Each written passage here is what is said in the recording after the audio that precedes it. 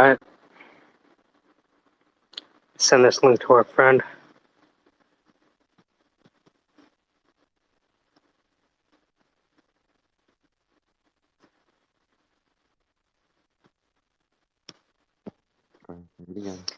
Hi. Hi. Say, how are you? How I do? I'm fine, thanks. How are you? Good. Awesome. Your dad is a celebrity on Twitter. Yeah, I He's really popular. know. What? He is popular. He's one of the most popular people on Twitter. No. He's famous. What do you think? What do you think, Maggie? Your dad is one of the most famous people I know on Twitter. Yeah. Yeah.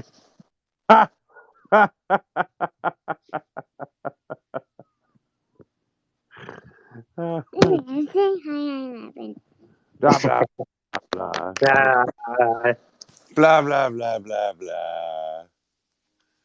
I showed the assigned how to upload an NFT. Oh, no.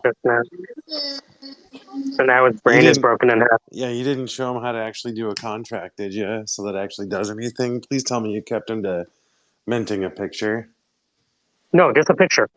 That's it. Okay. No unlockable content, no URLs, none of that shit. That's good for him. Upload something that you don't give a shit about. Yes. And every day we're going to upload a new NFT and make it more complicated every time. Attaboy, right on, man. Right on. Okay. And that's outstanding. That's Yes. outstanding. And now he's like, man, I got to teach every one of the kids on the street how to do this. And I'm going to show my son and my family. I'm like, all right. Mission accomplished. Dude, I really like the assigned. I like that guy. Oh, he's the best. Dude, such a... Guy's the man. And just like, you know, he's earnest. He's straightforward. You can tell that he's working the land because his general demeanor shows it. Sometimes we don't realize that we're not racist. Does that make sense? Interesting. Right? That's an interesting comment. He has a black voice. So people treat him like a black person. Does that make sense? Yeah, that makes me like feel bad about humanity, but yes. No, right? But it just, we don't. No, I got you. You understand, right? Yeah. It's like, you know, a lot of people. I understand you're a racist motherfucker. I get that. I get it. Your lineage, maybe, not you. Fucking racist. You're breaking with the genetic history. Peter's the most racist of them all. Dude, I can't believe that guy. God. Dude, it's horrible. Generational racism. I was this morning. Well, this evening. And then there's Sandra. Nobody's more racist than the law. Oh my God. Yeah. Oh my Jesus. All New Jersey people are racist, especially me. Yeah. I'm a descendant of W.E.B. Du Bois, but I'm fucking racist as fuck. Yeah. Technically, if we don't have any racists in our group, are we really all that diverse? No, we're not. This is a problem. Maybe Mars is. That seems like the sort of person that would be a racist down there. No, Mars is awesome. Oh, damn it. All right, well. Yeah, we love Mars. I know. It's a shame. We have a diversity problem then, clearly. Clearly, we need more racists to even ourselves out. Yeah, so I read the chat, and apparently you did something really cool. Mike, what happened? I'm just Yeah, I did. I showed the assigned. Two things happened on the call. One, the assigned got locked out of his own Twitter account, and two, he was able to upload an NFT to OpenSea. Ah, hell yeah, beautiful. Cool. So yeah, he's on Cloud9, but he won't be able to log in on his regular account. That is hilarious. Because he's locked. Unfortunate, but hilarious. Well, it's funny. It's like we had to move from his tablet to an actual computer, right? Because it doesn't allow the functionality for creating an NFT on the mobile. Oh, right. Yeah, mine. I don't think mine has it on thing. But I can't even connect my MetaMask to my OpenSea on my phone at the moment. I've done it before, but now every time I try to open MetaMask, it goes into like, oh, please download MetaMask. It's like within the app already, and I'm like, see, that's crazy to me because that's all I use is my phone. I just minted one of my pieces the other day off of my phone through OpenSea. Oh, get out! Yeah, I couldn't find the setting to create. interesting. Are we all just talking about like the lazy minting, or are you going the full process? Oh, where you actually lazy, pay to have lazy. it? No, total lazy. Yeah, as lazy as possible. Like That's good. some people say lazy, like lazy. That's a bad thing. I'm over here like, yeah, lazy. Woo, lazy. Oh no, I think it's a great thing. I think the fact that you can actually get something up there and sell it, whatever, it's like it makes it accessible. That's what you want. You don't want to just fucking like bar people from doing it. Oh, dude. So I actually, I've been going around posting up my little regen AI stuff, and this guy reached out to me. He's like, "Dude, how much? Man, I'll totally buy this off of you." And I'm like, I can mint this on OpenSea if you want, or like, here's There's my ETH. there's only 5 available. I told him, I'm like, look, here's my ETH address. You can use my ETH address, and I'll delete it as soon as I send it to you. I'll just delete it from my Wombo and delete it from my phone. Be yours forever. That's what I did.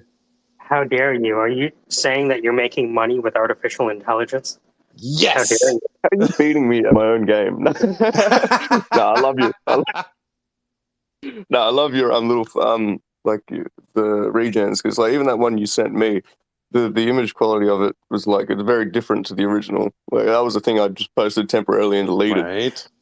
as a bit of a joke or whatever. But then like mine was all like gory and graphic looking. And I was like, that's like the horror vibe. And yours makes it almost look like, I don't know, what's the word for it? Like I think I used the word royal or something. Like just And what kind would of. I use? What was my prompt? I had the Oracle.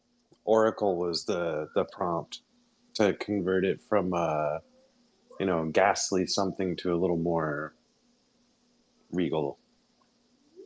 Yeah. Or I don't know. Like I can't quite find the right word for it this morning. I do have to get up like out of bed, but yeah. Yeah, no, those regions are just so much fun, dude. I'm having such a blast with those. It's fun. It's funny too. I know when they're not going to go good. Like I'll see them like, oh, that's going to go great, and like after the first couple generations, I'm like, nope, that was a mistake. This isn't going to work out.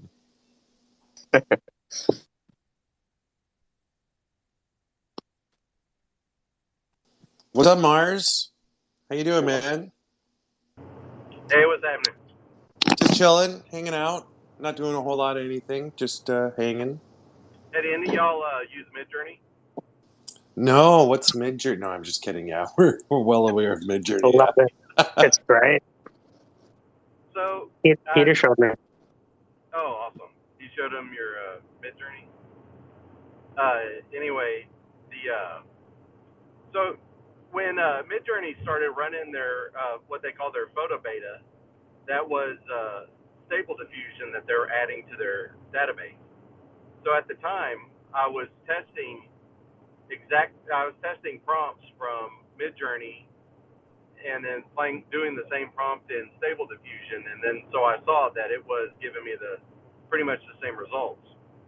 Well, now it's the same model, but the results are way different, and they look way better on Midjourney. And so I finally learned from somebody that what's happening now with Midjourney. So they are running Stable Diffusion, but they call it their photo mode. But what's different is that now whenever you do a prompt in Midjourney under the photo mode, it's generating an image with their regular model and using that as a init or sample image to start off Stable Diffusion.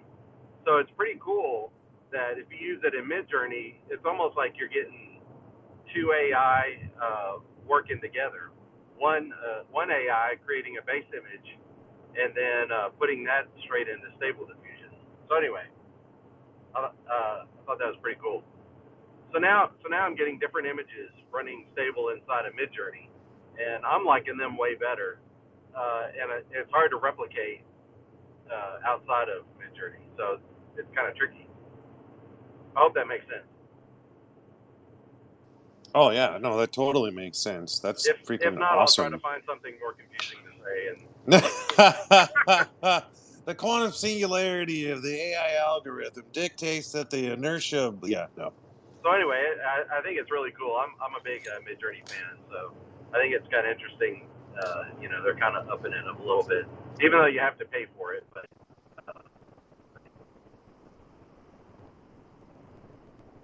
I'm only staying away from it for fear of absolutely destroying my my schedule and life because it's just like so exactly, fun. I don't want to do anything else. Yeah. you're so right.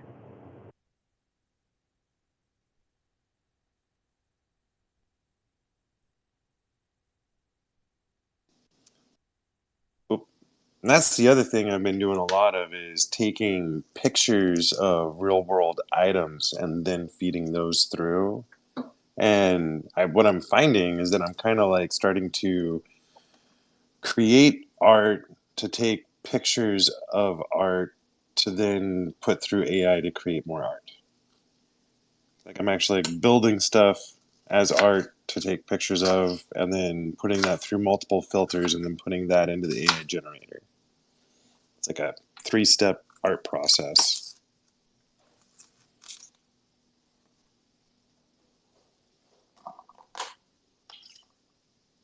So you didn't say how much, or was it KC? How much did KC make off his NFT that he sold? I made $15. Woohoo! All right. Woo! Yeah. Good. Yeah, that's good. And I asked him, I'm like, dude, I'm like, what? I've never sold anything like this before. What do you think is fair? And I just let him set the price. Can he flip it? Like, can he resell it? I mean, it's just a PFP. It's not even an NFT, really. Is that a yes? So yeah, I guess yes. Yeah, I mean, honestly, he could take it and mass produce it at this point. Yeah. So it would be funny if, like, well, not funny, but $45. Oh, dude, no, it would be like really funny. It would be like seeing that all of a sudden on some merchandise. Like, oh, damn it. But that happens all the time in the art world. Like you'll have one Yeah, person, yeah. So I wouldn't, that's not something I get. You just have to like do comparables, just like you would in real estate, and yeah. decide. Like, never let the buyer tell you what he's willing to pay. I mean, you wouldn't Well, advise a person who wants to sell their house to do. no, Oh, well, but yes, I'll pay $0. Like, so you what probably could have sold it for 45 or even more. You know. you know what the funny thing about that is that I'm at such an early stage in this, like personally, Yeah. that I'm still at the stage where like, you want to look at this thing I made? That's awesome. Yeah, it's just that if there's a way to continue getting payments for that art, you may have missed that boat. Probably. And I guess what I'm saying is I have to be okay with that at this point in time. I mean, look, you can't fall off the floor. Right. Right. But you can make very, like my friend, and the funny thing is he put this in his book on Chinese textiles. He made a $250,000 mistake. He bought this textile and he looked at it and he did realize that there was something slightly different about it, but he forgot to look into it and he flipped it. And then 2 years later, it sold at, I want to say Sotheby's or, what was the other one? It's on the tip of my One of the big clearinghouses, Yeah. though. Yeah. It went for close to $500,000. The reason it did is because it was a robe. It had to have been a robe of a, basically Chinese royalty, because the royalty there at the time we're only allowed to wear specific colors. And he knew that it was likely a robe meant for royalty, but he just didn't do enough analysis on it. Like, it's something he should have caught. It was just, one of those things, like, don't do research on your stuff when you're super tired. You will make mistakes, and it will cost you sometimes a great deal of money. And the reason, but he's known as the king of the flippers. Like, he's known for like making these huge arbitrage moves and making a lot of money off just flipping literal like antique clothing. But the reason it was so unique was because the robes in China usually slash down like a particular side of the body. This one was made to go down the opposite side. And generally what that would mean is if you went to court, as a Chinese, member of the royal family, and you wore this, it was you're basically yelling at the emperor saying, you're an asshole and I disagree with your policies. Here's what I'm wearing. And that cost him a great deal. And he put it in his book to remind himself that you always have to be aware what people are going to pay, in the market for something. And I agree. I've made some mistakes, not anything that costly, but I've definitely made mistakes. But anyway, so be careful. Don't think that your item isn't valuable. Think about how much time you spent on it, and look at the comparables, and just be careful, because you don't want to set low expectations for your stuff if you're going to keep doing this on the side. Well, I don't think the next transaction is going to be anything like this one, right? Probably not. I think I'm going to start. I think what I'm going to start doing is minting on Tezos. How dare you? Tezos seems to be the new hot flavor of the month. Look, Tezos has the best photographers on it.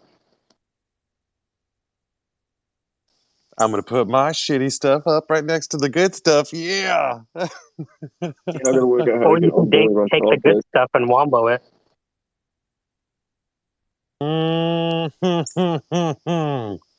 I'm going to take somebody's photography, wombo it, and then double the price. Look at the top 100 NFTs. No, look at the top 10. Wombo those. Oh, did you guys see that? The dude that sold his piece for like 200 something ETH, no, was it unreal? There was this dude who made this like skull animation called it Blue Death, and he sold it for something like 200 Ethereum, and the person burnt it afterwards. Like they sent it to a burn address. Whoever bought it. What? I was sitting here like, how the fuck, man? How are these people actually making so much off of like one piece? This person calls themselves a performance artist, and everything's like a performance, blah blah blah. Maybe that's something worth looking into. Keep in mind, on the internet, nobody knows if you're money laundering. That too. Yep. Yeah, definitely. I mean, eBay's like, so I'm surprised there haven't been articles about that, because you'll see like things that really should not be what they're going for, to be like insane. A plastic fork for $1 million, you say?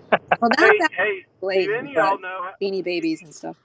Do Go any ahead. of y'all know how I can earmark my NFTs for money laundering? Because I'd like to take advantage of that. Oh yeah. You can do that through the contract. I mean, I think since Tornado Cash is no longer there, let's see. Maybe if you do an NFT using Monero.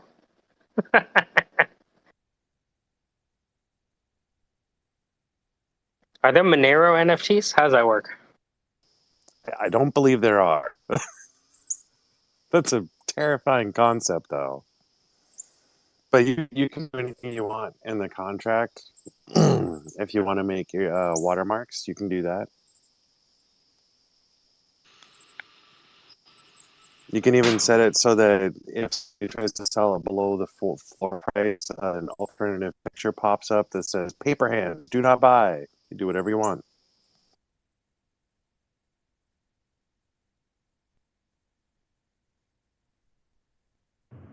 I'm not suggesting using mixing services like Tornado Cash, but I was listening to a podcast about it and other types of money laundering, and they said that rarely is any one person ever charged in that with money laundering. even in the real world, that a lot of times they just use that as a way to get them on some other charges. But even services that somehow get tied up into it rarely get charged. They just go after some other kind of issues. So anyway, I'm not suggesting that it's safe. Well, if you got the IRS or the Fed breathing down your neck, you got other problems, right? Yeah. Yeah, because even the one guy they busted about the tornado cash, they got him on other stuff. It didn't have anything. They didn't get any charges on him having to do with the tornado cash. Little Al Capone tax evasion situation.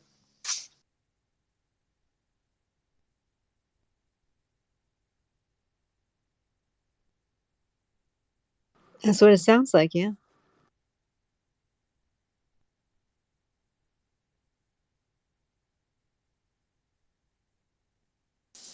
I'm probably going to end up shooting my mouth off too much about my financial literacy idea, and someone's going to launch it before me. And you know what? I don't know if I'll be totally sad if they do.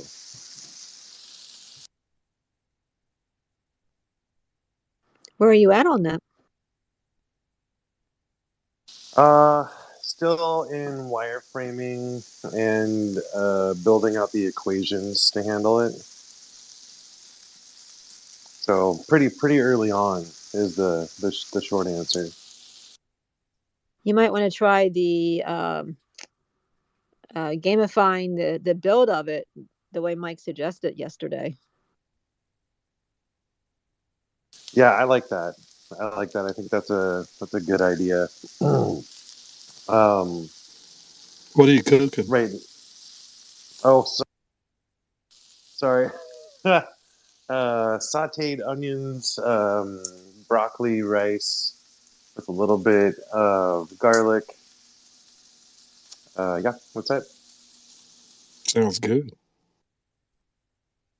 Yeah, if I'm lucky, my daughter will decide that it's edible and actually eat tonight. That would be about a plus if I can get her to eat.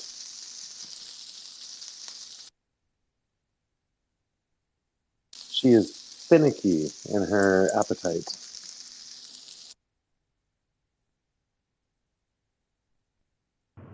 Hey guys, it's fun hanging out. I gotta drop off. Cheers. Be well, Yeah, Mars. love. Catch up with you later. Be safe.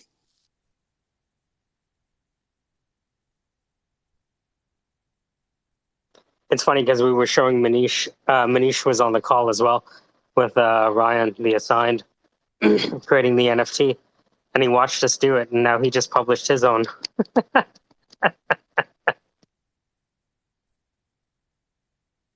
Cool. That's a great concept. It'll be interesting to see how that plays out.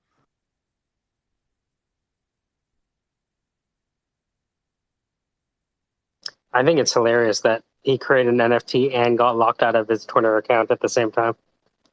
That's priceless right there. Right. That is priceless.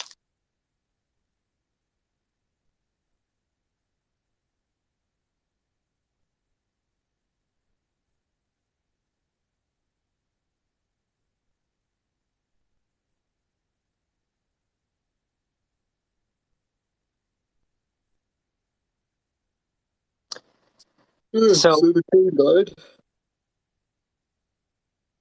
say again. So the Queen died. Yeah, that comes to my head. God rest the Queen.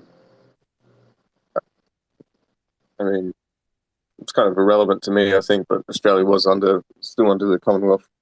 Or still is under the Commonwealth, so it's... Yeah.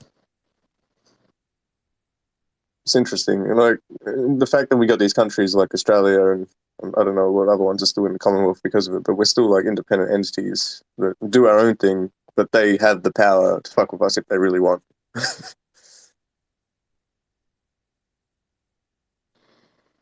The polarities are moving now. It just seems so, I mean, the idea of kings and queens like that just seems so outdated in this day and age, and yet it's still very much a thing. I mean, You would think that a dictator would be an old thing too, but those are still kicking. Oh, it's crazy. Manish, congratulations. So you weren't just hanging out. You learned how to create an NFT? Yes, I did very well. I just tried it out. It was like super duper easy. Thank you so much. It's amazing. Simon Wardley is now on OpenSea. I'm not sure if he would be excited about it, though. Yeah, I was just trying out. Doesn't mean I would might use it, but oh, something of interest. I like the idea that like you could fractionalize the map. So you give them like the left-hand side and then the middle and then the right. You'd be like, all right, if you want to buy the whole map. Yeah, you could split it up into one pieces, right? And then whoever collects them all is the winner. Yeah, or the loser, depending on what you made, right? What if you made a treasure map where the treasure was like twice the cost of the NFT, but you had to have like 3 NFTs to find the treasure?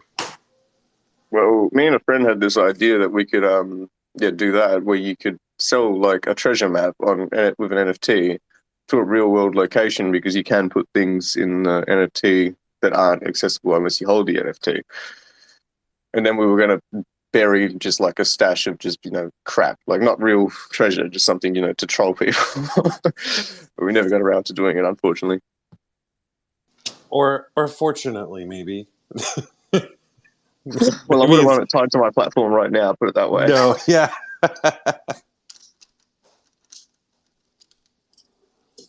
I love the idea, though. A real-world treasure hunt NFT with real-world items. It's got some zing to it. I mean, it's basically geocaching, but with NFT. So if you did it, you'd want to make it like worth the NFT at least. But people could go pretty wild over a thing like that if it kicked off. Imagine if you just buried like a little, like, I don't know, it's like a teddy bear or something like that. And some people are just like throwing this NFT around, like, how much can it be worth? It ends up going like into like the millions of dollars territory, and they go and dig it up, and it's a fucking teddy bear. Well, you would have to play on the surprise, right? So the idea is that when people find the object, they discover something that they didn't expect to be there. When you surprise them after they think they got everything and they get something, even if it's just small, a little bit more, it'll cause them to tell everyone about it. It could be as simple as like a little box with a QR code in it for a new fresh NFT. Yeah. Absolutely. Yeah. Well, we were going to put in a little USB with like a digital wallet with a bunch of Dogecoin, how do I pronounce it? This was during the crypto mania hype, but then like while we were setting this up and planning it, everything crashed to shit. So I was like, maybe we should wait until at least this bear market passes, because if we do it now, it's just not going to work, or it won't work as well as it could. The best time is to do it now, because the cost of doing it is very cheap. It's never going to be this easy or affordable to use Ethereum. If you know. Dude, even the other day, I had to sell a bit of Ethereum just because, like, I bought some because I wanted to buy a friend's art. The floor price went up within the time span it took to put that Ethereum shop in my account, so I couldn't afford it. So I was like, I'll just sit on this for a little bit. Turns out I needed that money, so I had to sell the Ethereum. And the gas price was like 3 cents, like 3 US cents. And I was like, what the fuck? That's amazing. Like, it might have even been smaller than that. I can't remember. It was something really small. And I'm just like, I've never seen gas prices that low with Ethereum. I mean, not that I've looked often, but every time I've looked in the past, it's always been like almost not worth transferring Ethereum just to like lose all my money.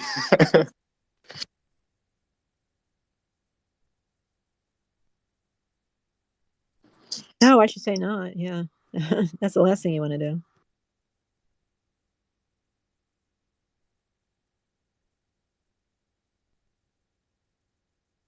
Sorry, Mike. I didn't mean to interrupt. I thought I stepped on your No. You're never interrupting. I think it's funny that I'm still laughing at the fact that the tutorial included, because we have it recorded, right? So I have him kick himself out of his own Twitter recorded as well, so it's pretty great. How do you even kick himself out? What happened? How do you lose access? So I don't what happened? understand how it locked him out.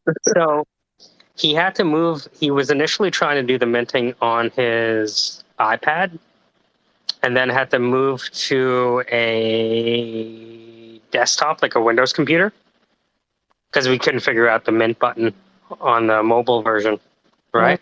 Yeah, I have a devil of a time sometimes with mobile, but yeah. Yeah, right. I was just searching around, like, where the hell did you create this thing? I was like, all right, that's enough. Let's go to your other computer. So he fires up the other computer, downloads MetaMask, signs in, puts in all his words, goes to OpenSea, connects it, and I'm like, all right, now that you see that, go to the top right-hand corner and click on Create. And then when he did that, I was like, all right, figure out the rest yourself, because it's pretty self-explanatory from there. But then I was like, all right, so the last step is to now post your NFT that you've created onto Twitter. And he's like, oh, that should be easy. Let me just sign into my sign. Ah, shit, I've been locked out. I'm like, what? He's like, yeah, I forgot my password. Now I'm locked out. And so the next time I hear from him, he's like, okay, so I have a new account. He was like, 15 minutes? I don't have time to wait 15 minutes to try another password or just create a new account.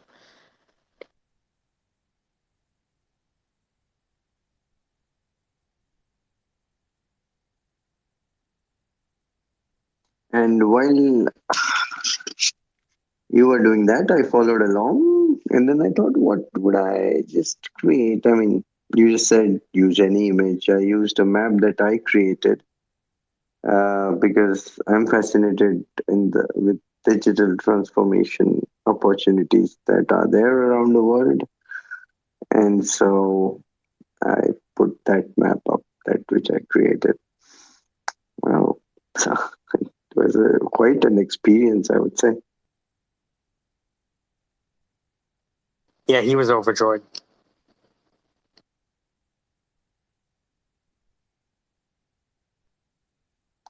Well, I downloaded the Snap camera, yet to try it out, but let's see how it goes. Yeah, just fire up a Zoom meeting, right? Just an empty one. And then you'll notice that you can pick Snap camera from your webcam options. You ever do that, Sandra? Use Snap camera with your Zoom so you can Oh yeah, I've done that a couple. Well, be a chicken not nugget. great at it, but I love chicken nugget. Yeah, it's one of my Yeah. favorites. Pickle's pretty cool, but they have some like real basic ones that enhance the way one looks without being too ridiculous, and those are nice. Yeah, there's one that makes you kind of like a Toy Story figure. That's my favorite right now. Yeah, there are some 1960s groovy ones. I mean, anything you can almost think of there is over there. Oh, amazing. Literally. And you used the background as well, right? That was also Yes. from the Snap cam. Yeah. So I Yeah, would just you need a don't message. really need a green background for that. Yeah. Yeah, you used to. You need a green background. Now it just works. It's so funny now. The reason that the assigned hasn't joined yet is because he's charging his phone. This is dead. No. That's so funny. We gotta send him a charger from Petty Cash or something. Mm-hmm. I got the newest COVID shot today, so I'm a little out of it, I guess. Oh wow. I tried to do all my errands today so that if I need need downtime, which I think I might, I don't know. So yeah, I got the new Omicron version, which I don't know what to do. I mean, on one hand, I think it's bullshit. On the other hand, it's like, do I really want to risk someone getting sick because of something I didn't do? And so I'm like, you know what? I'm tired of thinking about this. I'll just get it done. So I got that done, mid morning, and it ended up being lunchtime by the time they got to me. And I swear I signed the same damn paperwork 3 times. Just like, oh my God, again? Really? Yeah, no fun. But anyway, it's done. It's over with. I just feel kind of like I'm going downhill. But it's all 13 right. Sue followed you there. What's that? I mean, Should I sue? Is you that? were No, you can't sue 13 for. Sue. Oh, I don't know. I don't know if there's anything going wrong yet. I just feel kind of crappy. Yeah. But it's all right. I mean, I've had COVID before. It just sucks. But the COVID shot, I didn't expect to be sick from that. But I'm starting to feel pretty bad. And Yeah. cat. Earlier, you were in the car Yeah. and following 13 Sue. So I was wondering Oh, 13 if it Sue. was before the jab or after the That jab. was after. So clearly, Okay. the COVID jab makes you aggressive and dangerous when driving. Yeah, for sure. As a matter of fact, she disappeared, and she went wherever she went, and I wasn't paying attention, and I nearly hit a New Jersey driver, like the driver in front of me. Like I looked for a second to look at something because I just do that. And all of a sudden, New Jersey driver is like right there. I slam on my brakes, and I did not hit her, but it was like, how can I be in Florida and almost like hit a New Jersey driver? Like, it should not be legal. Like, oh, sorry, you hit a driver in the same state that you escaped from. That's an enhanced penalty. So anyway, I did not hit anybody, for the record. But my cat has this. Yay! That's an achievement. I'm so proud. Now, if y'all know what to do with an annoying cat who has a new habit, let me know. But this cat, he just keeps like putting his paws against this wardrobe that I have, and he doesn't do anything to it, but he makes a lot of noise, like he's hitting it with his paws and trying to. I guess he's trying to open it. But I don't want him to get in there. But it's like this. He's got two new bad habits, and I'm like, oh, stop it. So really annoying. And I put some sticky paper down for him, like it's meant just for cats. Doesn't even faze him. Not even a little. He just walks over it, gets his foot stuck, looks down his foot, and keeps going. Like, all right, well, that's another one down. I'll have to keep trying. I don't know. He's such a little weirdo. He's fun though. I like him. He's a good kitty.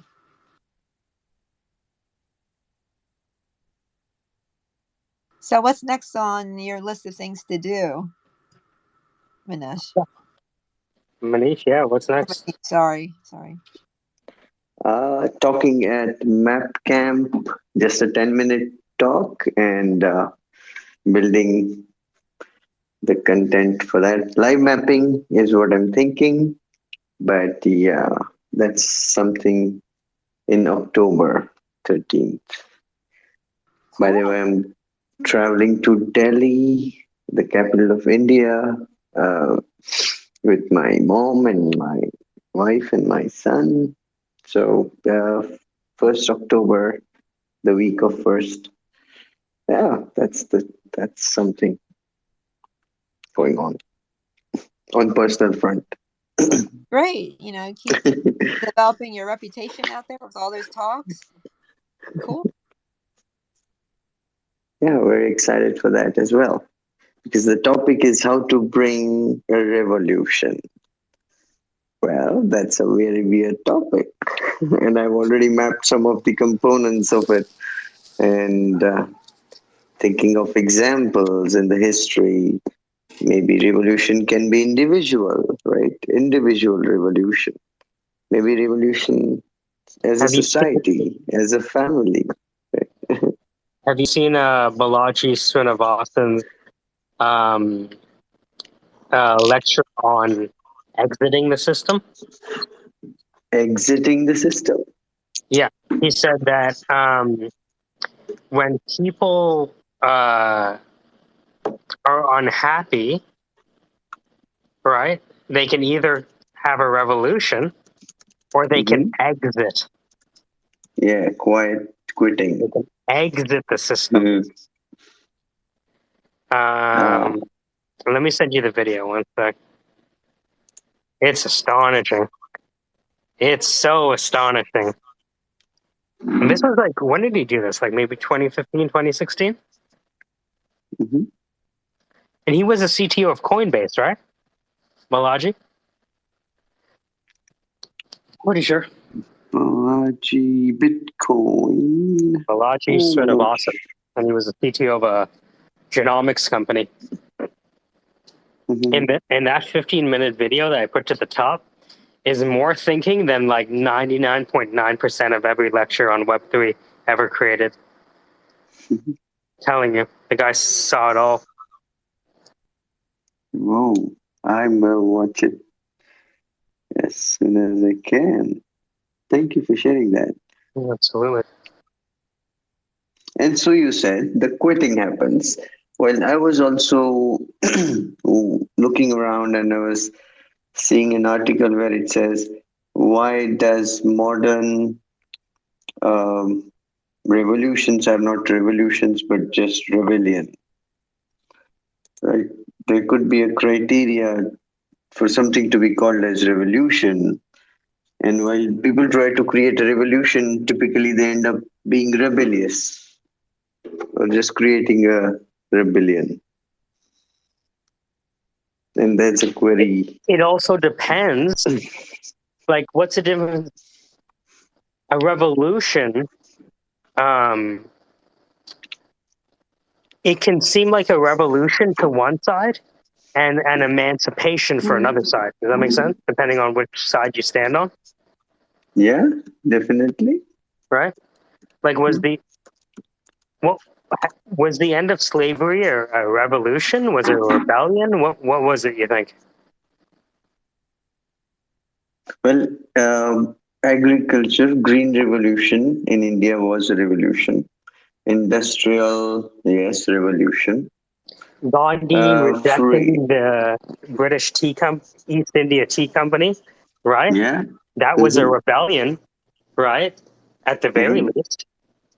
Mm-hmm. Probably the most important rebellion, in modern times for India, right?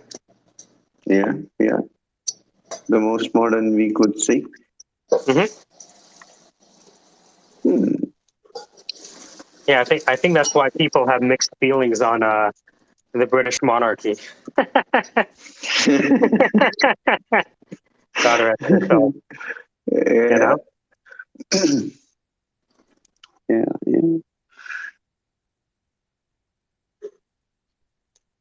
By the way, we talked about words, right? How words can be important to Mm-hmm. express feelings, right? So, choice of words. Maybe I would avoid Yes. the word rebellion.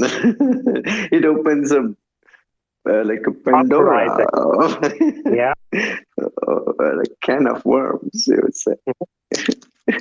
So what would be at the top of that map then? Yeah, well, let me open it up. I will show you. Or maybe I'll just speak about it. It's a draft form. So at the top, there's an incumbent and the society, right? And the incumbent needs control. In order to have control, they need. I mean, for everyone who don't know volume mapping, um, so you imagine an x-axis divided into four parts, and you have four stages: one, two, three, four. Stage one, Genesis, like you don't know anything about it. You just don't have even a name for it. That's Genesis. Everything evolves from that towards a commodity side, which basically means something that is well understood, which is stage four, which is commodity. So all the Wally map is that x-axis of evolution, where everything evolves from genesis to custom built to product to commodity, right? And then imagine that you have uh, kind of users at the top, like for whom we are mapping things, the anchors, and there are chain of needs, right? For example, cup of tea needs hot water, tea, and water, right? I mean, you can think about nodes as those components, right? So if I do, uh, if I say it good, like if I could justify or explain it well. On the top there are two um, actors: incumbent, like governments or those who are in power, and the society. And incumbent needs control, right? And in order to have control, they need power and resources. And society, on the other hand, needs to fulfill the unfulfilled needs, right? That were not met yet, right? For which they really have tried uh, doing everything they could to change the status quo, but they couldn't. And so they need to set a goal to achieve those objectives. And in that endeavor, they need to um, change the status quo. And to change it, they need to execute it well, plan it well. They have to have relevance to mass, meaning the goal or the idea need to have relevance to masses, because without uh, the relevance to masses, the revolution will fizzle out.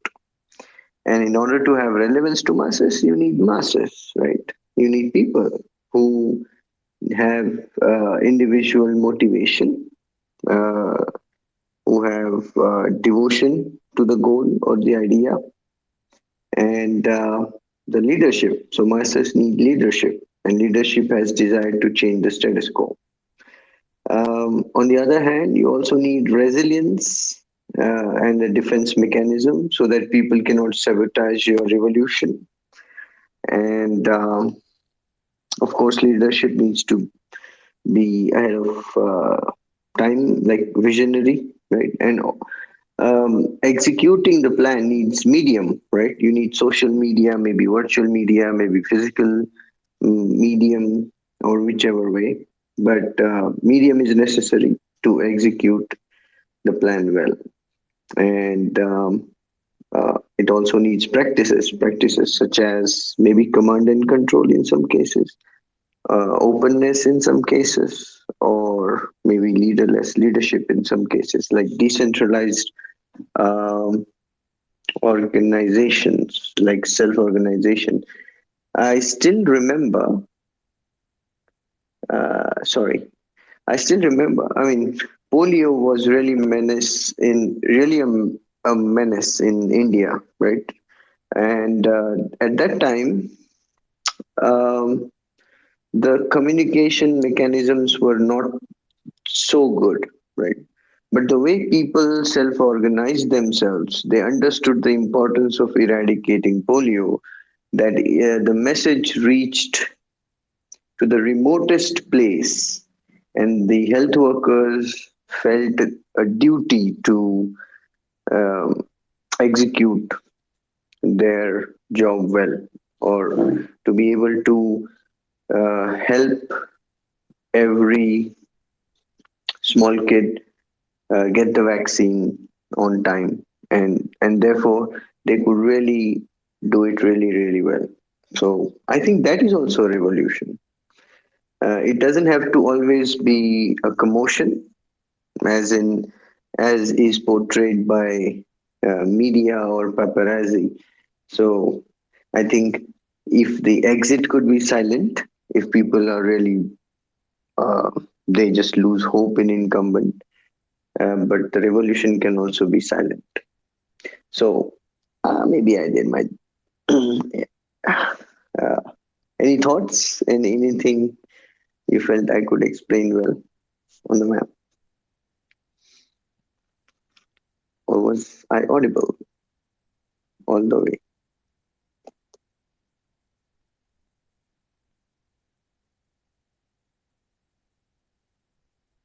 Hello, did I lose you guys? Yeah, no, I don't know. Where'd everybody go? No, I'm hanging out, and I'm listening, and I appreciate it. It's just you give very good advice. You really do, and I'm learning through your stories, and I apologize. I hit this darn microphone, and sometimes it just. I was complaining the other day that my fingertips like no longer function the right way.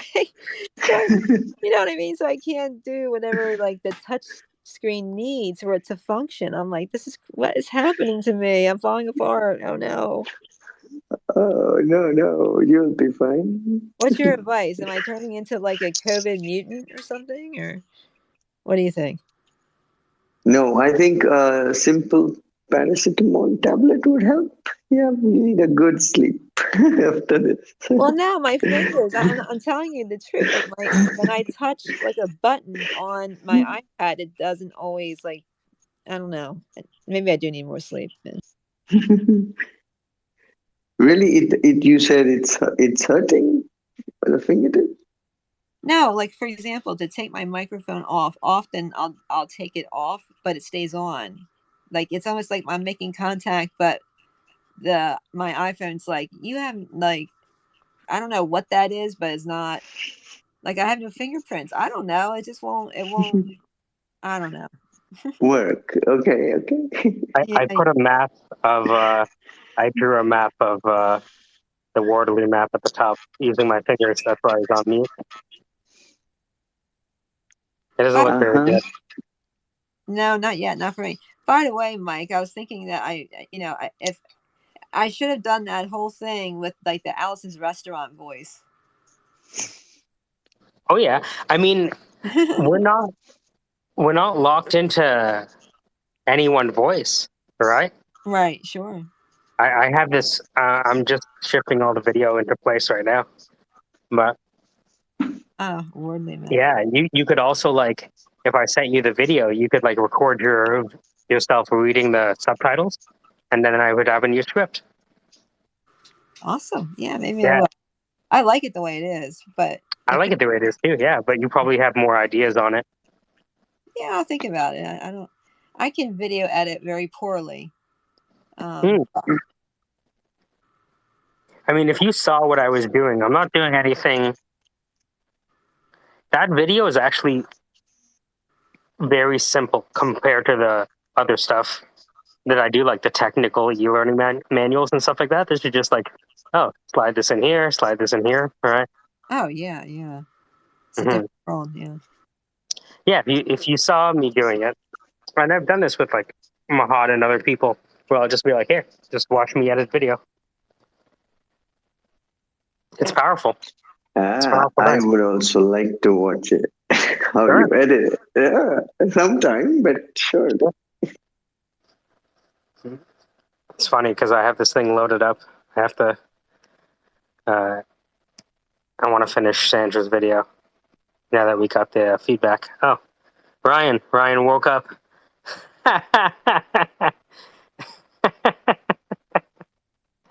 That's so funny.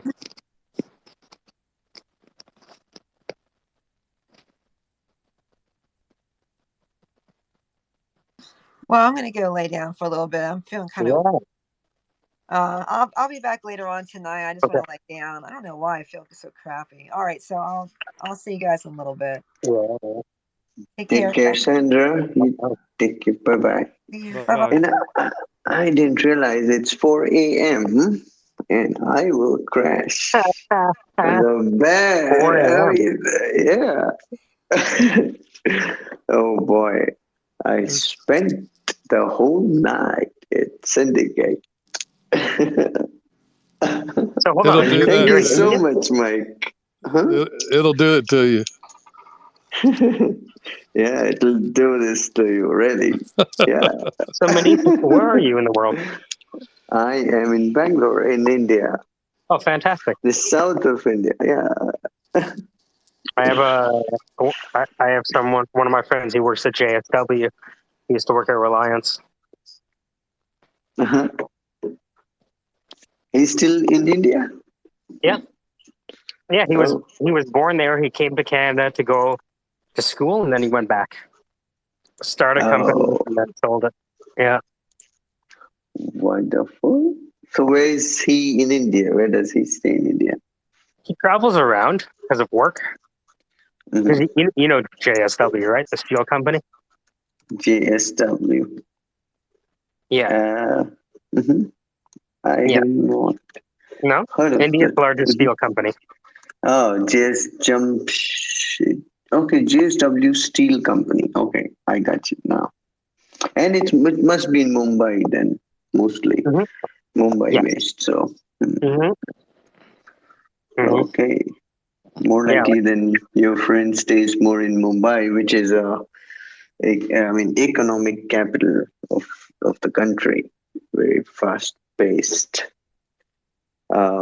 city, beautiful city. I did my MTech there, so lots of memories. Wow. Well, we appreciate you staying up this late with us.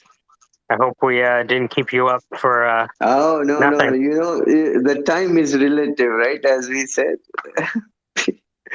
like you never know when it passes when you're so engrossed. So thank you so much, Mike, and everyone. Hurls, really appreciate. You have a very good day. I'll catch up later. Bye.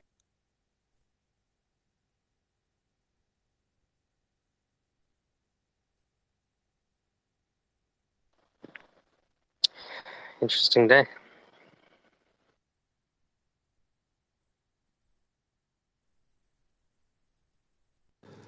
Yes, it has been.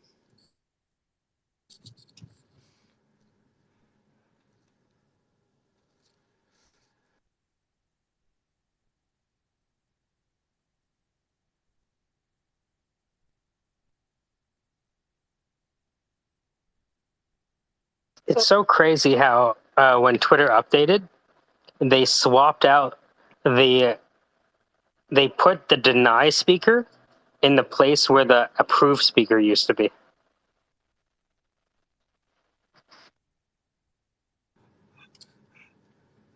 You ask, I always wonder why they make alterations and changes like that. You know, what drives it? What governs it when something that worked really fine and was just perfect, and they say, "Oh no, we got to move all the buttons around, change functionality, you know, make it pop up, make it jump." You know,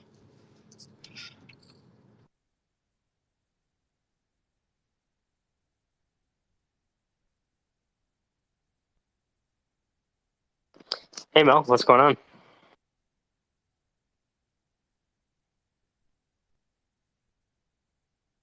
I just wondered about your statement, and I think I'm happy I missed whatever it was.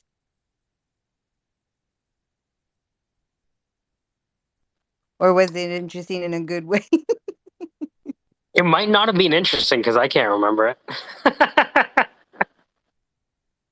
There's a good chance it was not interesting, but it could be. Um, it's funny. I showed it assigned how to create an NFT today, so he's on cloud nine. Oh, how Oh, cool.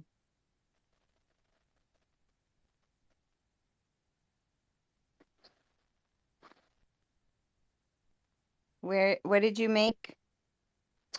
let me show you. Hold on. Who's the true Brian? Uh, did he delete the tweet? Hold on.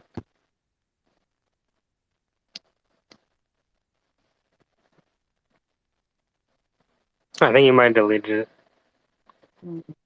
it. What did he create? Yeah, I said let's just do something simple, and then we'll make it more We'll upload a new one every day because you don't have to pay to upload. Yeah.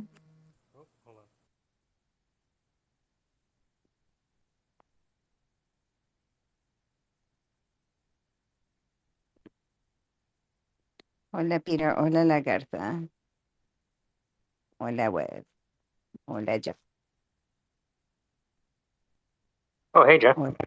Hola, Mike. What about Swag? What's up with Swag? I never chat with him. Who's that? One sec. Come say hi.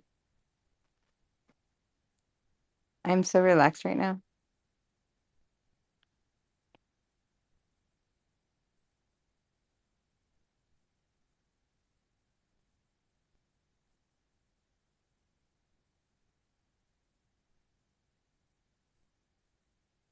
What's going on, Jeff?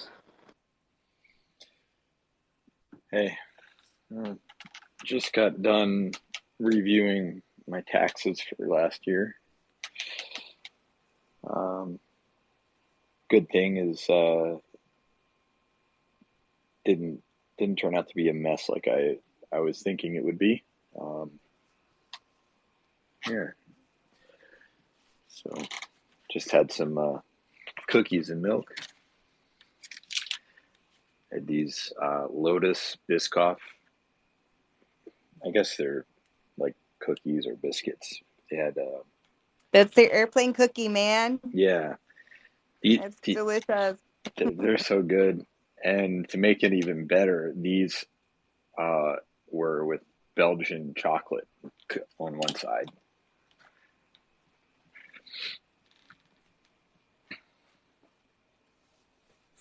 Have you heard back from undisclosed company? I have not.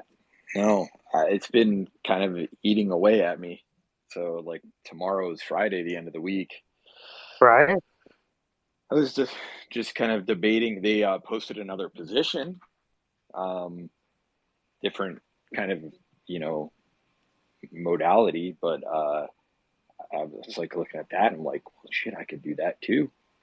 So I don't know. I was considering emailing them and just checking in. Hey, just wanted to check in because I may apply for this other position too if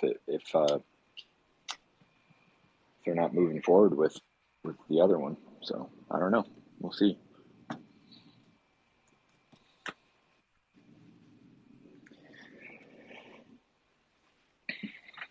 It's interesting because I saw a post that went viral on Twitter, on LinkedIn, and it was about how a recruiter got a message on the morning that a VP was supposed to start, but the VP chose a different job instead.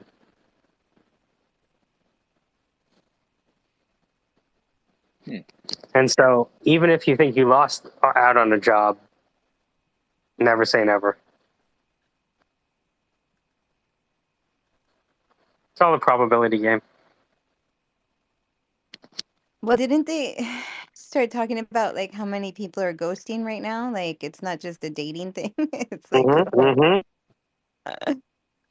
it's like a positioned work thing too. Yeah. Quiet resignation or whatever they're calling it. Quiet quitting. No, I don't know about that. No, it's not it's not quitting. It's like not going to where you said you want to get hired and then said yes. Oh, Like okay. you gave me the job and I didn't show up, or I didn't call back, or I didn't email you to tell you that I didn't want the job, or Oh, gotcha. I think all of this is just for the first time employees have just as much, if not more, power than the employer in terms of selecting who they want to work with, right? And so employers are upset that they're being treated the way they used to treat employees. I think you're right. There was Bingo. Bank of America, some kind of statement from one of their execs talking about that. Yeah, I mean, like, I've seen it as a recruiter where, like, employers would be like, yeah, we want to offer you the job. And they're like, okay, hey, I just quit my job. Oh, yeah, we're not offering you the job anymore. And they're like, what? Yeah, we're not offering the job anymore. Well, you offered me the job, now you can, right? So it's just, I think, I mean, people think of it as the Great Resignation, right? But it's not like they're going home to necessarily do nothing, right? If anything, it's them choosing, you know what? I am no longer going to work on these terms anymore. Mm-hmm.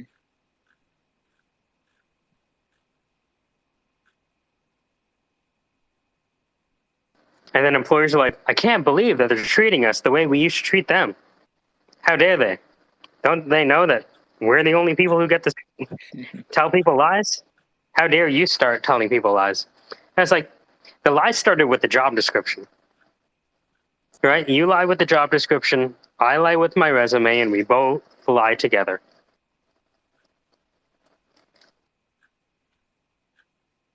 Business is a foundation of lies. Is that what you're telling me? Well, I mean, even like, what is a startup but a lie that hasn't been proven, right? I think. Yeah. Wait. Say that again. What is it? What? What is a startup but a lie that hasn't been proven? True. Right. And you throw money at it. They get Yeah. the millions. Look, we've just attracted $1 million towards a lie. We're hoping with this $1 million we can turn a lie into a truth. But if we don't, we always have Series B and C, and then IPO. And hopefully, if we can lie going long enough, someone might think it's something.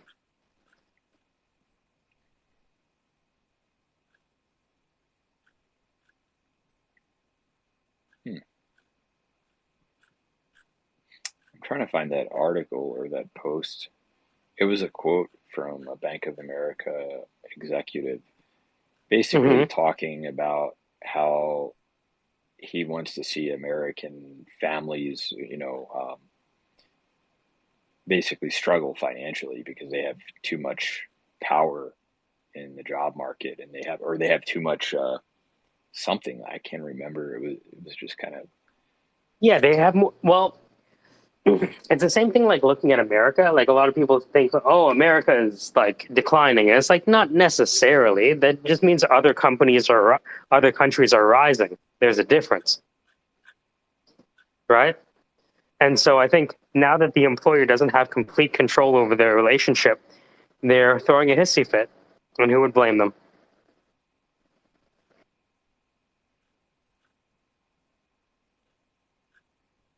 I'll fucking blame them.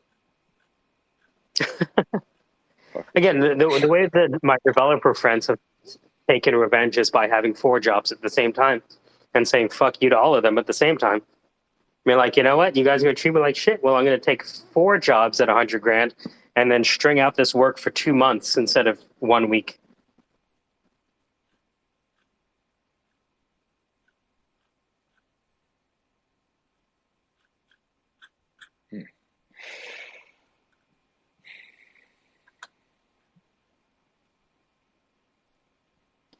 If people can't find a balance, they'll often impose one themselves artificially. Mm-hmm. Or they'll throw it off. Mm-hmm. Like, people will find equilibrium. Yeah. And again, like, this is just Price's law. You know, the square root of the number of people in an industry do 50% of the work, right?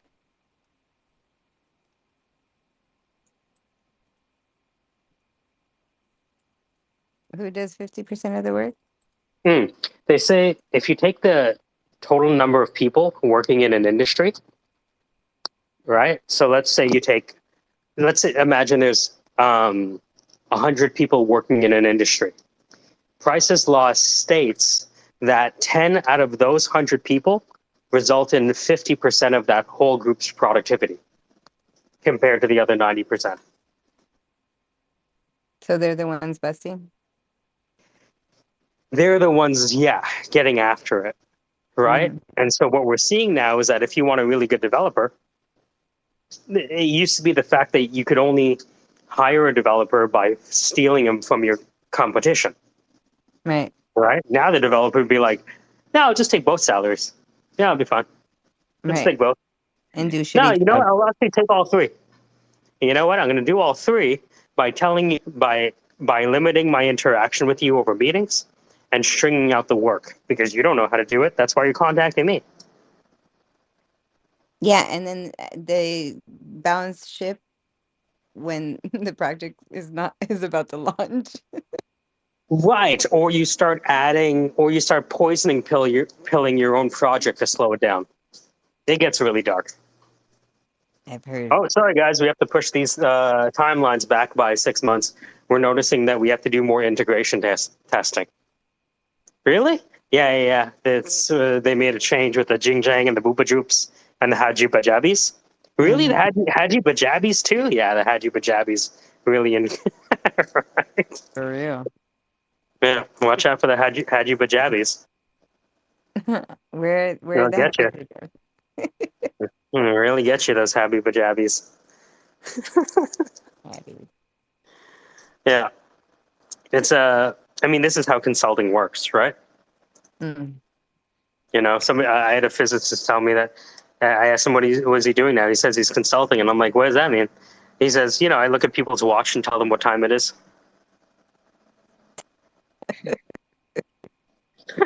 I'm like, Jesus Christ, dude. Why don't you tell me how you really feel? 12 o'clock. That's funny. But it's the aspect of headology, right? Where you do the pomp and the circumstance, right? Mm. You cross your legs. You know how guys fold their legs when they want to be professional, right? Unprofessional? No, professional. You know how when guys want to make a point, they'll like cross their legs, right? And maybe they'll like Where at? steeple their hands and shit. Like there's all those things that people do to signal. Yeah. Whenever I see someone steeple their hands, I'm like, all right, I'm out. I'm good. I don't think I know this motion. Steeple the hands. Yes. What is Jeff, steeple? how would you describe it? What does the hands look? Like you're praying, but then pull your hands away so that just the tips of your fingers and thumbs are touching. And then usually it goes up to your face, to your mouth or to your nose. The evil guy with that Yeah. and going ha ha ha. I get it. Well, even then, or like making a point or dictating, basically, some viewpoint. Yeah. I'm thinking so it's of a the cartoon. affectation of the message. Yeah. What was that cartoon? It was like an animated one where they had like these little robot buddies that these kids had, and they would take them to school and everything. And anyway, that cartoon, the CEO was like the the TEDx presenter, Steve Jobs, tech guru kind, and that's what he. Mm-hmm. Black everything, no belt. Yeah. Yeah. Turtleneck. If you have a belt, you're a loser. Yeah. Yeah.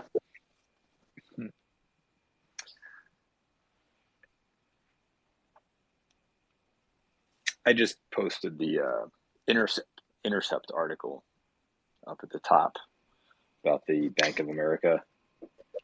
Let me take a look.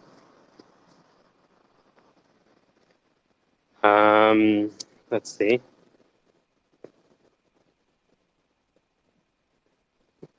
A private memo. By the end of next year, we hope the ratio of job openings to unemployed is down to the normal highs of the last business cycle.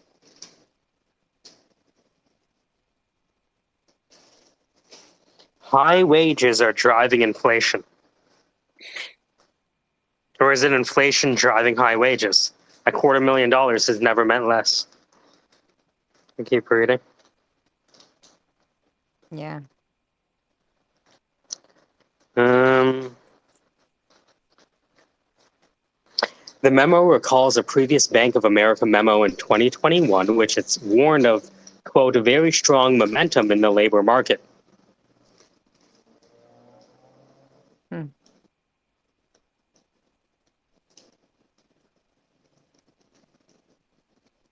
Oh, wow. Adam Smith, high profits tend much more to raise the price of work than high wages.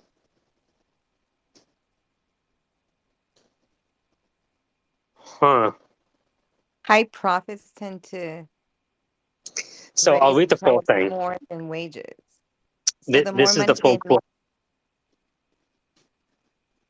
I'll read the full quote. So, quote, this is by Adam Smith in the Wealth of Nations. High profits tend much more to raise the price of work than high wages. High profits tend much more to raise the price of work than high wages. Our right? merchants and manufacturers complain much of the bad effects of high wages in raising the price, but they say nothing concerning the bad effects of high profits. They are silent with regards to the pernicious effects of their own gains, and they only complain of the gains achieved by others. Wow.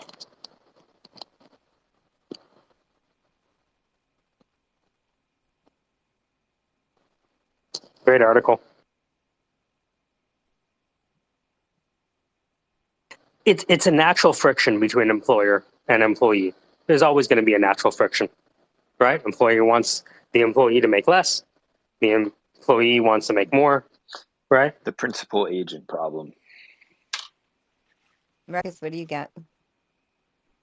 Hey guys, I've actually been working on this for 2 years. In 2020, we assumed that there wouldn't be enough jobs. We knew there are two facts. There was going to be a supply chain disruption. We also assumed that there wouldn't be enough jobs. That was about April 2020. What happened was the Great Resignation. 62, 65 plus left the workforce. The interesting part about that is in 2019, pre-pandemic, only a third of all boomers could retire. They had enough saved to retire. So there's just a lot of unknowns there. But because of the Great Resignation, the Great Reshuffle started, where people start moving up in different positions. The other piece of this, of the labor shortage, which is really, really interesting, is going to be really, really bad, is that Gen Z is smaller than Gen X. So these are this is the generation that's entering the entry level uh, jobs that you see as far as grocery stores, restaurants, retail, and there's not enough of them. There are two groups that were primarily home during the pandemic for the last 2 years, and it was boomers and it was Gen Z. The rest of us worked, so which caused wages to go through the roof.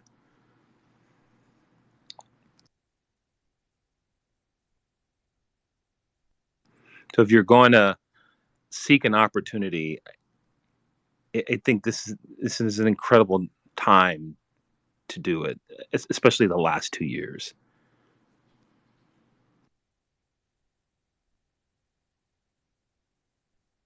Oh, I was muted. This is the time to do it, you said? Absolutely, 100%.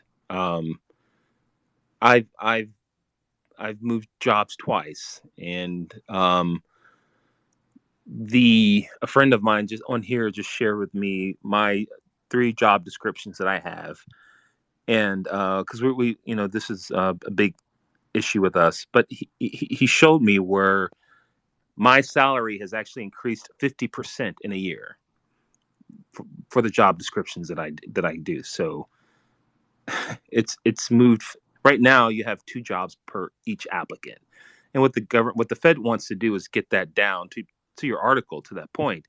They want to get that down to a normal level, to where people that you have more people than jobs.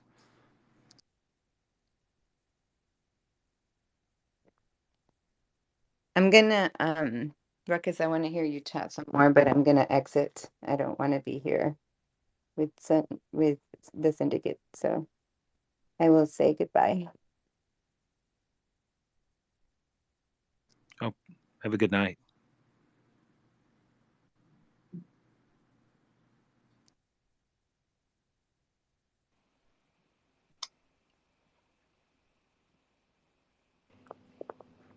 I guess I'll speak since I was raising my hand and would like to chime in. I'm sure the host can attest to the current topic of. Hi guys, I have a question though. Go ahead. What's your question? Yeah, my question is when they talk about having enough more than enough jobs and they don't have people to do those jobs. I mean, like this part of the world was set up to you must work, right? So who are these demography of people who can do without working? It's quite interesting to know the. Yeah, good question, man. Good I question. mean, So employment. sorry. Right. Okay. So employment is something that is a key part of society. I used to think that everybody needs to work. Now, people don't want to work now.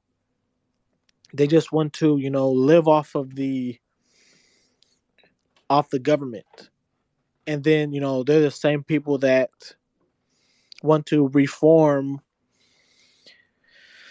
centralized money and currencies with DeFi. So when you say live off the government, you mean getting food stamp and getting social benefit and all of that? Well, I think there's a reform that is going to happen. Like, let's say you are employed. Somebody said there's going to be push and pull between the employees and the employers. The employers, want the most out of the employees, and the employees want to do the least amount of work. So I think there needs to be a workplace reform so that employees are a part of something much bigger than themselves. And so that everybody wants to work. Everyone should be incentivized to work. So how would you describe the demography of people who are not working? How are they paying their rents? How are they feeding? How are they buying Food stuff? stamps. They're getting food stamps. They're getting unemployment benefits. So where do they live? How do they pay for shelter? Maybe they're are homeless, or they are living well, that's not with their families. That's not entirely true about the food stamps. It's not that they don't want to work. Low income. There's low income housing. It's that they don't have to work. That's the issue. That's not an issue. It's a great thing. They don't have to work. And so this problem wasn't supposed to happen for another 10 years. COVID accelerated it. It was a flip of a switch. Yeah, and especially with COVID and these vaccines, and people are. Yeah, but what you also have is the largest transfer of wealth in American history. The largest. It's like the people who don't have to work are probably the same people that don't want to get vaccinated. Not necessarily. We don't know that. We do know that there's a large transfer of wealth, and we do know that there are two groups that don't have to work. I'm saying that the rich is getting richer, the poor is getting poorer. Those people. I'm just going to share my own opinion. When you're done, let me share my own opinion. Okay, yeah. So, financially, we're talking more than just financially. We're talking about like the COVID vaccine, and what does that mean for society and people on food stamps and stuff. What does that have to do with the labor shortage? The labor shortage, right? What does it have to do with the labor shortage? Anyway, guys, what I think is there's a lot of demotivation across board, right? Amongst young people, amongst those close to retirement, amongst older, experienced people, right? And I think this is witnessed in almost all sectors. And so, for instance, my niece and my nephew, they couldn't get school bus to school because there were no drivers. And in the school as well, there are fewer teachers to teach them, right? So if you look at the demography of these people, they're actually close to the retirement, 48 years old, 52 years old ish. So it appears that the wages are not commensurate with living costs. So people are more or less demotivated, or they have no reason to work actually. So Right. I I don't think I don't think they that rely it's on their past savings. demographics. Okay, so like you said, the demographics of the workplace and the labor shortage. So I don't think it's a demographic thing, and I don't think there's a labor shortage. What I think is that there is competition amongst college students. People go to college, they get degrees, they can get jobs over, somebody who doesn't have a degree. If you get a master's degree or a doctorate degree, your chance of getting a job would be better. And there's competition at every level. So I don't think there's a labor shortage for people who want to work. I think that the competition of the workplace is more than ever before. Yeah, how do So you explain? How do you actually, explain college students walking into middle class? Graduating college students walking into middle class. How do you explain that? It's happening all over the country. Every state, there's multiple colleges in a state, and these states are competing. Did you go to public school? What at college? I went to college. You did? You paid? Yeah, You actually 4-year degree? yeah, I'm impressed. What did you major in? business. Business. What kind of business? Like, do you own your own business or do you work for someone? Yeah, well, I mean, You, when somebody says they studied business, it's all business. It's every okay. business. All right. So how do you explain college students walking into middle class? And by middle class, I mean 55,000 plus. Has that So ever happened? Has that ever happened in the history of this country? I think it's happening. I think it's been happening for the last 20 years. Hmm. Okay. So has it ever happened that two groups have been largely missing from the workforce? Has that happened before? So the $1 trillion student loan crisis is just a factor that just because you have a college degree doesn't mean that you're going to find a entry level job to pay off your student loan debt. But it the data supports that it does. Well, no, trillions of dollars of debt means it doesn't. Well, I'm saying my question is, how are college students walking into middle class salaries? Is my question to you. Well, of course, I mean Well, that's the best case scenario is get a but degree and you get a middle class job, right? about 5 years ago, you had students who had master's degrees making minimum wage. Yeah, people with master's degrees making minimum wage, right? But that doesn't mean that Pre-pandemic. they didn't apply to middle class Oh, jobs. okay. There's also something that's skewing the numbers. Right now, especially among the software developer class, you have a handful of software developers doing many people's jobs. And I'm not sure if we've ever had to account for job growth like that, where we have a single person that can hold down as many as 2 to 4 full-time jobs. I've never seen I Right. that think before. And the thing is with technology and software engineers and stuff like that is I'm sure you guys have heard robots are going to, automate the workplace. Have you guys heard this before? I've not heard that. No. That automation is going to take jobs from people. Like Mexicans? Is that what you mean? I mean, Master. it's a very sci-fi thing. It's like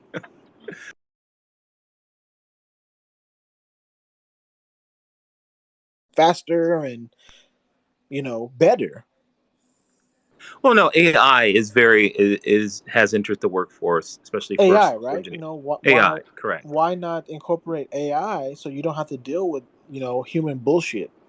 It but has. AI has a lot of limitations though, so you can't fully integrate AI or robotics into learning or teaching.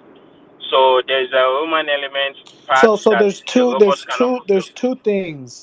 there's two things that are changing the workplace. It's technology, AI, robots, and the competition and the college degrees competition. Yeah, I'll be honest with you.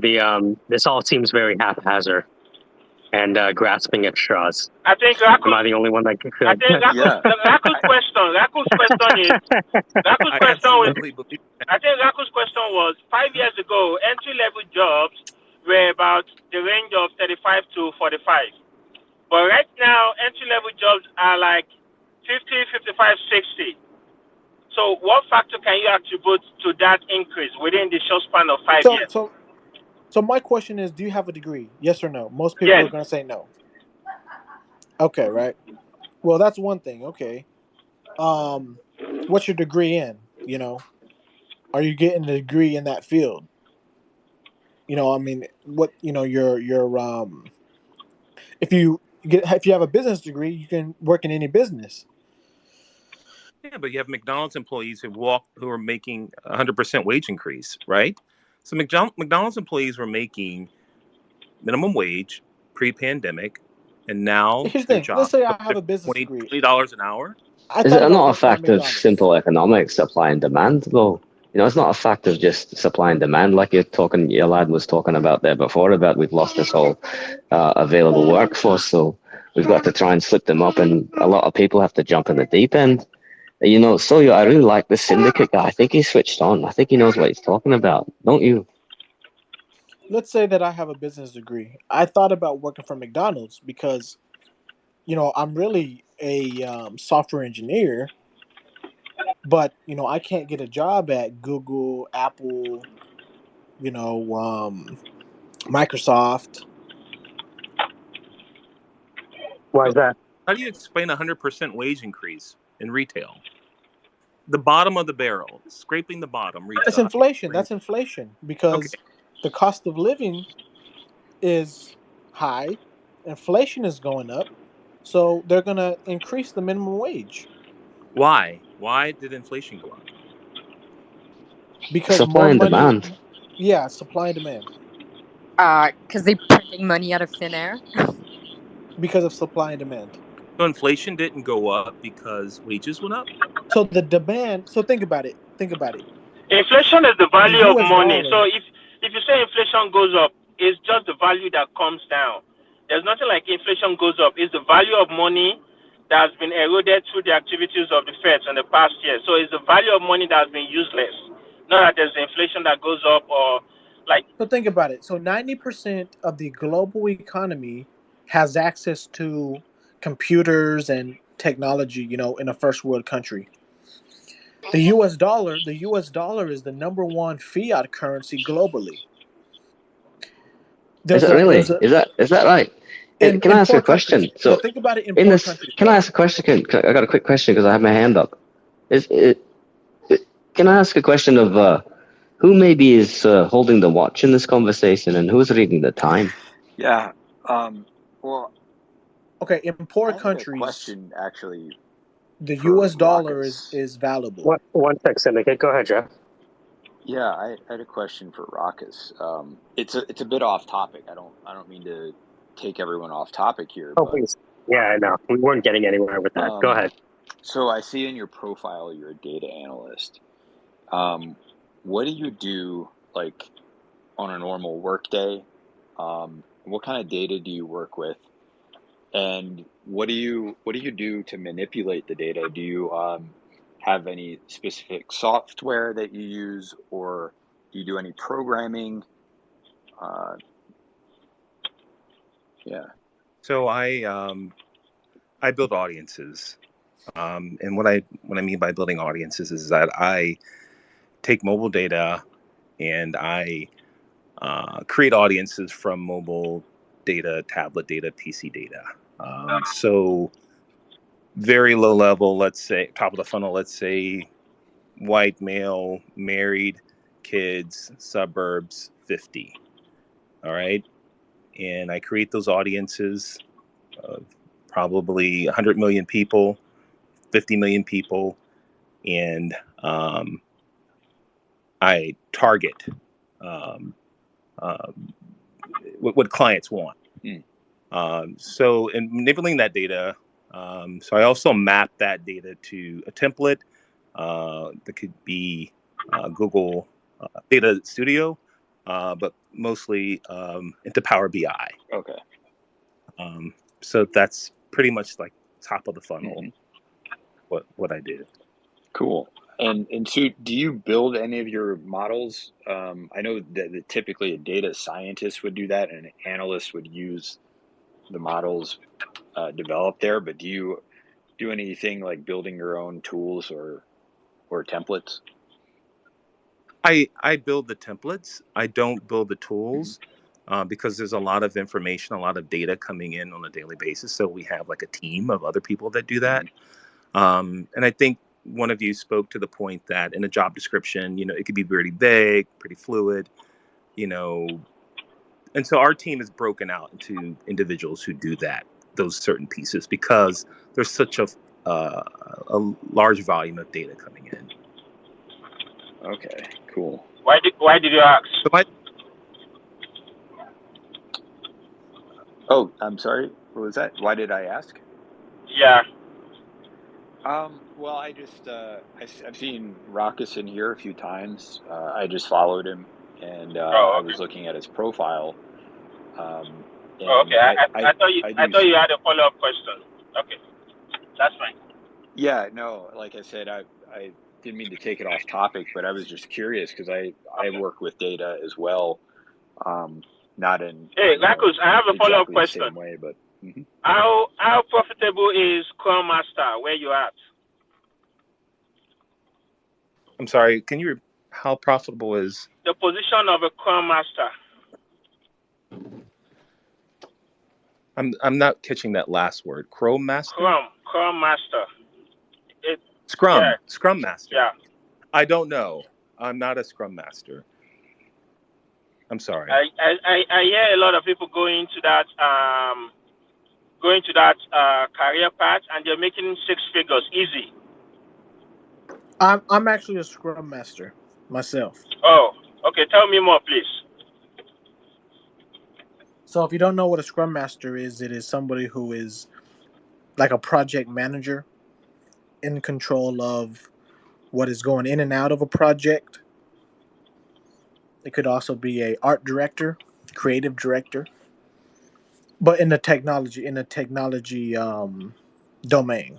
Okay, so what value do they bring to the table that requires that they earn about $140,000? Yeah, Scrum Master is important. So, I mean, I'm a Scrum Master. I'm a software engineer, programmer, coder. And yeah, I mean, it's a six-figure market to be hired by Google, Microsoft. All right, so here's what I'm going to do. So hold on, let me actually answer the question. So the question is, why is someone paying a Scrum Master six figure? Yeah, because if the Scrum Master doesn't do their job, all of the genius developers, you're going to waste your money on them. But the answer is that they're not paying. Hold on, one sec. So the idea is that a Scrum Master is typically making sure that the developers are doing what they're supposed to do. Kind of like a babysitter for developers. Right. The answer is that you're not getting paid for what you do, and it's because just because you're a Scrum Master doesn't mean that you provide any more value to a company than another Scrum Master. Because we could all say we're Scrum Masters in here. Well, I mean, yeah, you've just done that, and you're not, right? It's no, I am. Actually, I'm jealous. I'll be honest with you. Actually, I'm jealous. I'm a certified accountant, and I don't make that much. It's okay. You can become a Scrum Master easy. Let's keep talking. But yeah, I'll be honest with you. So I'll be honest with you, Syndicate. It sounds like you've never written a line of code in your life. No, I have. It sounds like you've never written this as a recruiter. It sounds like you've never written a single character of code. I have. And it's I have. But fine. I have. mean, I have. But here's the most thing: when of you the compare my time, resume to when your I resume, speak to software my resume developers, is better than your resume. it's see, and this is Like how we when we know that you compare haven't written a line resumes, of code before. my resume Nobody is better cares than your about resume. resume. So you're a recruiter? Yeah. Can I ask you a question? Please. So, wow. What are you seeing? I mean, I can't wrap my brain around I'm also my. a recruiter, so Thank you. ask Thank me. you. But I can't wrap my brain around these jobs escalating in salaries so quickly. Now I understand that some jobs, like Scrum Master, is a skill set, right? Mm-hmm. But I don't believe that there was a large portion or demographic of boomers inside IT or data or Scrum Masters. So it doesn't make sense to me I mean, why, it's kind of born out of the agile methodology, right? right? Agile? Yeah. Oh, wow. Right. Yeah. So it's the idea that when you have these agile teams go from waterfall, which the life cycle was 18 months, to life cycles of code, shipping workable pieces of code maybe every 2 weeks if you're lucky, every month, right? And now like the best companies in the world are in the continuous development thing where they're Microsoft is pushing updates every 10 seconds, right? So a great Scrum Master is worth their weight in gold. It's incredible. It's like overnight, right? I mean, Yeah. never seen anything like this. Well, I mean, you want to see something else like it? Look at cybersecurity. I mean, right?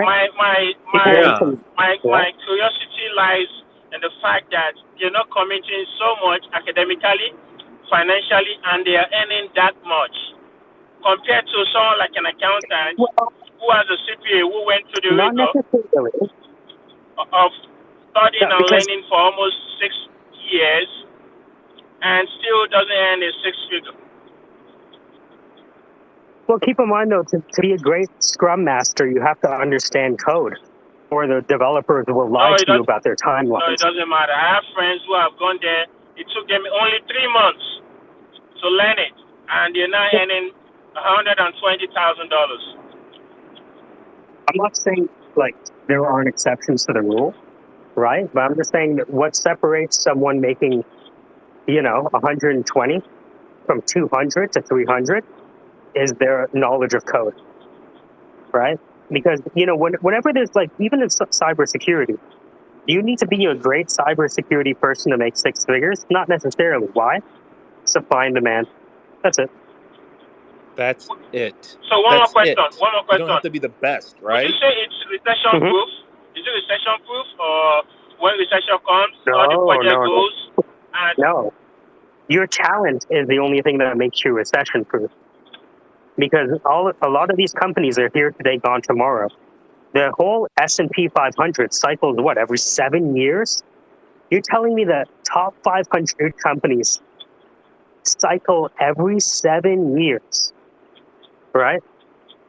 So, companies are, every time the interest rate rises, companies are going bankrupt. Business models are becoming insolvent. So when the recession... Do you see this ending? Do you see this ending? Like this dance ending for tech?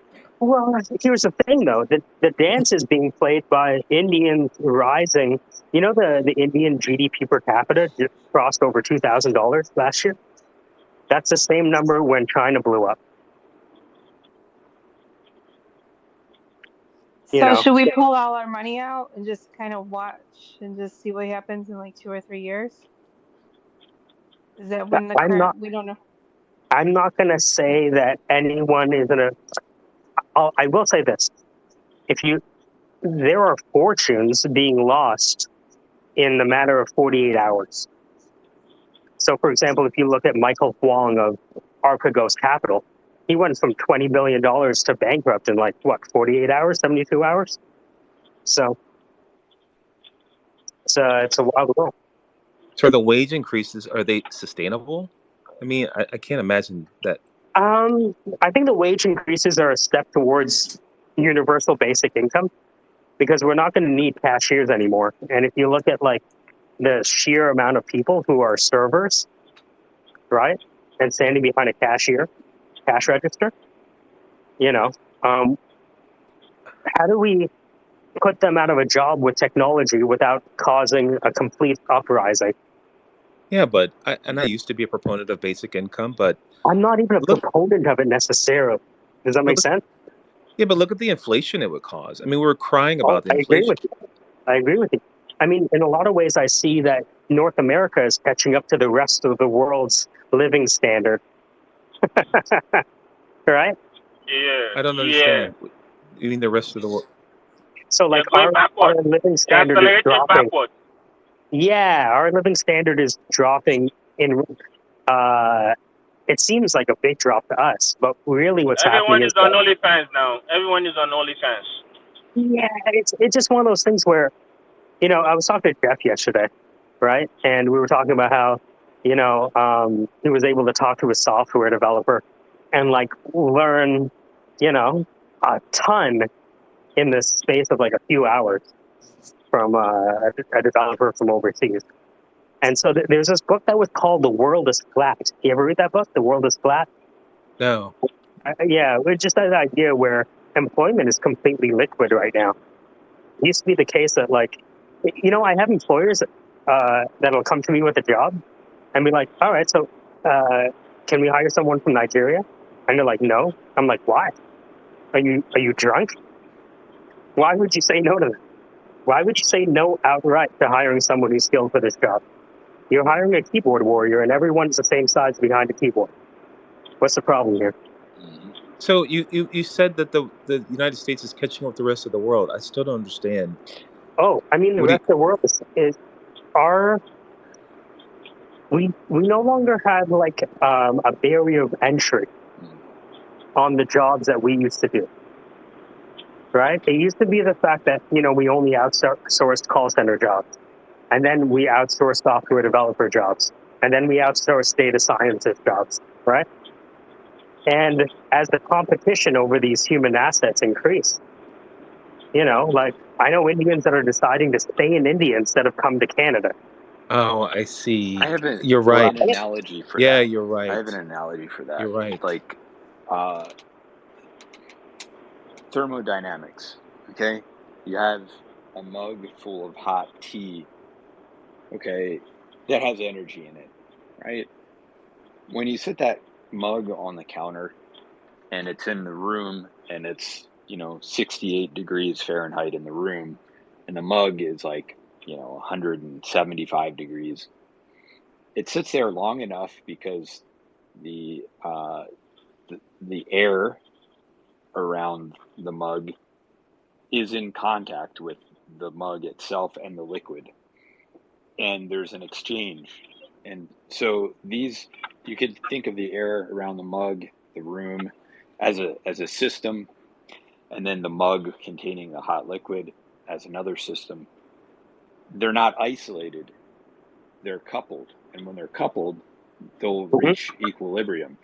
And essentially what we've done with globalization, with the United States, we've outsourced jobs, we've connected our economies to other developing nations, and now we're seeing that equilibrium at play between our economies. To Adam Smith's point, right? He said that companies get mad when employees have high profits, and they rejoice when they have high profits. So the purpose of outsourcing was to extract more profit from a unit case. In the long run, over the last 20 years, I mean, just look at who's the CEO of Twitter and where do they come from? Who's the CEO of Microsoft and where do they come from? Who's the CEO of Google and where do they come from? Who's the current CEO of Starbucks and where do they come from? Never seen that before in our life. Yeah. It's an employee's market, right? I mean, this is right. Absolutely. That's what. Yeah. Yeah, and I've learned all of this from when it was an employer's market. I mean, walk into a company and ask for an org chart, and it was never updated, right? It was No, never, right? those guys moved around constantly. Leadership moved around constantly. Yeah, it's a carousel at the top. It is. You're right. Mm-hmm. Yep. Yeah, I used to work with a headhunter, and he used to place chief counsels. And he would take a chief counsel out of one job, move them to another job, and then he would call the CEO of the place that he just took the chief counsel out of, and be like, "Hey, my name's Mike. We haven't spoken before. I heard you need a chief counsel." And they're like, at this point, the CEO's like, "How the fuck do you know I need a chief counsel?" And they're like, "Well, I'm the person that just took your chief counsel away."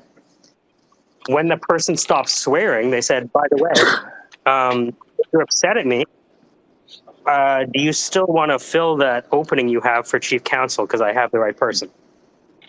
And they'd be like, fuck. All right, fine. I'll see the resume. And this is how it just played his part in the carousel that was happening already. He just recognized it. And by the way, he didn't have a university degree. This guy managed a hockey equipment store before he did this. He just knew how to talk to people. What a time to be alive, right? Isn't it nuts? It's phenomenal. I can't believe it. Boggles my Fucking mind. nuts, dude. And so me as a recruiter, I just get to sit back on Twitter and have the talent come to me. Are you nuts? This is amazing. Why are you guys here? Because the next time I need a data analyst, I'm going to call Jeff, then I'm going to call Raucus, and then, when it's financial help, I'll go to Tolu. And then when I need a software developer, I go to Bilingual or Syndicate or Doctor One of One, whichever one he decides to be today.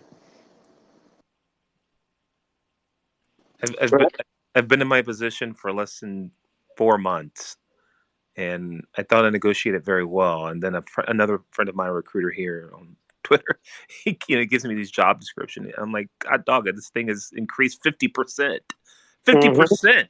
Okay, so here's the other aspect, though. It's Price is law. The square root of the number of people in an industry do 50% of the work, right? So for those people who are actually doing the work, there are more openings than those people. Bus drivers. I don't get that.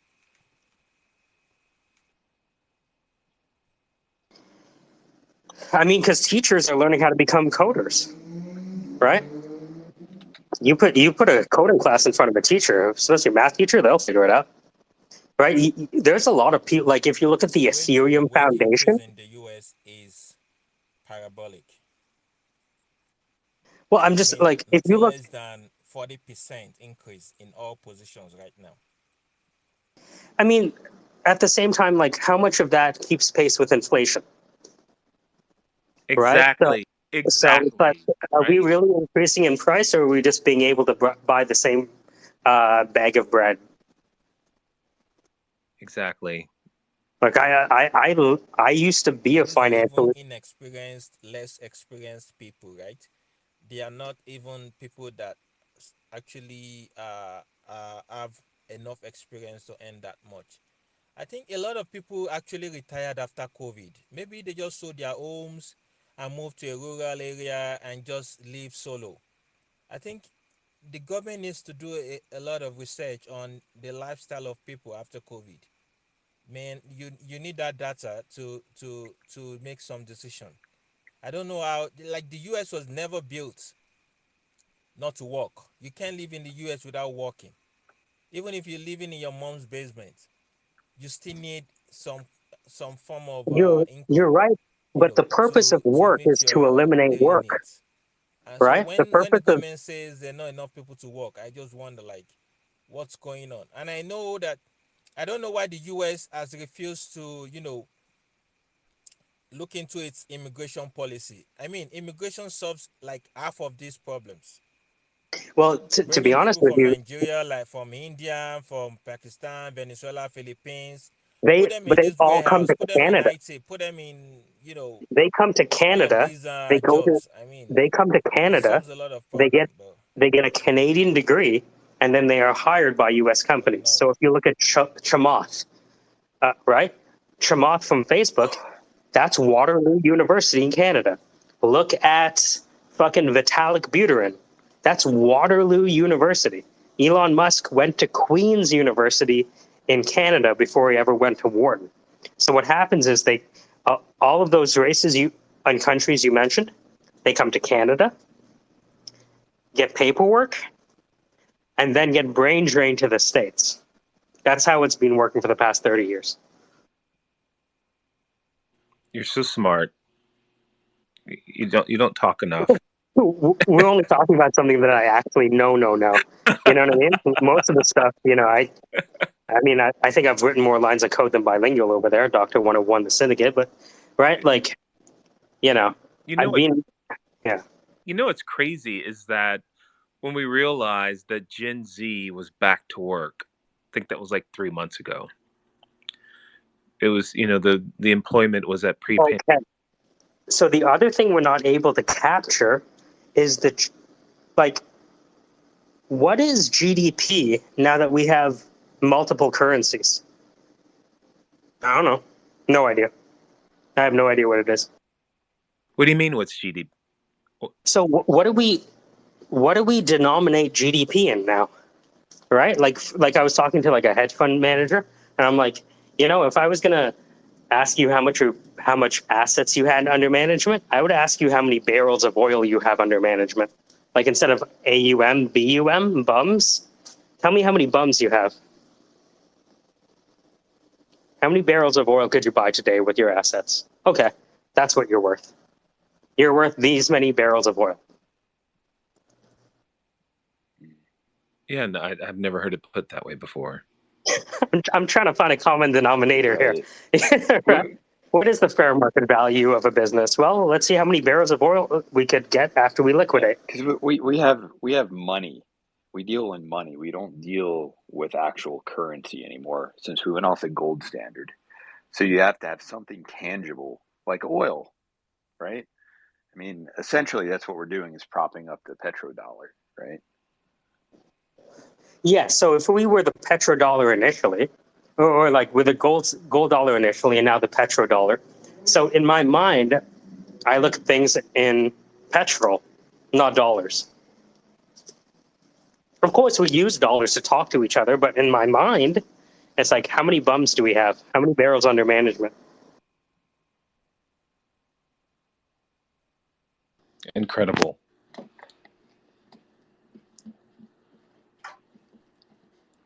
Well, what do I know?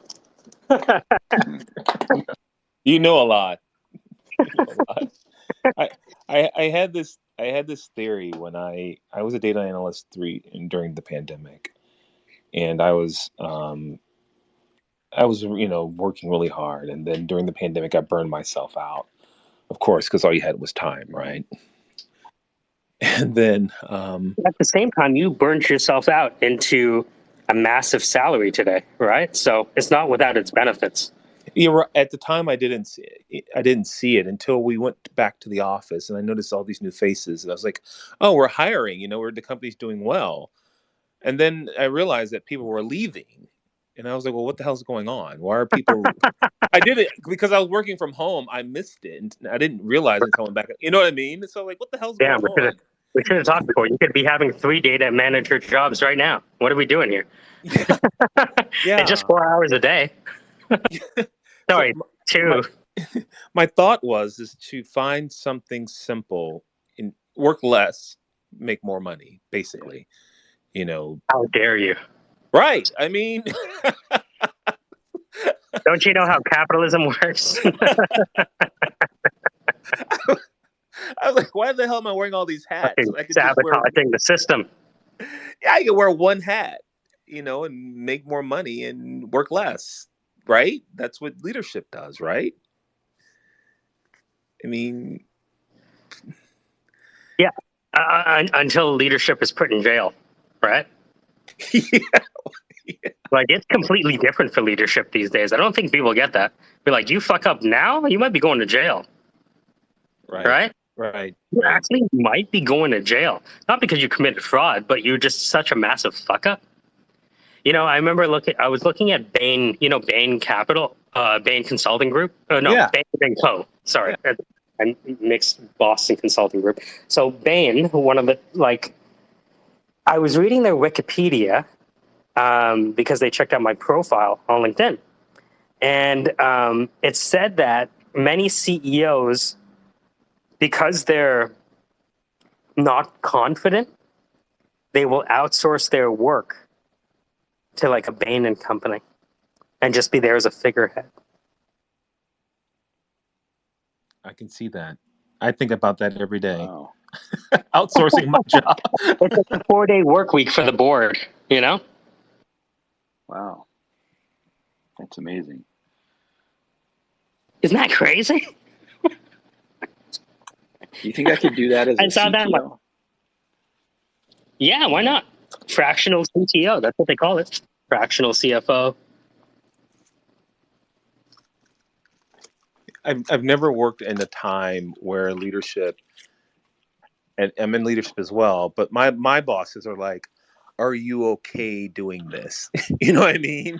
And then in turn, I've never worked. And then in turn, I'm in meetings I'm in meetings like every day on how is morale, or how much work do your employees have, and it's so odd. I love it.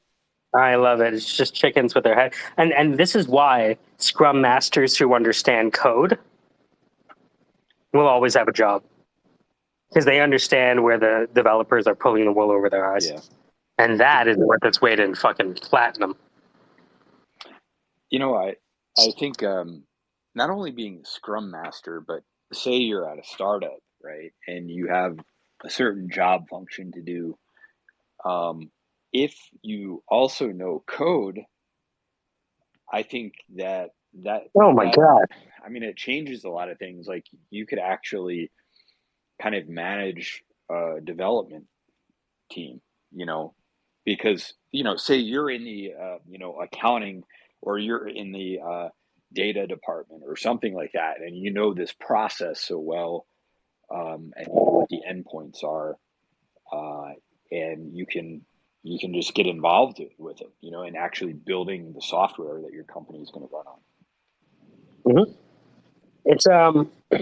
It was a dangerous thing when I saw software developers become salespeople. When I saw software developers becoming salespeople, I was like, oh, fuck. Right? Because they're just designing processes. Mm-hmm. Right? And, the number one marketing companies in the world just teach you how to implement the same process. Find a lead, cultivate the lead, contact them 7 times. Eventually they'll buy, die, or join. Right? I started off teaching K through 3. I started off teaching, so. Nice. My wife's a teacher. Yeah. My wife is an analyst, and so nice. In the summer I worked at her company. Just because I was off the summer, I worked. We were paying for a wedding, so I worked with her. And have you ever thought about teaching data? I'm sure I would know a few people who would want to learn from you. I did. I did that at my couple previous jobs back. Really? Let me know, because I know a lot of people, maybe even including my wife, who would love to sit down with somebody who has a good bedside manner. So it depends on what they want to learn. What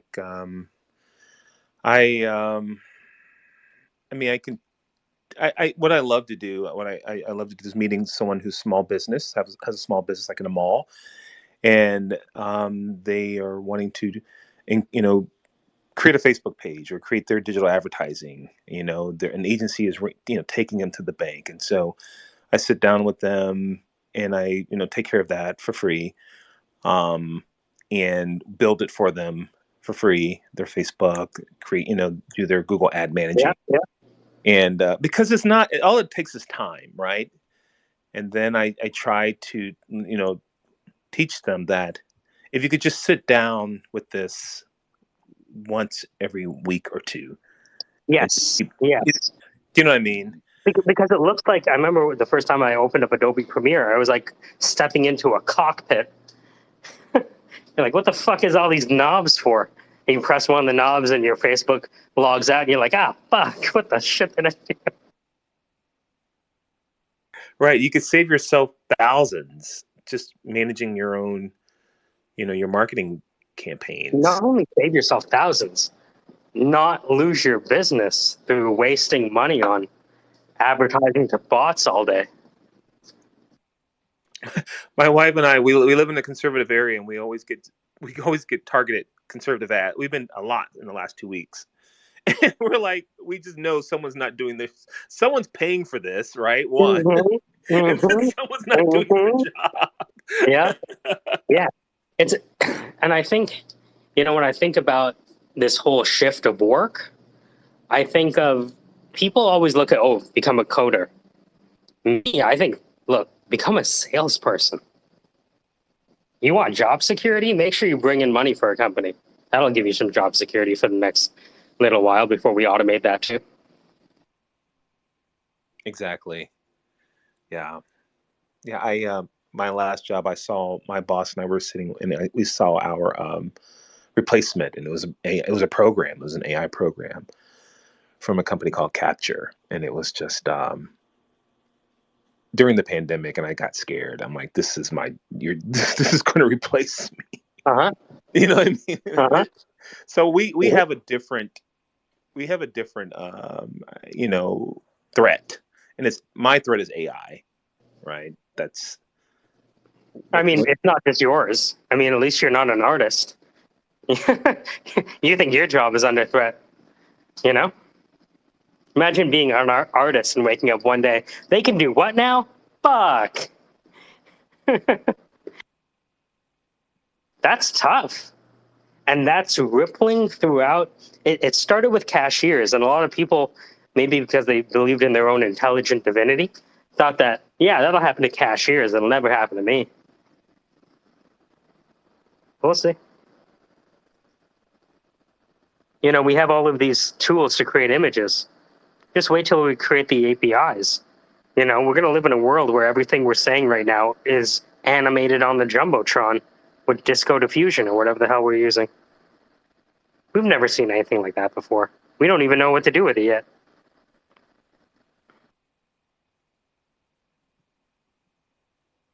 Yeah, the only thing that we can prepare to do is just exit high interest debt. I mean, working from home, we were able to pay down credit card, and so our goal is just exit. We know this dance is not going to last. Mm-hmm. Like it's coming, right? It's coming. Mm-hmm. But I feel that as Americans, we consume way too much outside of our means, and so we haven't consumed a lot, and Well, that was the benefit from winning both world wars, though, right? to consume to. It was one of like the latent benefits of North America winning those two world wars, right? Where we got to determine, 1, the world's currency, and 2, the world's currency, and 3, the world's currency. You're right. Yeah. Right? So forget about like winning the war. We won the currency format war. Are you nuts? Whoa. Yeah. Like and believe me, like I was in finance like 2006 to 2011, and I left because I thought that the game was going to be up in like 2014, and now it's 2022. I'm like, wow, look how long they kept the game going. This is amazing. Good for them.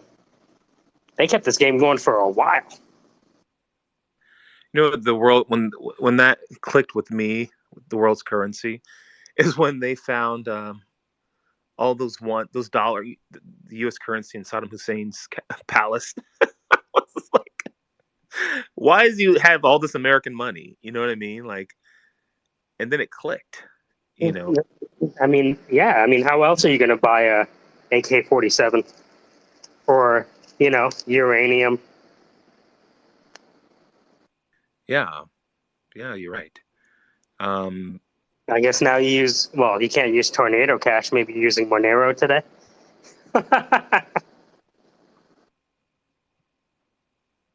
Yeah, we're in mind-boggling times. Like I like what you said though, that the U.S. is catching up with the rest of the world, Not in the way we wanted to. but not in the But, way we wanted to. Yeah. but at the same time, like if you look at our standard of living, we live like fucking kings and queens for 100 years almost. Right? From the sexual revolution in the early 50s till now, 75 years of having a better standard of living than 99.9% of the people on the planet. It's not bad. You could do a lot worse. And if it's coming to an end, hope you enjoyed it. Because if you were living anywhere else in the world, you'd be pissed off. And you'd be pissed off in North America. We just won the fucking, at least me personally, I won the genetic lottery. I was born in Canada.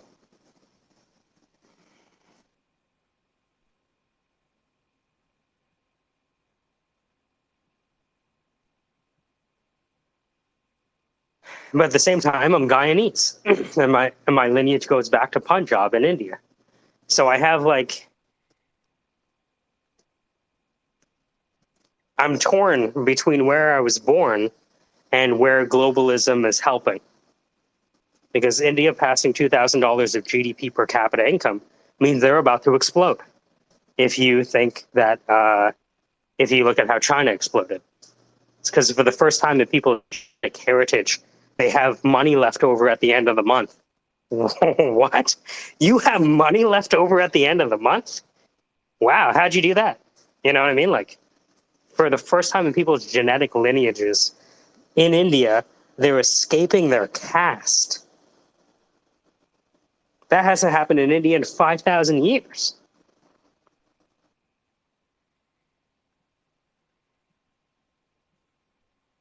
More countries are developing. And who can stop them? Nobody. Because, you know, if you have an internet connection and maybe even a satellite dish soon, you're going to be able to use Disco Diffusion too on a Google server. So where do you see, 1 year, 2 year timeline, 5 year timeline, with the middle class? I can't see past tomorrow. That's a good Does that make answer. sense? And I say that with all fucking earnest. I can't, like, you know what I mean? Like, some people want like hyper Bitcoinization. And it's like, if there's hyper Bitcoinization, you might not be able to eat, right? You might have currency, sure, but you might not be able to eat. I think I saw India might be cutting their export of rice to other nations. You know, like when you talk about the next 2 years, you know, the Great Lakes are 20% of the world's fresh water. God knows what happens if we start fighting over that.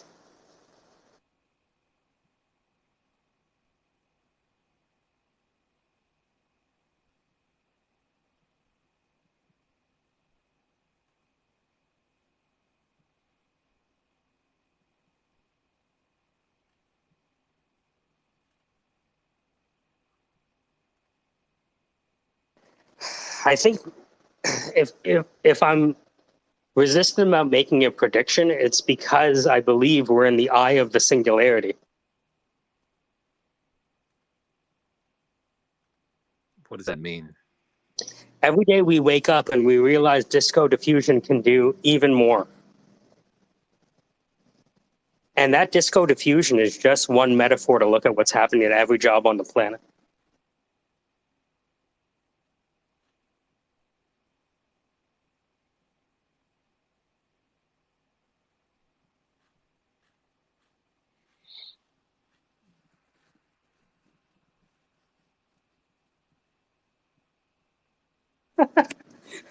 I'm still laughing in my head over bilingual Syndicate 101. I'm a software developer. I'm a Scrum Master. I'm a blockchain. Oh, really? Well, I'm a recruiter.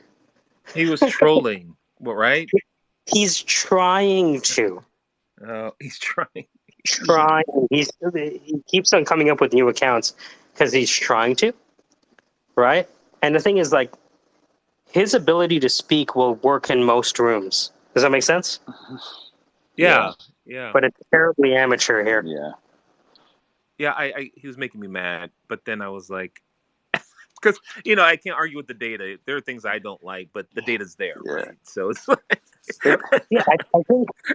Yeah, go ahead, Jeff. I was listening to Mel, and then all of a sudden she was like, "Oh, I'm gonna leave because I can't be here right now. I don't want to be with the Syndicate." And I'm like, "Oh, geez, what did we say something wrong? What's going on? Is there?" No, And then it's I went down and I saw, yeah, you realized yeah. it. Oh, okay. It's Dr. One of One or whatever the hell his name is. Go ahead, a 5. Hey, how's it going, mate?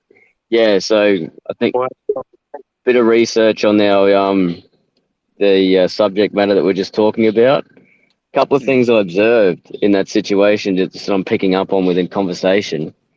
So the fact that he was a troll and the fact that he was attempting to talk, when he was talking, when he could align and relate to something, he would start to rehearse that expression in his own mind because he kept repeating the things that Ruckus was saying. So if it made sense to him, he identified with it and he started to rehearse it. So there's an essential risk there that we face when we allow to, entangle with these types of personalities online because they be not only are we refining and personally developing, but essentially personalities like that are also, learning how to communicate and picking up on keywords and things like that, so they can sort of draw you in a little bit further and sort of bait you a little bit further. Kind of like a worse version of Replica. Yeah. But another thing is, and I'm not sure how new you are here, Ruckus, but I kind of got the impression like you haven't experienced this guy before. But you can also use it as almost like a test base. So essentially, what we could hear in Ruckus's voice is a response of like, "Well, hang on, I'm having a bit of difficulty understanding where you're coming from here," and you could also hear a bit of frustration, as like, "Hang on a minute, what have I thought I was in a room full of experienced people, but now." Am I talking to, I don't want to say it, but an idiot? Or is this guy, for real? So there's also a case or a user case there where you can use it to sort of validate other people on their knowledge base too. So I thought that was interesting. That's of course I'm a bit of a nerd in that area. Of Five Prong is my sort of comms link. Like I get into sort of my comms sort of character, and I've been going into his space, Ruckus, and doing a bit of study. I say, "Hey, you going, lad? Like, what are you up to? Like, tell me more about yourself." And I put on a bit of an accent and talk a bit differently. And sometimes when he's in this room, I cut him a bit of slack, but then I really go for the jugular. So, but anyway, yeah. Yeah. I mean, I sent Mel a message just to let her know that if she feels that uncomfortable with him being in the room, I Who, Melody? would like to make sure. Yeah. Who's she uncomfortable with? Oh, because Dr. One of One Syndicate, bilingual. Unicorn, Yes. whatever. Yeah. Hey, one sec, guys. Ryan, you there? Yo, what's up, brother? Yo, so how's it going? Set up a PFP and reintegrate my life. So Casey, we were talking before about you. Casey, we taught Ryan today how to create his own NFT, and now he's going to disappear on us.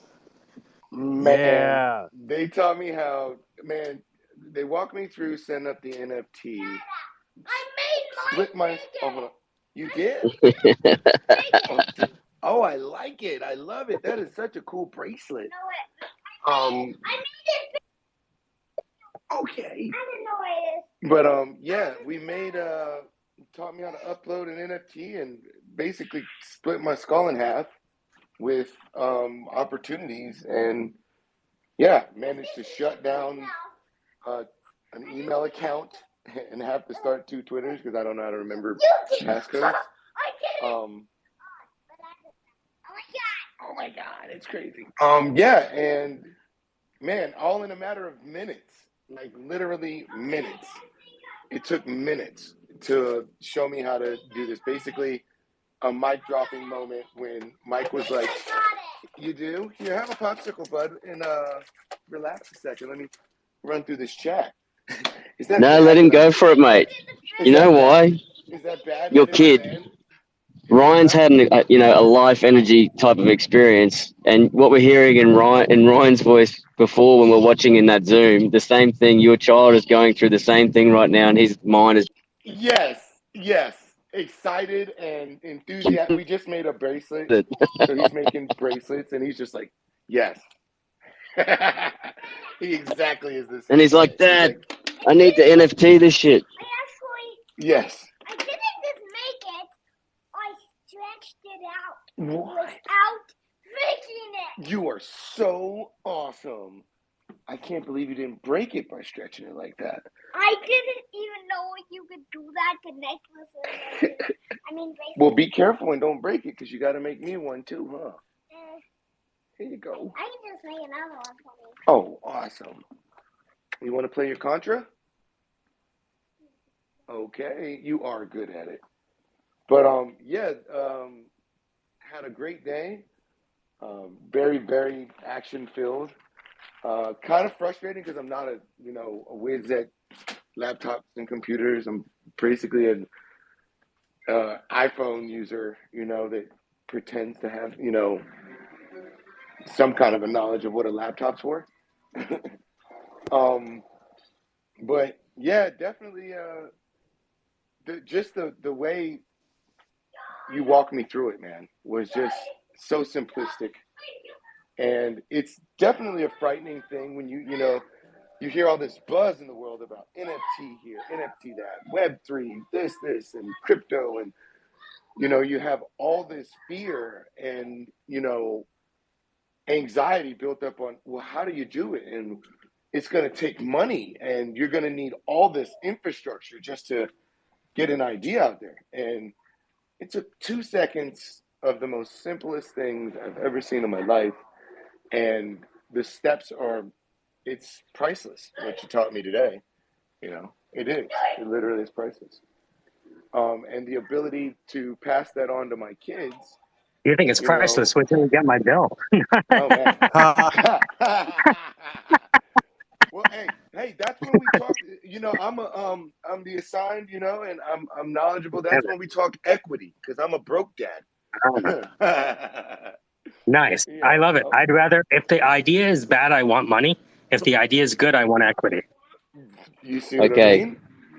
Can I have the opportunity to add a bit of value? So one of the things that I do with Old Five Prong is I like to, and it goes on to a few things that we're discussing before.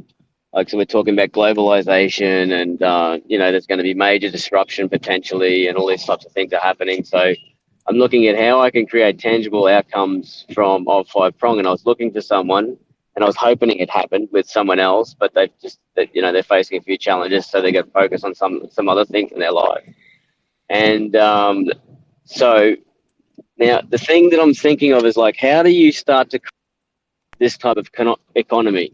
And, we have Soyu in the room. It's about connections. It's about building relationships. It's about networking, all that sort of stuff, all that sort of academic type crap that bores the shit out of everyone. But there's also like the practice of it. So I'm a practical guy. Yeah. So Go ahead, mate. I have an idea. Well, the reason that I wanted to do this thing with Ryan is because I know that he's not just interested in creating picture NFTs, right? But I wanted him to have the ability to control a transaction.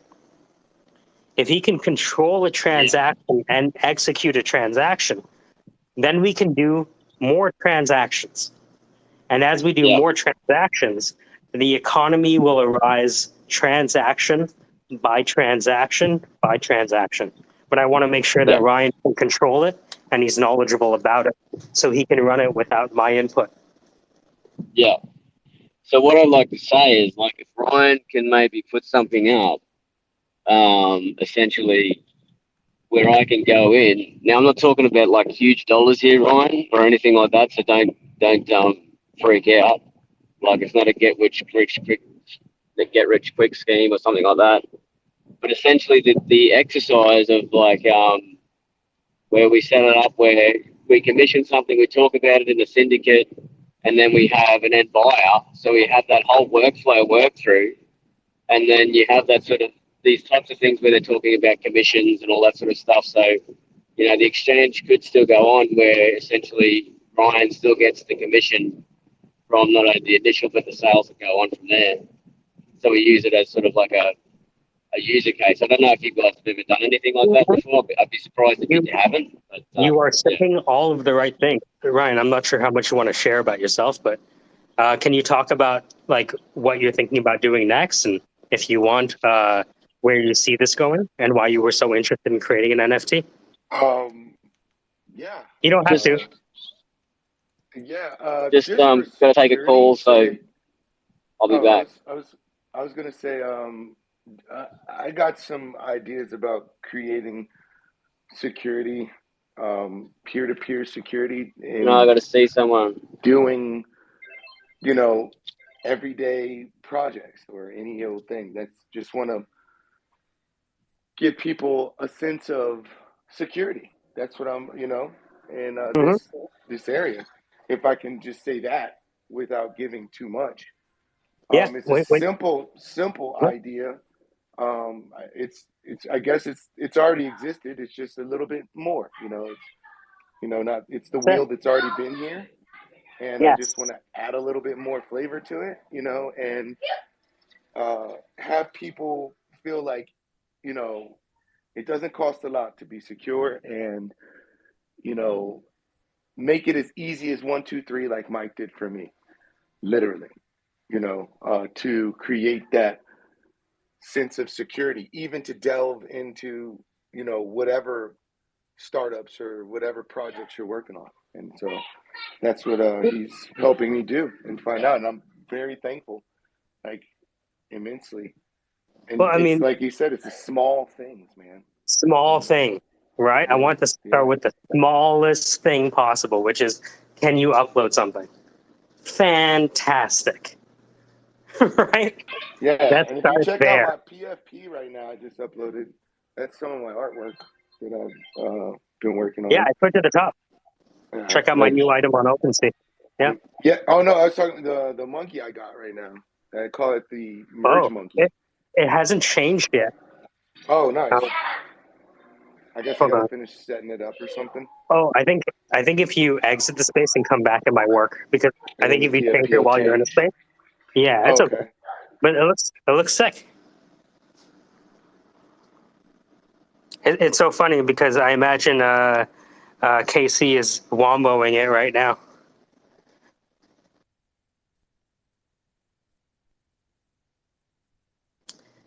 Interesting day. Hold on, is this a guy named Simp? Okay. So, oh my god, that's so funny.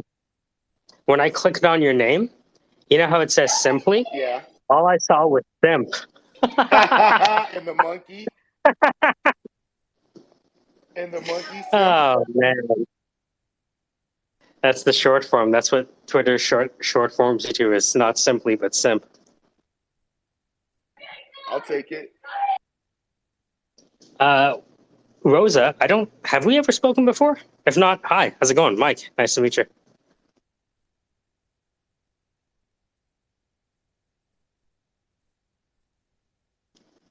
Hey Mike, it's nice to meet you too. Oh, you're too kind. Yeah, it's pretty nice to meet you, Mike. I mean, hey, thanks for the offer. Thank you. Yes, Stepping nice up to meet you too. Ryan, Rosa. Rosa, I love the shades.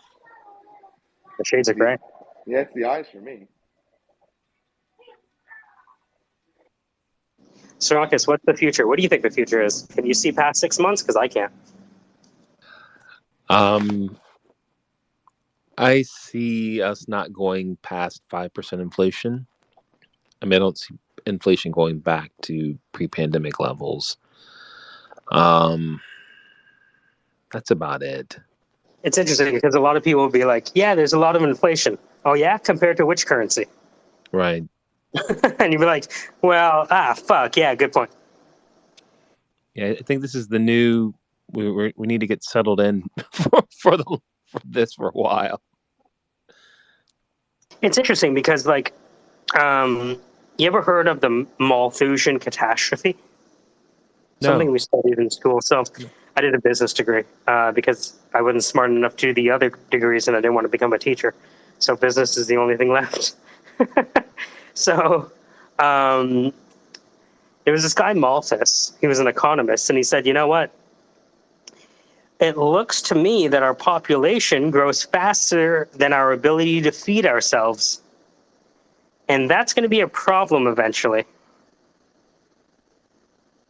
So I feel like our increase in technology has helped us somewhat keep pace with our ability to feed our population. And so it's almost like the AI can't get here fast enough in a lot of ways. I agree. It pre-pandemic 2018, 2019, there were two things we're working on. I call it BC, before COVID. Before There's before COVID, COVID BC. and then after COVID. BC. Like, boomers, only a third of boomers could afford to retire. So we were trying to get them help. And then we were looking at the population decline, because we could see that young people weren't procreating, and we were going to have problems with that. And man, I mean, in a flip of a switch, all that happened. Like it just, like the pandemic escalated a lot of things. In a lot of ways, I see the most damaging effect of all of this has been that inflation is eating away at the greatest wealth transfer of all time. That to me is dark. Yeah, I didn't think about that. That's a good point. So dark, dude. But how are these guys able to sit out? Like, you know what I mean? That boggles my mind. Like, did they sold their homes and downsized and paid off debt? I do believe that they made a lot of money, during 2015 as the market was because we're looking at a recession. The challenge is there's a lot of like boomers who still need to make money, and their job that they had as a middle manager doing nothing, when they lose that job, they may never find it again. That's what I'm seeing. Yeah. Yeah, that's something we get taught back in schools, that ability. But like when you're faced with that sort of adversity, like we exist the way we are on Earth today because we're change adapters, right? So we adapt to the environment around it and we learn how to survive. Well, the thing is though, like a lot of people ask, I want to do this and I want to do that, right? But I'm not sure if they prepared themselves for this moment. Does that make sense? That makes absolute sense. If you haven't been preparing for this moment, I'm not failing because I can't prepare you overnight. That's out of scope. You know what I mean? Absolutely. Yeah, we were preparing for in 2015. If you remember, they were talking about a recession. So my wife and I were preparing to exit debt. You know what I mean? Like we just assumed that there was going to be a recession. And dude, I talked to a family member of mine, and he was finding a renter for a condo downtown. And he told me, I have 18 applications on my desk immediately, and the one I chose paid me 6 months of rent in advance. Wow. In advance. Right? So, the other thing too is when we talk about the great wealth transfer, talk about the wealth transfer of homes. Like, these are things that aren't going to shake out on the front page for years.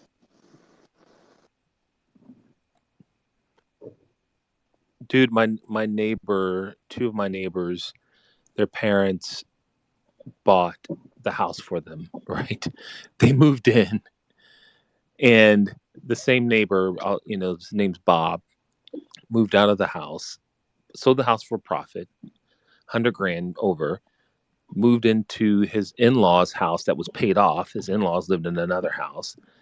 And the guy who bought his house, my new neighbor, his dad bought the house for him. And they're paying, you know what I mean? Like, that's wealth transfer. Yeah. That's insane. That is insane. I I can't remember imagine that. some of the kids in first year university at U of T. I went to University of Toronto. Some of the kids used to drive better cars than the professors. I'm like, what the fuck are you doing in school? You've already made it. Like, you're driving an S500 in first year. What the shit, dude? Yeah, but the wealth transfer can be like little things. It doesn't have to be a house, though, right? It could be like paying bills, or making a car payment, or paying a phone bill, or The challenge is inherited wealth is the wealth that dissipates the quickliest. The quickliest? The fastest? The fasterliest. The fasterliest, yeah. Right? So it's what history is filled with the patter of silk slippers going downstairs and wooden shoes coming up. I'm in Toronto, so I have a skewed view of the world because, like, Toronto is the place where immigrants come to make it. You're right? And a lot of it is due to, like, Canada just accepting more war-torn refugees than any other country on the planet. Well, Toronto's expensive, right? So, yeah, exactly. It's becoming expensive. It's becoming expensive because Amazon I'll give you an example. You know how Amazon technically didn't pick a winner of HQ2? They actually did, and they're building it in Toronto. If you look at the amount of jobs that Amazon has added in Toronto alone, yeah, they already built HQ2. They just couldn't announce it in the same way. So if you look at the amount of technical job creation, I think we outpaced Manhattan and Silicon Valley. Wow. Right? And it used to be that, again, Chamath and Vitalik would get money from a United States corporation and go there to work. Now they're just chilling here. So do you plan to stay there? One of the things I didn't realize is Canada doesn't have affordable housing. Mm-hmm. Yeah, it's when I think about, like, where to live in the world, you got to understand we have golden handcuffs here in Canada. It's called socialized healthcare. For anyone to leave Canada and move somewhere else and have to take on the burden of paying for healthcare at its actual price, you'd have to make like $250,000 instead of 100 grand just to make it worth it, especially if you get older, because those values of those benefits go up. So, yeah, that's how we lock people into Canada, give them the healthcare until they golden handcuffs. Yeah, that's what we call it. Golden handcuffs. And does Canada? How many immigrants do they bring in? A massive amount. If people looked at the immigration policy of Canada, especially the US, they'd be like, hey, what the fuck? You have a more stringent immigration policy than we do in the US. And they'd be right. We have a scoring system called a CRS. And that CRS score is based on, your ability not to live on the system. What? So, yeah, it's a CRS score. Look up the Canada Immigration CRS score. You think you guys created a wall? We created a wall. We called it a score. Is there like a probation or or once you're in, you're in? The idea is that the way to get in is a job offer. You get a job offer that convinces the Canadian government that you won't live off its teeth. They bring in the skills. They interview for skills and then make the offer. Right?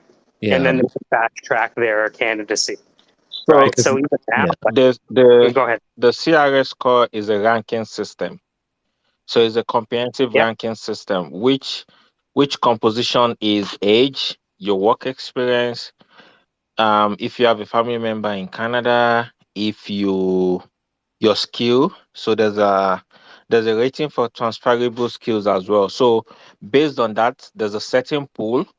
So that pool, everyone is ranked. So from time to time, I think every 2 weeks on Wednesday, the government goes there and pool people, the highest ranked migrants out of that pool, and invite them and send them an invitation to apply for the experienced for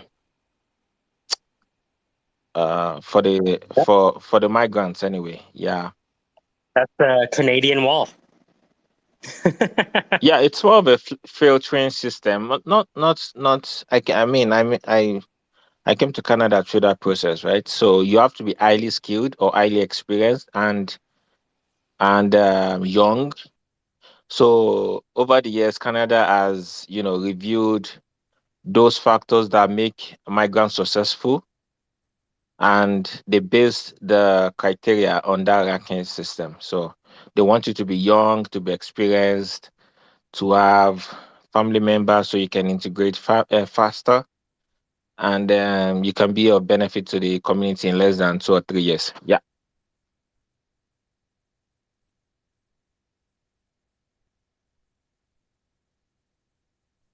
Yeah, it's a policy. I mean, keep in mind that why when I say we have a wall, it's kind of tongue in cheek because the last time I checked, Canada took in more war-torn refugees than any other developed nation on the planet. Yeah. Right. So when there was in Sri Lanka, when it was Tamil versus Sinhalese, they came over. Afghan came over. Iraqis came over. Like all of Syrians, right? They all came over. Even Afghanistan's. Oh man, yeah, in the 90s. Like I was in middle school in the 90s, and just 1 year there was a massive influx of people from Afghanistan. Yeah, right? even before this Ukraine-Russian war, a lot Oh of yeah, Ukrainians have moved to Canada. Like a lot of them settled in Winnipeg, Manitoba, even before the absolutely. present war. Yeah. Sudanese, Eritreans, Jamaicans, Haitians, you know. Dude, These are I people that know. come in the first 3 years, they fill the warehouse. So I think if the US can imbibe that kind of immigration policy, I think Uh-huh. it will solve a lot of the minimum wage jobs. Well, they have a program in the U.S. that was curtailed called the H-1B visa and the TN1 visa. I think those were the two visas that they had in the States. And like Bill Gates was upset because they were reducing the amount of Indians he could hire as software developers, and he was upset. Right. So yeah, they've. It's challenging when you've outsourced a very technical job for 30 years to imagine that you can just, with the snap of your fingers, retrain all of your society towards doing that. I mean, technically, India invented zero. So they're better at binary than most people. Yeah, and I think that's where the US problem lies, right? So we know as it is right now that the Fed interest rate hike is not an absolute solution to what's going on about inflation because it's more of the supply side. What the US ideally should have done is to increase productivity, right? And a way of doing that is to, increase the manufacturing capability. But unfortunately, they have outsourced this over the years. And what they're doing now is just shortcut, hoping that it's going to solve the problem. And I bet you they're going to crumble the economy And when they see they've crumbled the economy, they're gonna start QE all over again. And the result of that will be hyperinflation because you're not solving the underlying problems.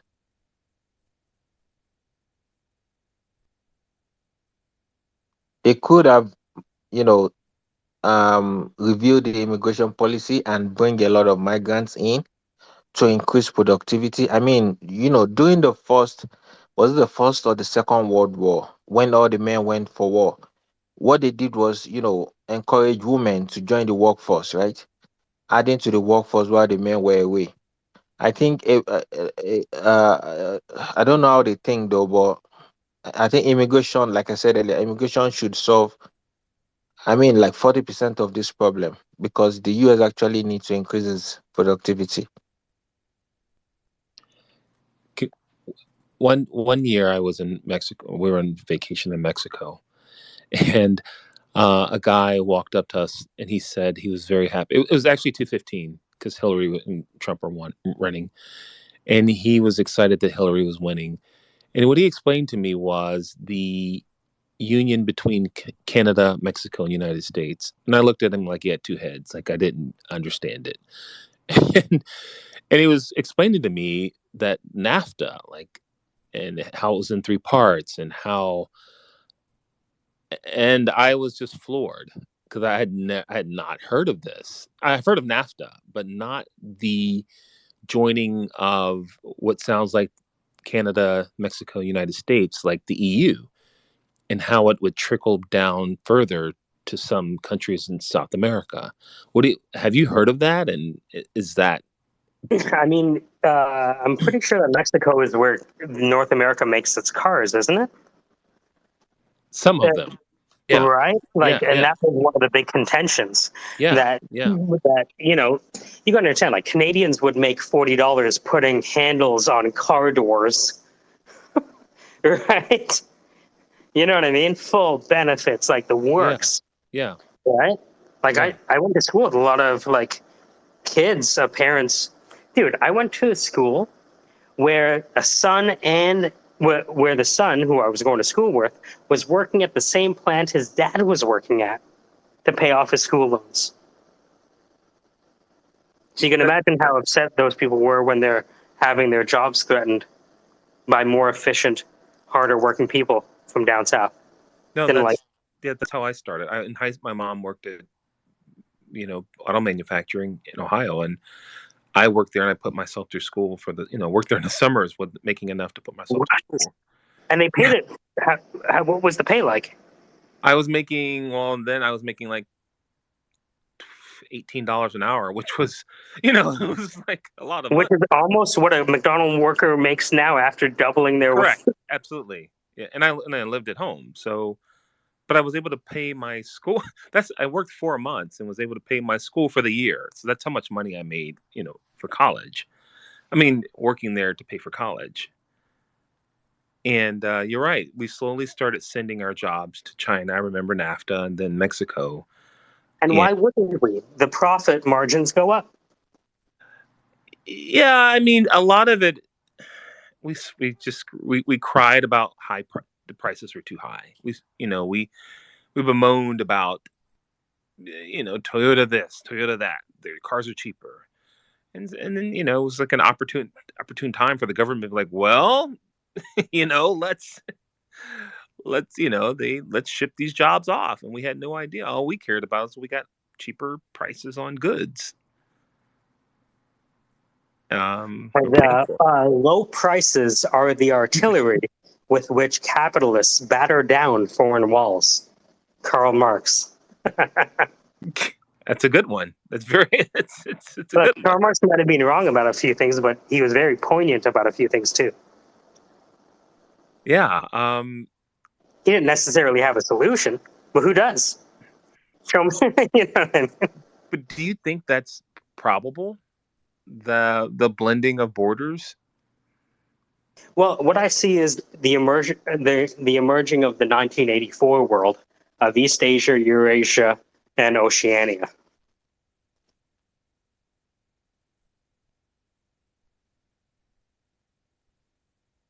I'm not familiar. You ever read 1984? Yeah, I think it's a movie, right? Yeah, a book by George Orwell. Yeah. Um, So in that book, he hides a book, and the book that he hides is called "The Theory and Practice of Oligarchical Collectivism." The theory and practice of oligarchical collectivism. So this is what he saw the world looking at. All right, I'll put it to the top. This is the map of how we foresaw the world in 1948.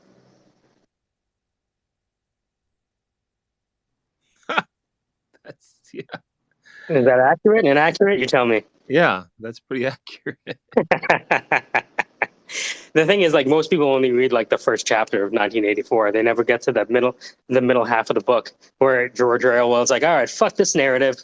I'm done trying to make a story about this. I'm just going to pretend to hide a book within the story that this character finds and then speak directly to the, where is it? Theory and practice of oligarchical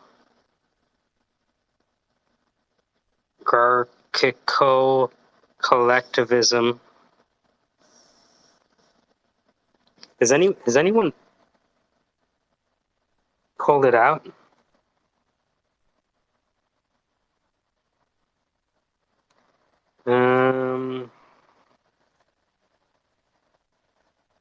I found it. Mm-hmm. Great. Yeah, I found it. That's pretty cool. Yeah, so if you read through the theory and practice of oligarchical collectivism, it'll either lead you to ask more questions or answer all of your questions. You know, the contention in the piece is that the purpose of war is to delete the excess production of society.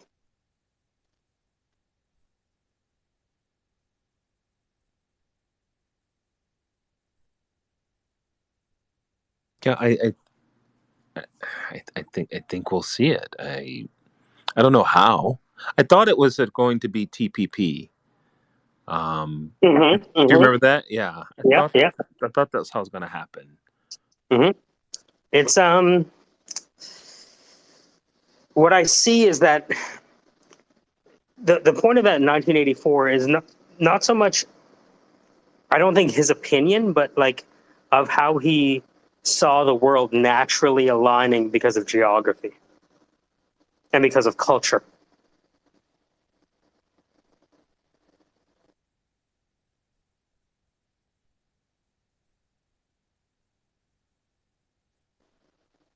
Hey, Genesis, we're just talking about the theory and practice of oligarchical collectivism. What are you up to? Jerking off into strangers' food. So that's more the practice than the theory, I guess. Yeah, yeah. DoorDash, bitches. What's up, Ryan? You changed your shit, bro. Yeah, I kind of got locked out of it when I got taught how to upload NFTs today. So I don't know how to use a laptop. Ryan learned how to upload an NFT and also learned how to get locked out of his original account today.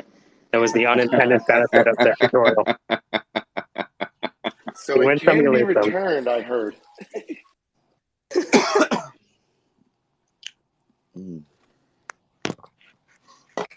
It can be returned, I heard. I remember somebody some said, higher ups.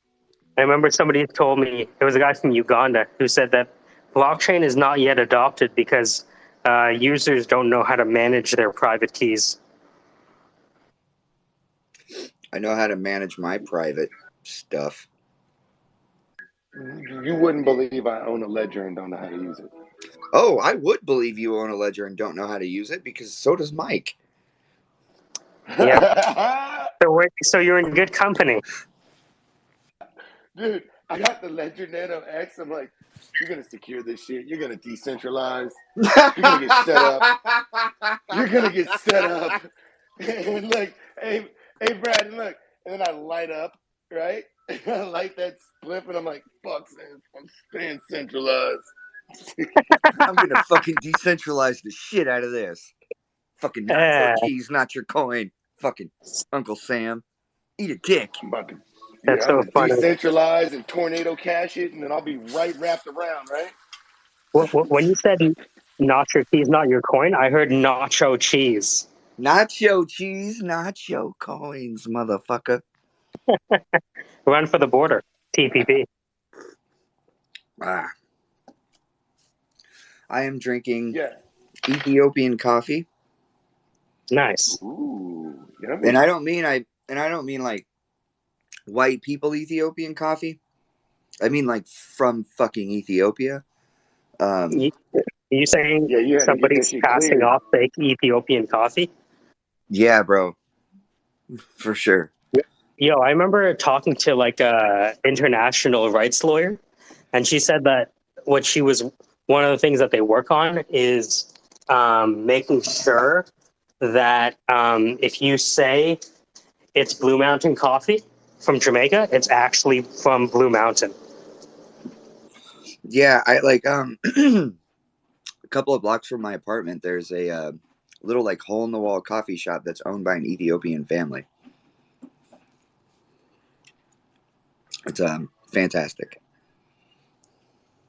You know, it's a good relationship when you're like, you stop in and they're like, they call you by your first name and they hand you the bag underneath the counter. Like, try this new stuff. Bro, this coffee is a good enough reason to move to Ethiopia.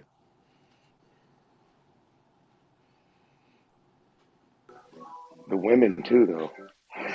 Jeez, those beautiful women in the world. They're too strong, bro. They'll beat me up. They I have a gotta be. friend And then, from like, the first known man was found in Ethiopia. So imagine the first fucking woman. Jesus.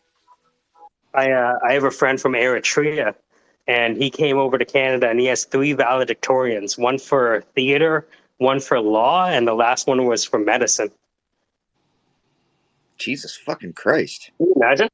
Right? And it was kind of weird because at the valedictorian speech, you know, he's like one Eritrean among, you can imagine, right? And everyone's like, yeah, we have to do more for people who don't have enough resources, and yeah, we have to help people who are downtrodden. And I'm looking at my friend Luam. I'm like, wait a minute, the most downtrodden motherfucker out of all of you is the smartest person here. Yep.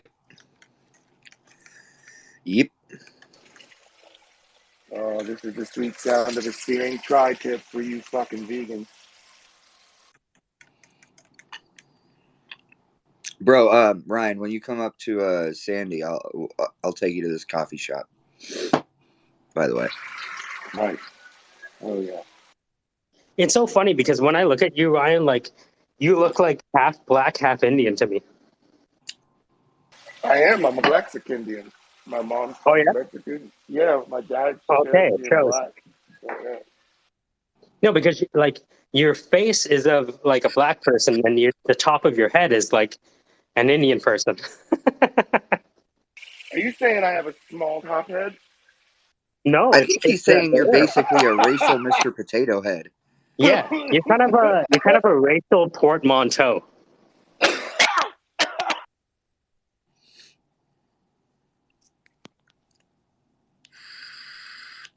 Hey, I tell you what. As long as I can line them up and knock them down, that's all that matters, right? I take that back. My last old lady, she ditched me. I was too much of a player, I think. Yes. Well, it's all her fault, you know? I just asked for sex 3 times a day. What's wrong with that? Well, you know, first of all, what kind of vitamins do you take? Right. Because I don't fucking do anything 3 times a day, first of all. We'll just throw that out there, except for sit down. Except for sitting down. See, this is why the foreign powers are taking over. They convinced us to sit down Okay, instead of I will stand give you up. the key. I'll give you the key. Royal jelly. Do you guys know about that? You ever heard of that shit? Oh shit, the ginseng. Oh, God. Yeah. No, the yeah. That honey. thing. Oh, the honey. It's really Didn't say honey. honey? It's like no, it's the honey that the queen bees eat. It's called royal jelly. Shut up. Yeah, and so you can get it at your local hippie store, and it's like nature's fucking ginseng and libido. It's like, I mean, it's insane. I've taken it. I eat it every day, you know, because I like to work out and be out in the yard and shit when I can. You know, I trick myself into it. But my girl at the time, she'd be like, "You fucking had royal jelly, didn't you? You had that shit, didn't you?" I was like, "Yeah, sorry." All right. All right. Well, I apologize completely, babe. now we know why your girlfriend is sore. Yeah. She's got a, you know, she walks with a limp. She walks with a limp. It's a pimp limp.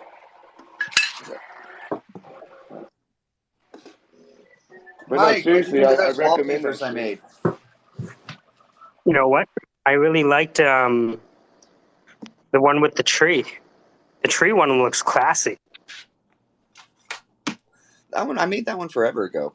I'm talking about the ones that I Really? just texted you last night. Huh. Hold on, let me take a look. Where's the tree one? The tree Yeah, one's this one fucking looks sick. awesome. I'm gonna put it at the top.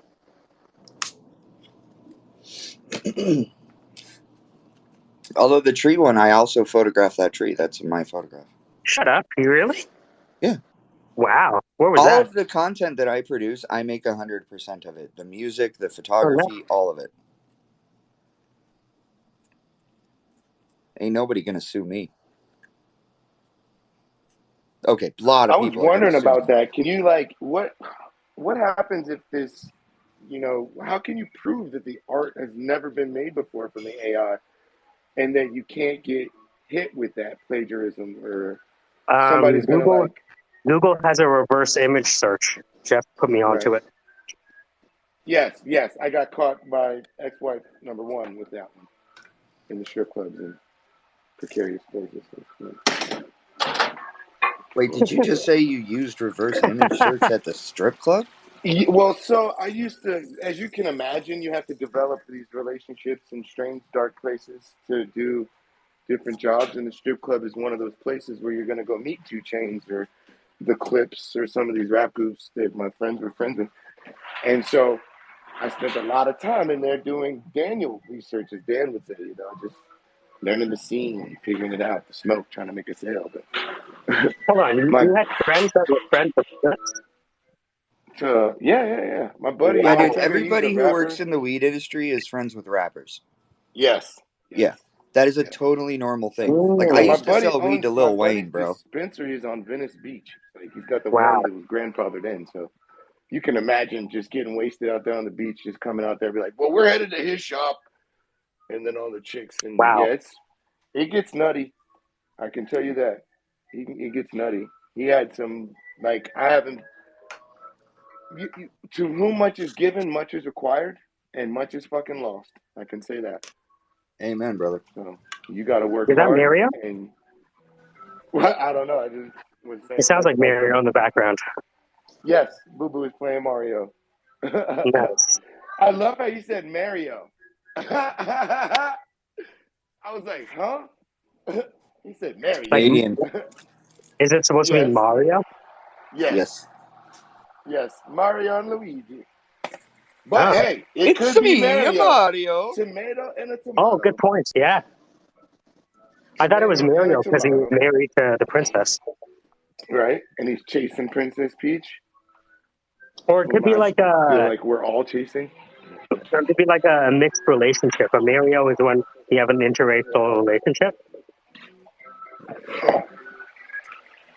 I don't know if Mario got to get that deep, guys. Get a mushroom. Moreo. Mario. Right. I think Luigi had a bigger dick. Why? Because he was He could jump skinny? higher. He could jump higher. That's true. I don't think that's why he had a bigger dick, though. I thought he used it like as a fucking what's that thing A pogo the stick. yes, thank you. You're welcome. Sorry, boys. I had to cut the Mario theme music down for him and lock that mic up. I think Luigi had a giant dick because all skinny white dudes have giant dicks. I've been to prison. I know.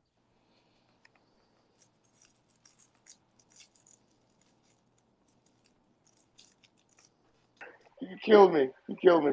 I'm like, well. Bro, have you ever seen a skinny white dude that didn't have a giant fucking dick? Have you ever seen one in your entire life? Well, upon viewing porno and not necessarily gauging the penises that have been thrown into the scene, and judging the various sizes and weights of the gentleman as I'm paying attention to what I'm paying attention to, you know, some feet and ass. You know, like, whoa.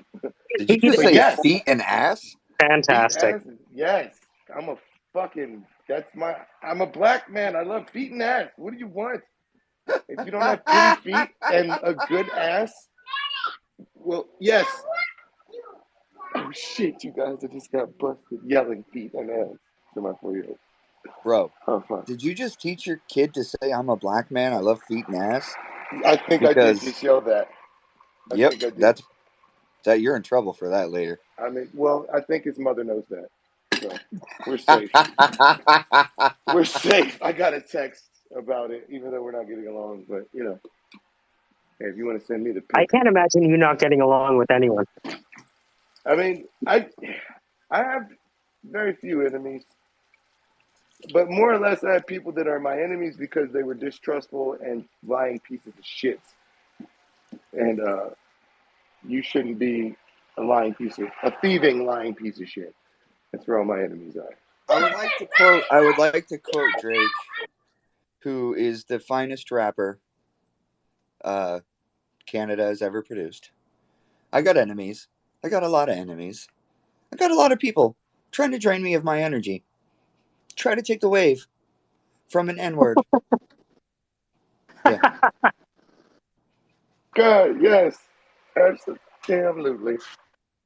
It's funny because technically Genesis and Ryan could go on a road as like a rap duo, and then Ryan just says all of the words that Genesis can't. Be a great concert. It's just Ryan saying the N-word?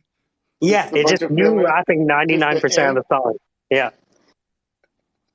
And then me yelling, nigga, really loud. I think, you know. Is that the same thing as if you just fill in and you know how you cue up the sound as, you know, that's just an so you can like key. you can sample it. Yeah. Oh fuck yeah, dude! I'll get one of those little sample pads, and every time but you get it from me. the N-word. So if you have my voiceover saying it, you technically didn't say it, but you can use does that count? Look, is that a pass for a white boy? Is that a white boy pass? If you're okay with it on camera. He said no, right? Because I'm like, does it happen in Canada where you get the pass and you can say nigga? Nah, man. Nobody. First of all, nobody gets the pass. That's not real. Right.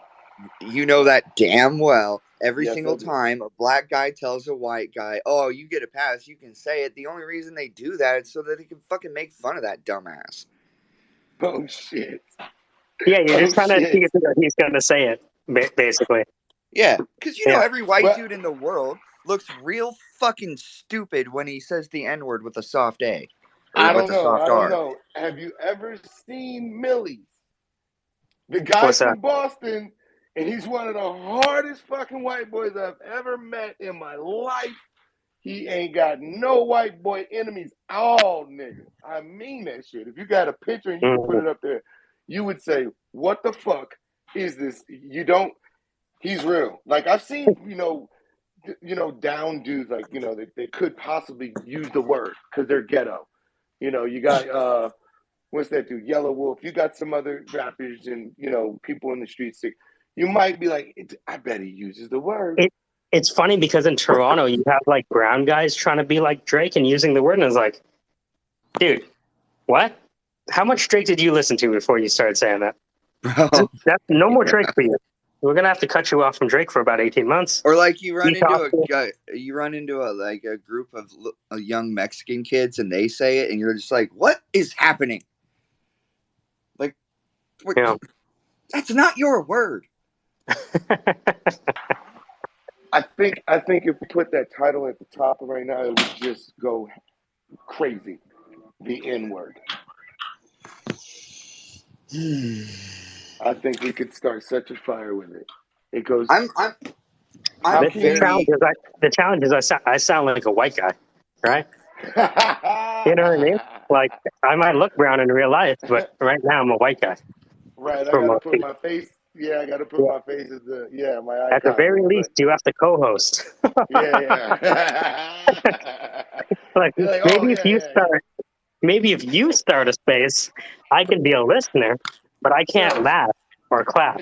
You know what I mean? Like, there's parameters. Horrible. You can't laugh or clap? Why does that happen? Why does that happen? Why it's shut? Okay, so I cheater on both sides of the spectrum. Like, I'm from the trap. I am from the projects, but I'm also from heated towels and door service. I'm from that too. I'm from HOV. I'm from but it's definitely hard to have people be in that spectrum and respectfully be there. Does that make any sense? It's like and it's hard to stop it from coming out as well, because what you are, you are. You know what I mean? Yeah, I told somebody the other day. They were commenting on how I should have a better public image. Like I shouldn't tell people to go fuck themselves all the time, because apparently I'm a business owner and I need to have some kind of image. Okay. And I was like, look, bro, I'll tell you this right now. You can take the fucking dude out of the hood, but you cannot take the hood out of the dude. Right. That shit don't just wipe off, bro. I can't just wake up tomorrow and listen to stupid people piss me off and then not do anything about it. That's never going to happen. I know I sound like I came right out of the fucking Ivy League, but I grew up on the south side of Chicago, and I can't not fuck people up who piss me off. It's like it's an impulse. It's a compulsion. What do you want from me? I can't change who I am. You know what I'm saying? Yes, I absolutely do. I think that it's like you have to suppress it, though. I hate that feeling. And then you feel like I guess we all are like fucking 5 people.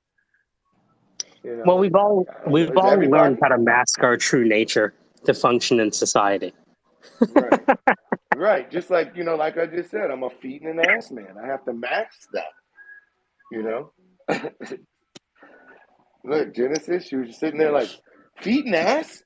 Why are you not tits and ass? Completely backwards.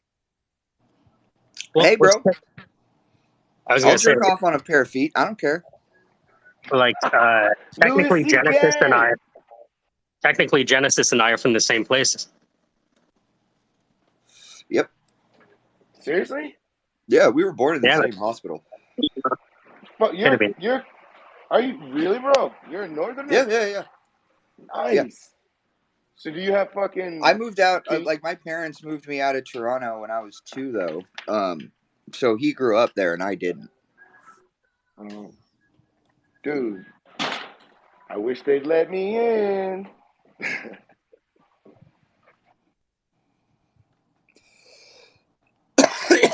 All we have to do is get gay married, bro. We'll get you a 90-day fiance and you'll be nice. Yeah, bro. Yeah, I'm a Canadian citizen. You could gay marry me, and then we could move to Canada. Hey, there you go. And then I just won't care that you cheat on me with women. And healthcare. We get healthcare. We knock it and right healthcare. off the box. Yeah. Look at that. Brotherly love. See? Solves everything. Yeah, that's why they call Toronto the city of brotherly love. Do you guys know that? No way.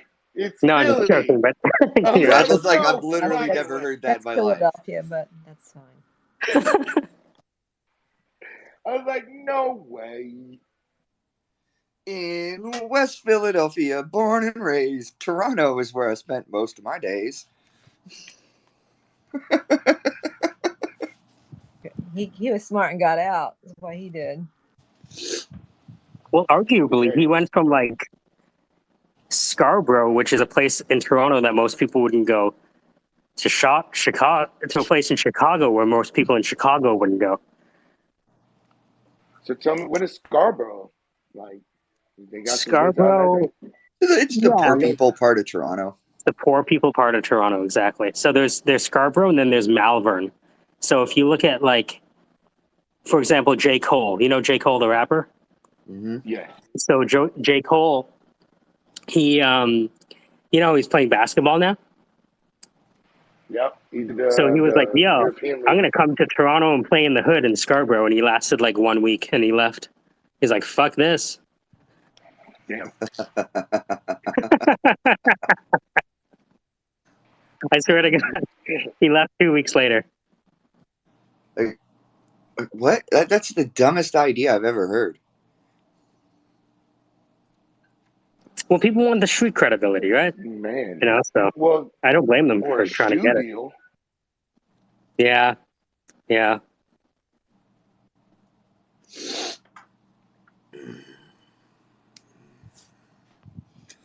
Bing bong.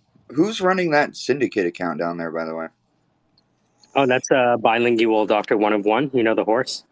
Oh, yeah. Mm-hmm.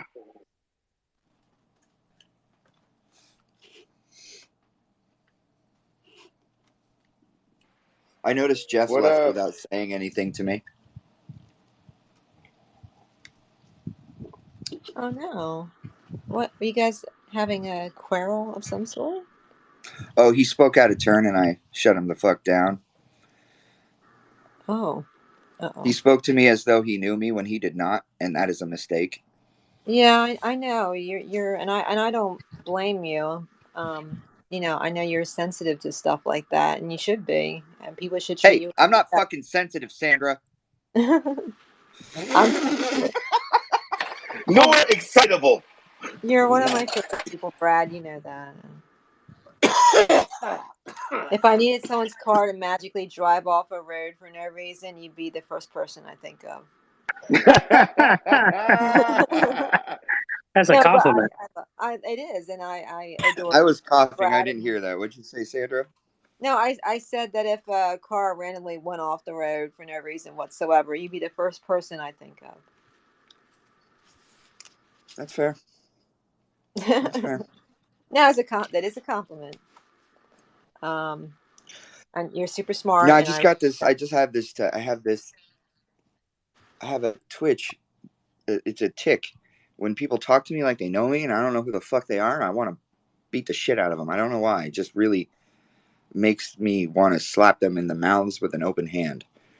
Well, I know that, like, when people speak to me in an over-familiar way, it makes me, like, uncomfortable because part of my brain is trying to figure out, like, why, like, am I just having a memory loss issue? Right. And so it's like, I go from bewildered to confused, and then I start getting angry a little bit because I feel like I'm being gaslighted, So yeah. I can relate to that.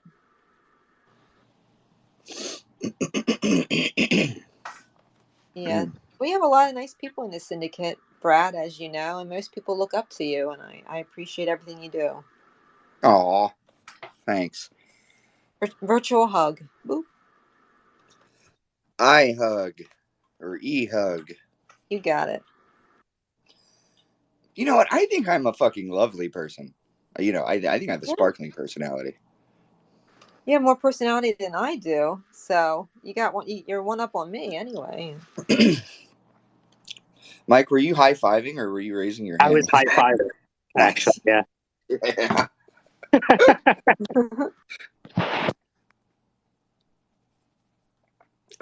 See, this is why we're friends, because you understand that I'm high-fiving. Yep.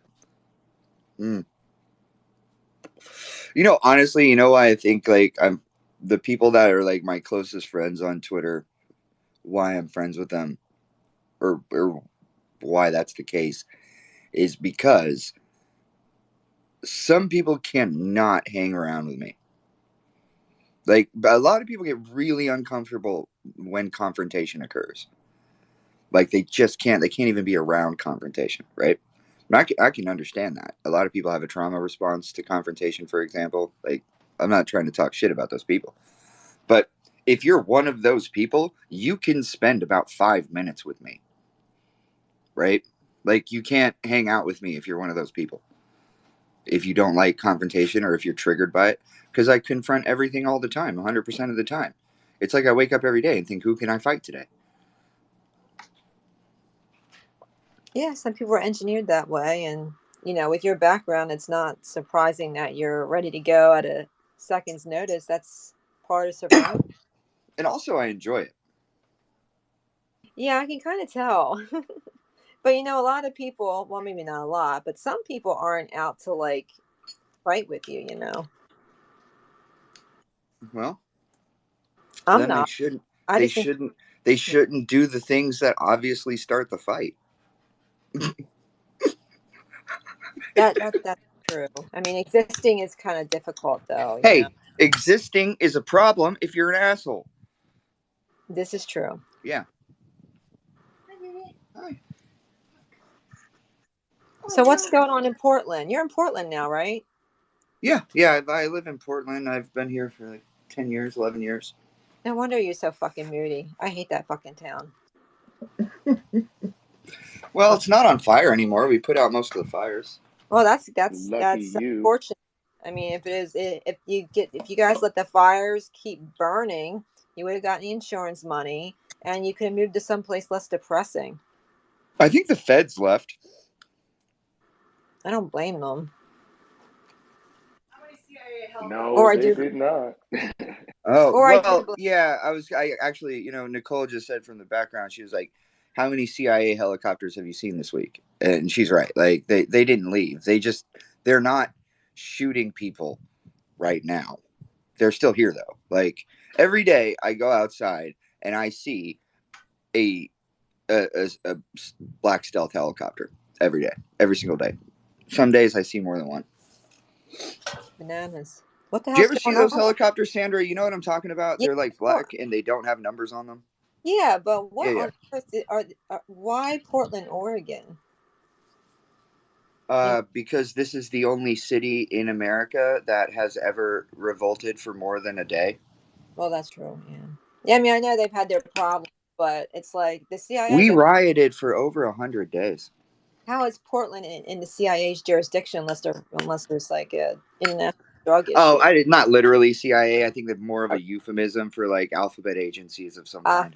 Yeah. It's spooky galore everywhere these days. Alphabet boys.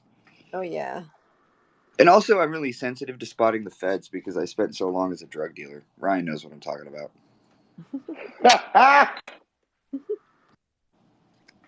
I can smell a fucking DEA helicopter from 100 miles away.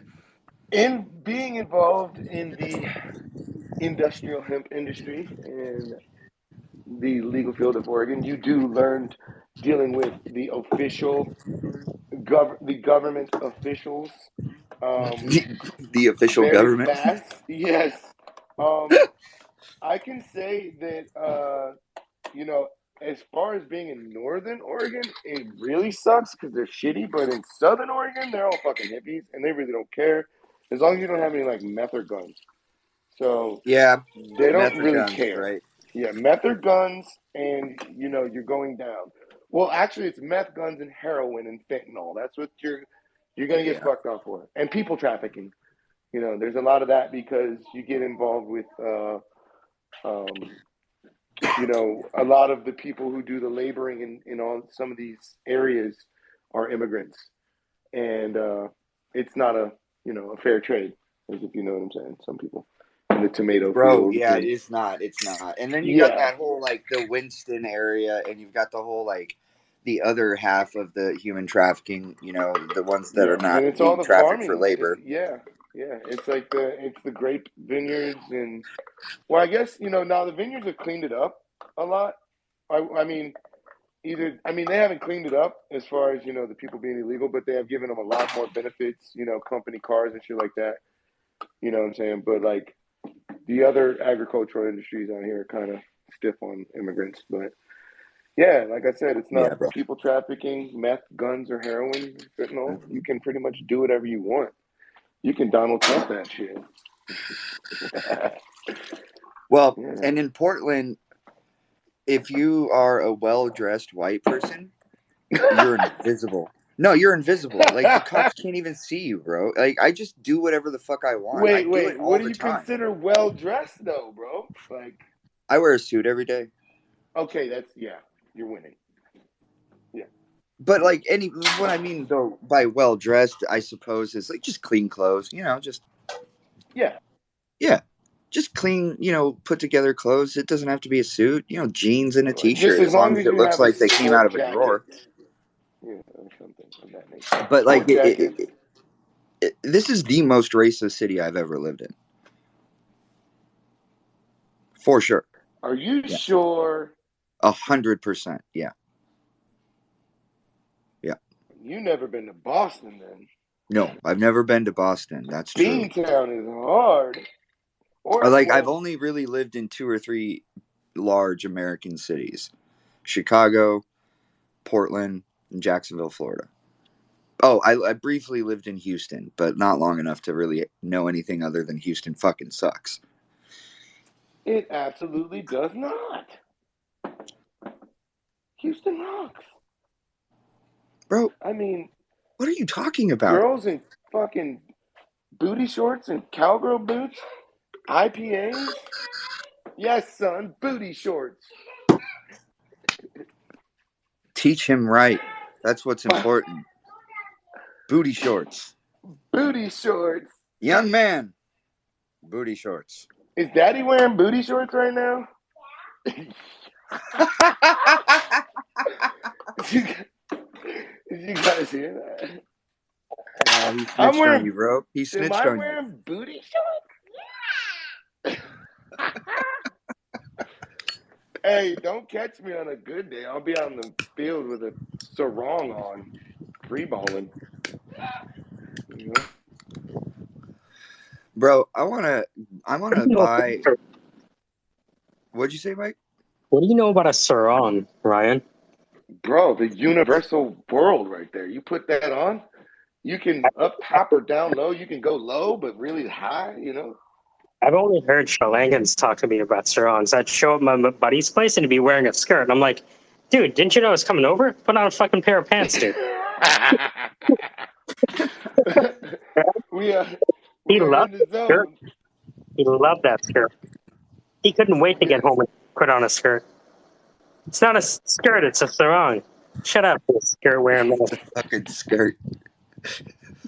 I don't care. I don't care if the homies are wearing skirts. I love the skirt wearing homies. Skirt wearing homies are more gangster than pant wearing homies. Do you know why? Because skirt wearing homies have been getting bullied their whole fucking life. They can fight. I know they can fight. Put on some underwear before I come over. Yes, I definitely have a punching put on bag, some pants a before speed Mike bag, comes and over. a full gym. I can knock motherfuckers clean out.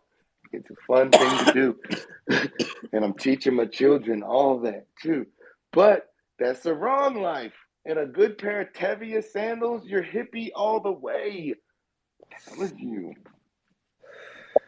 That's true. I think it is the sandals that actually make you a hippie. I like it. Brian. It is. It is. It is the sandals, bro. So that's what I should do before I come on Twitter. I should put on Tevia sandals. Or I just want to know how many people of you in here own Birkenstocks. Right the fuck now. Clap. Nope. I see hands. MEO, yes. See?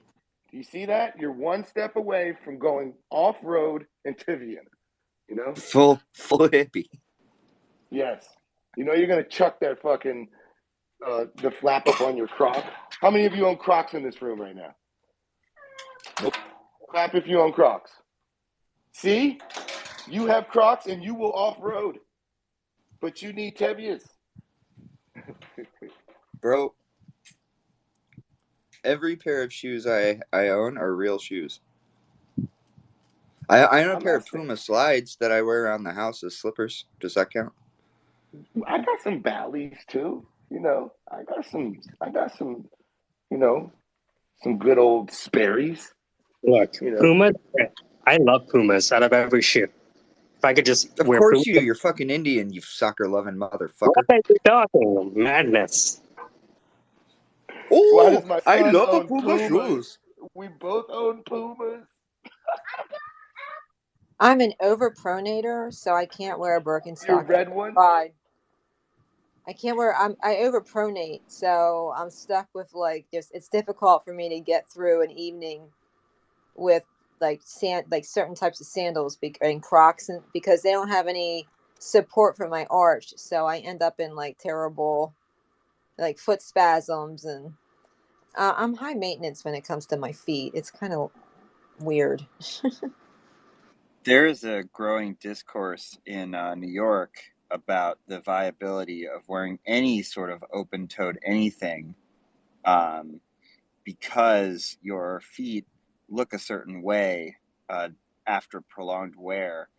A certain hue or film is part of the conversation there. So that's a part of the conversation, which is a part of a larger conversation. The viability of exposure. Yeah, I never Yeah, understood. like in a city like New York, how long could you walk around before there was a half inch of grime on your foot? For Well, real. I never understood how like dudes would like walk around all day without socks. It's like you must think. I've heard of people thinking that their farts didn't stink, but they think their foot doesn't stink either. And it's like, look, you can't inflict that on me, dude. I didn't agree to that. Your rights extend to the tip of my nose, and I can smell that shit from here. Your rights extend to the tip of my nose. Look, I went downtown. What amendment is that? They're violating. It's all of them, bro. It's The every fifth, last as damn in one my of them. five senses. But there are way more than five senses, which I didn't know about.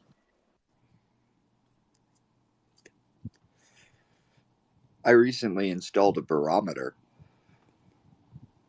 Why? So I could measure changes in pressure. Did we move into metaphor just now, or we're speaking specifically about like barometric pressure, of which I don't really know the outcomes of changes in barometric pressure and how we experience it. I need to look that up. I remember I introduced a friend of mine to another friend, and I said, "Hey," it was a guy, and I'm like, "Hey, meet my friend. Her name is whatever. We call her Tornado because of the way she used to dance, if that makes sense, right?" And my friend was like, "Tornado, like barometric pressure?" She's like, "Yeah, that's exactly it." Bro, did you guys Weather see is a hotbed for metaphor. The reason I thought of the barometer is they put them in Apple Watches now, the new Series 8. It's a part of their crash detection algorithm. So, like, I don't know if anybody watched the Apple event yesterday, but it was a pretty big fucking deal. They announced a lot of really cool new shit that, like, is not only interesting technologically, but is going to, like, save people's lives. So they replaced the accelerometer and the gyroscope in the Apple Watches. They have like more robust that can sense higher changes. And then they also installed a barometer in the Apple Watch. 2 temperature sensors, one close to the face, one close to the body.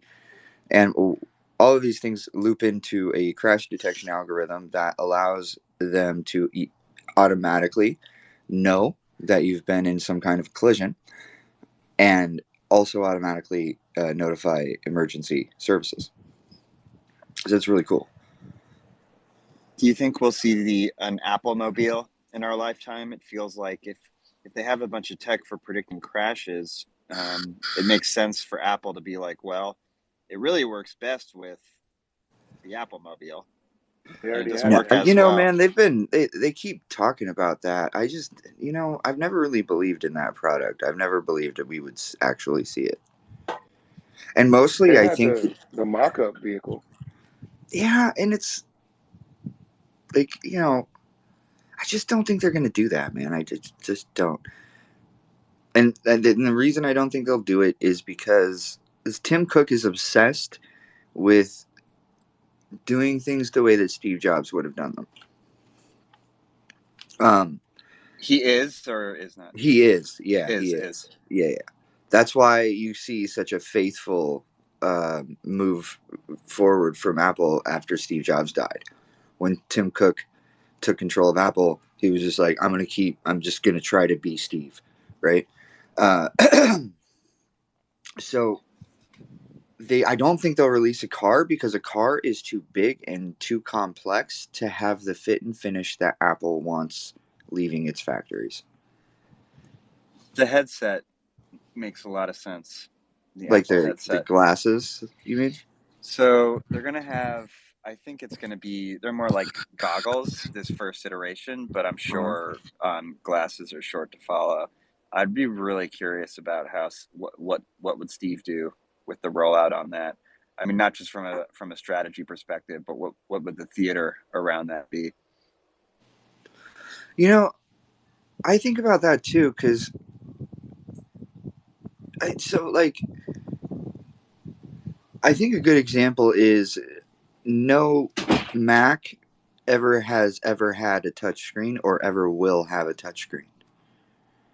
And that was something that Steve Jobs was really fucking passionate about, is not putting touchscreens onto computers, because computers are not tablets. Tablets are not phones. It's stupid to use a computer with a touchscreen. It actually makes your arms and your hands tired. Sometimes I do try to, I forget that my computer doesn't have a touchscreen, and I'll try to, scroll down on it and be like, oh, yeah, that's right, it's a computer. So it's going to be interesting to see how Apple uses hand tracking for computing with the headset, because that's going to be, because they're so good at that kind of stuff. So it's going to be interesting because it is pretty novel for them. Right? Yeah, as it is sort for of all these companies outside of the wheelhouse, right? What do you mean hand tracking? I'm sorry. So when you put on like a Quest 2, it has cameras on the outside of it that can track your hands. And if you put your controllers down, you can actually see outlines of hands that follow the movement of your hands. And you can grab things and enlarge things. You can do basically the haptics that you do on the screen of your iPhone, you can do on nothing, and just manipulate interfaces using your hands. So it's like a touchscreen, but the touchscreen is whatever you can see around you. Is this for their headset or just? It's for so you can manipulate general things in augmented reality. Oh, that's going to be cool. Like imagine you put on the headset or you put on the glasses or whatever, and instead of having a computer monitor, you have an overlay of a computer monitor on your wall, or X amount of feet or inches in front of your face, and you can use your hands to physically move the objects on that screen with gesture control. They're not physically there, right? But because of the hand tracking, you could minority report your shit. Does that make sense? Yeah, no, I get it. Did they discuss this in their meeting yesterday? No. The stuff they talked about yesterday was the watch, AirPod Pros, the new iPhone. Okay. All the headset news is coming out in patents and trademarks. Sorry, and all that guys, stuff. the wind slammed my door. Yeah, no, you're right. That's all I've seen the headset news into is just the patents. But Jen, you use a MacBook or a Mac Air for your editing? I have a M1 MacBook Air and I have an M1 Mac Mini. You use them both for editing? Photos, yeah. I don't really edit a lot of video, but yeah, I edit photos on there. So My feeling is that Apple is really going to try to win around creator tools with XR, and I think they're very well positioned to do so. And I think they're going to want to get it right the first time. I agree. Yeah. So it's going to be really interesting to see what comes out on that first iteration. If it's going to be, oh, now you have iPhoto and you have all that stuff, or if it's going to be like the I can drink milk on my iPhone situation, which was pretty cool when it first came out. Like, definitely a cool party trick. But then what came next was, oh my God, I'm staring at this all the time. So, well, I do think there's a pretty good adoption rate for people using Oculuses and that 3D modeling software that you can do. You know what I'm talking about? Maybe. I think. I mean, you're definitely.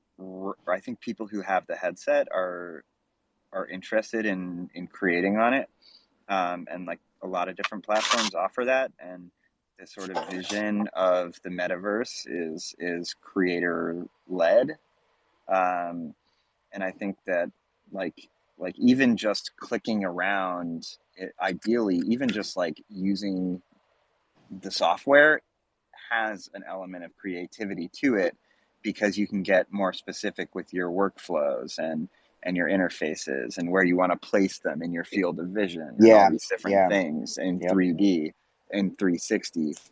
Now, do you think we'll run into problems that, for example, when I'm trading, there are certain modules in my trading interface that are coupled. I can't uncouple them. It's very frustrating. I can't put them where I want them. I wonder if in the first generation or so of AR and VR, like workflow stuff, if we're not going to see that kind of pain in the ass shit with the interface where somebody was like, oh, I didn't think that somebody would want to move that. You know what I'm saying? I think like there will be a time where you can be freaking balls to the wall trading in XR, and it'll be very powerful. I think because of APIs and all these different things, it's gonna. I wouldn't bet on that just yet. I think especially with Apple, who like to keep their stuff pretty walled to keep it clean and like nice. Yeah. I mean, how long was it before they would let you customize your home screen? Yeah, stuff like that. But it's definitely, and it's interesting because there are going to be platforms that will offer the ability to sort of build it your own. So if for those who have the appetite, there might be a while where for those who enjoy it are just setting up their workflow and spending a lot of time on it. But like, it's possible that they somehow stumble onto this totally customized interface unique to the way their brain works, where they just are in constant flow state because everything is exactly where they expect it to be and moves in the way that they want it to. Where you think like, you think about like fitness in virtual reality, like everything can have that element of movement and repetition to it, because instead of your little window, you just have your entire office, or, you could have a, location-based virtual reality where I want to trade in a like a 20 foot by 20 foot or even bigger, right? On a basketball court, and just like tracks up a giant, right? Like a giant freaking customized dashboard, and you can throw stuff and pick stuff up and stick it, and these amazing sort of calisthenic computer interactions that we'll have. And the people who can really do that, I'd like to see the data on, like, because it's like, hey, like, what was this quarter like for you? I don't know, but my workflow is fucking amazing. It's fucking amazing. You should see my workflow. I sold my workflow. That's what I did. And I think no, that's a good point, man. That's a fucking excellent point. I think people will sell workflows where it's like, look at this custom workflow that I made.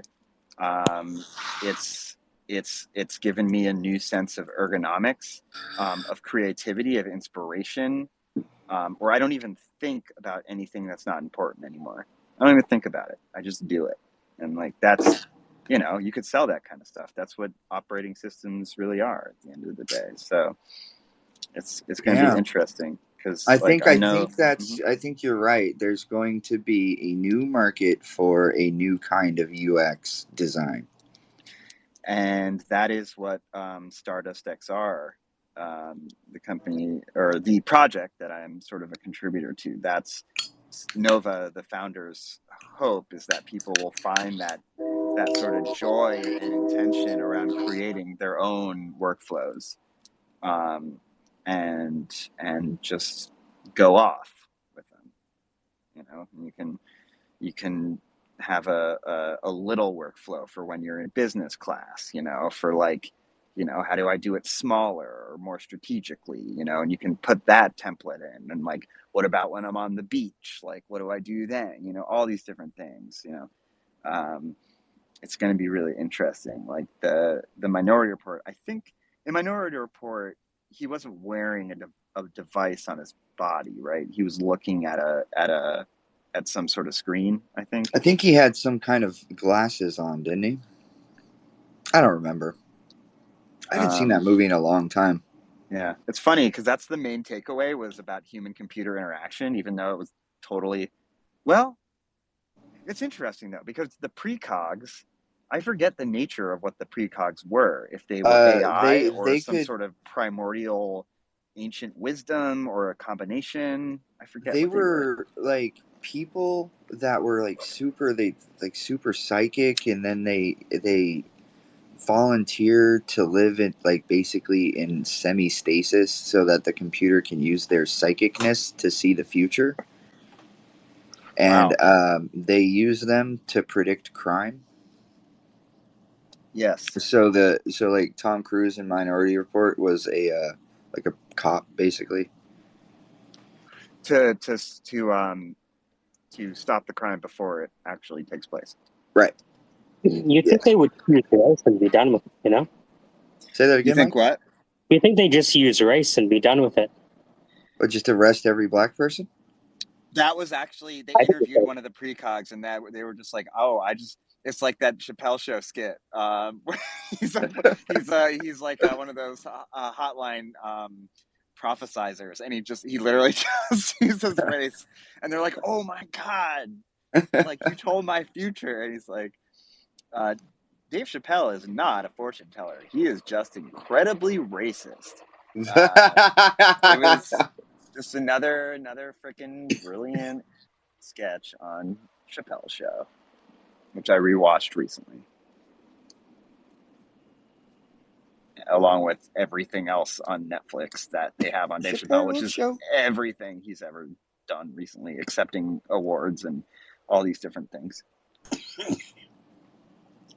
I didn't know the whole story about Dave Chappelle, because I saw the show came on when I was 12 and 13. Of course, I was obsessed with it, and I got the DVDs. But when he disappeared, I was like, oh, what's the next thing? I didn't know the whole story, and I just really learned it recently by watching his stand-up and his sort of talks.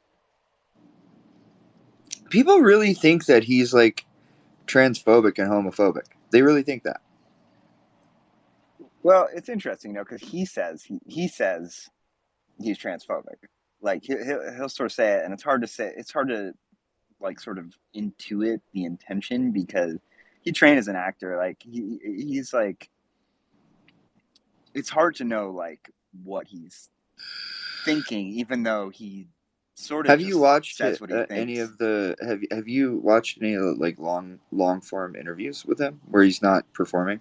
No, that would probably be the next step, because I've continued to just sort of eat up everything. What he did at the Duke Ellington High School, for example, his quote acceptance of their dedicating an auditorium to him. So yeah, I'd be interested in watching this stuff, because it's amazing the the amount of the array of talent that come out to say Dave Chappelle is a genius, like the artist of our time. And when he does comedy, I see the brilliance, but I think there's even more to the story that he can't even include in his art, because he knows that, you know, his whole thing is that the freedom of artistic expression is in danger. You know, that's sort of his whole thing right now. And I'm one to agree, because, you know, as someone who is non-binary, I recognize and care for trans rights. But the cancellation mechanics are dangerous. I was talking to a few people and saying, what if Catholics did the same thing? What if they were able to harness that energy? Nothing against Catholics, but I mean, they kind of worship the devil, but whatever. But, you know, like if you know, like if a comic says a joke about Catholics, and all of a sudden you have people who use the same language around cancel culture that the LGBTQ community uses, I wouldn't enjoy that. And then that comic is blacklisted, right? This is back to, now we're back in the 50s all of a sudden, you know. And it's a dangerous game of exceptions and you know, and patterns and pattern recognition and leveraging patterns, you know. And then I can see the whole canceling thing. It's losing fucking gas. There's a few problems with this mechanic in culture, right? And I like that you called it a mechanic, because it really is that. One of them is certain people are uncancelable, because the cancel mechanic relies on a shame mechanic in the person who's being canceled. You need to be able to shame that person, and if you cannot shame that person, then you can't cancel them. Does that make sense? It does. And yes, I know one person who has been canceled many times, again and again, currently being canceled by one of our alphabet organizations, and seems that the show is still going on despite its cancelization. It's syndicated in places. It's Syndicate. You know, it's you know, it's I don't know how to describe the nature of that kind of syndication. I'm not sure if it's novel, but it is quite powerful. It's quite powerful. Yeah.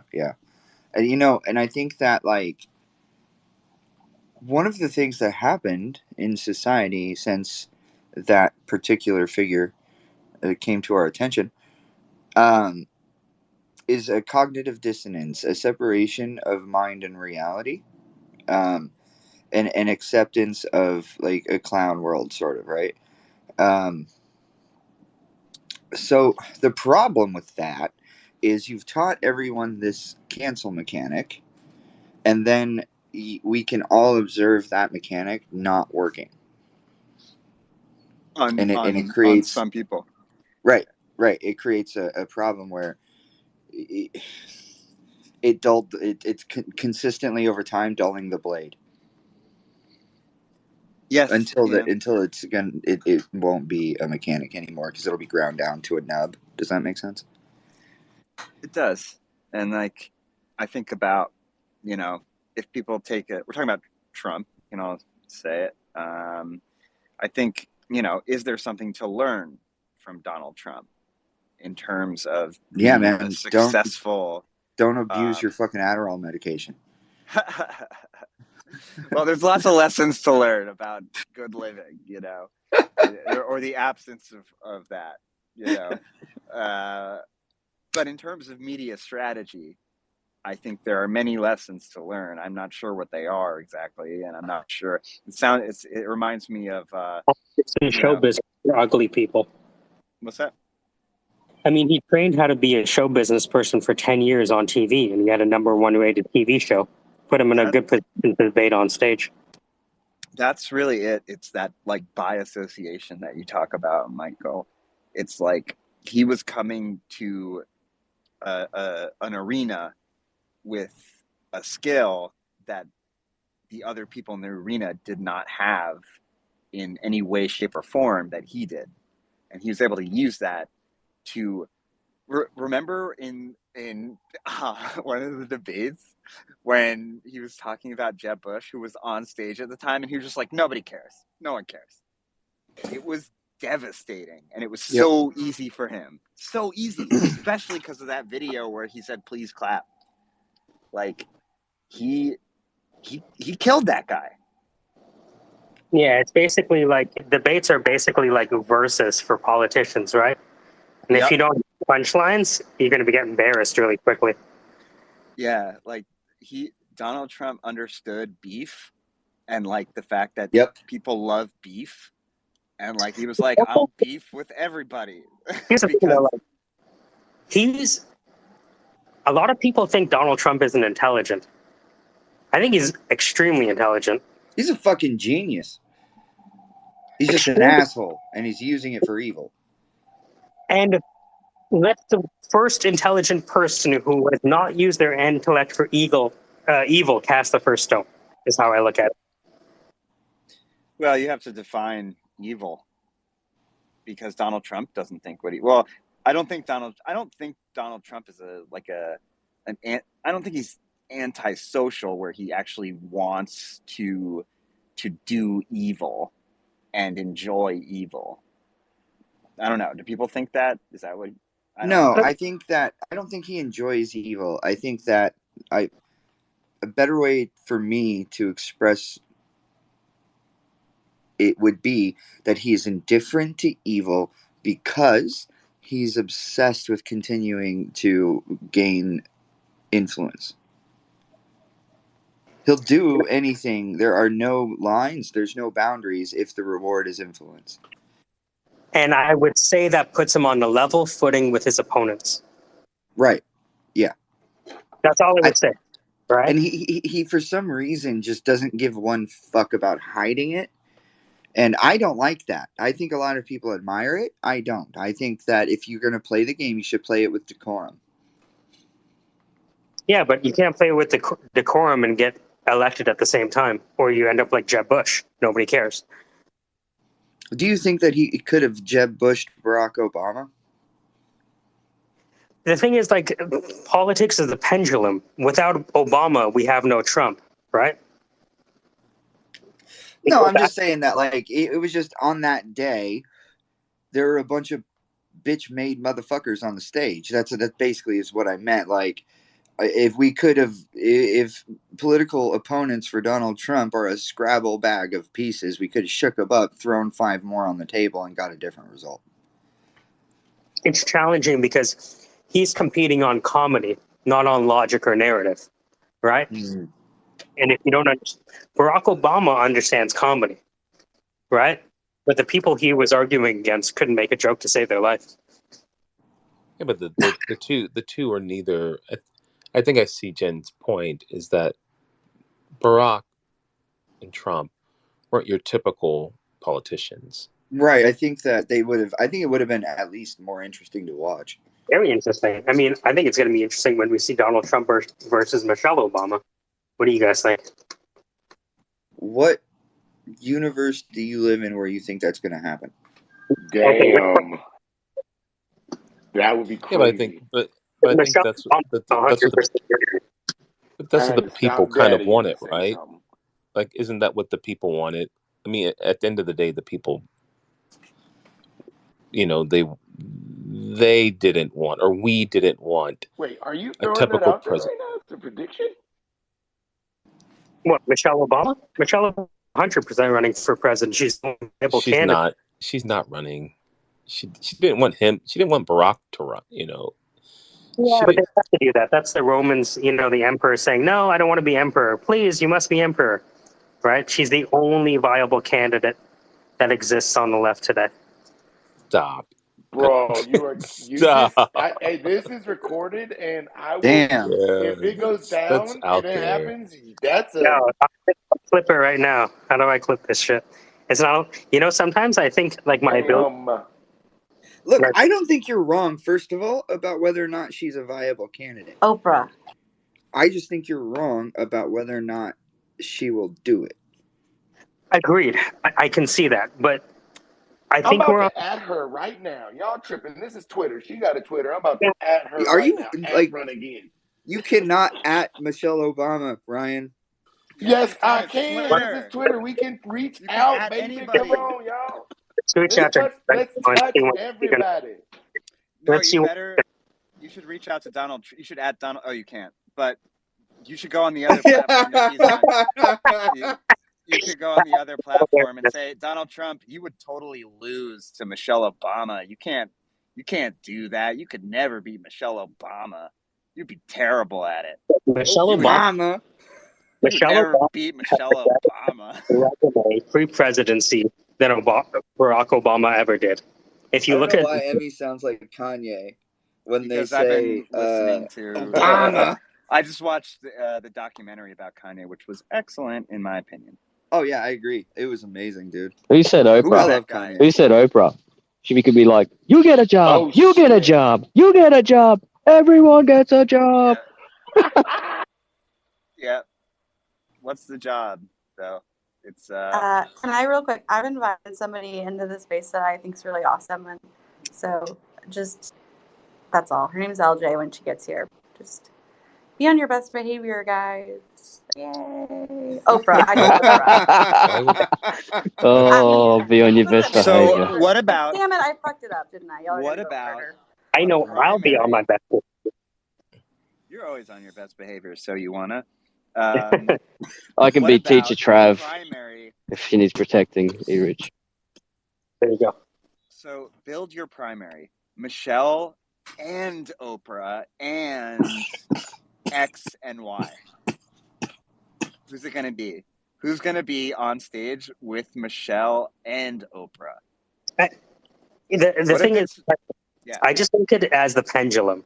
So we go from Bush to the opposite, which is Clinton, to the opposite, which is Bush, to the opposite, which is Obama, to the opposite, which is Donald Trump.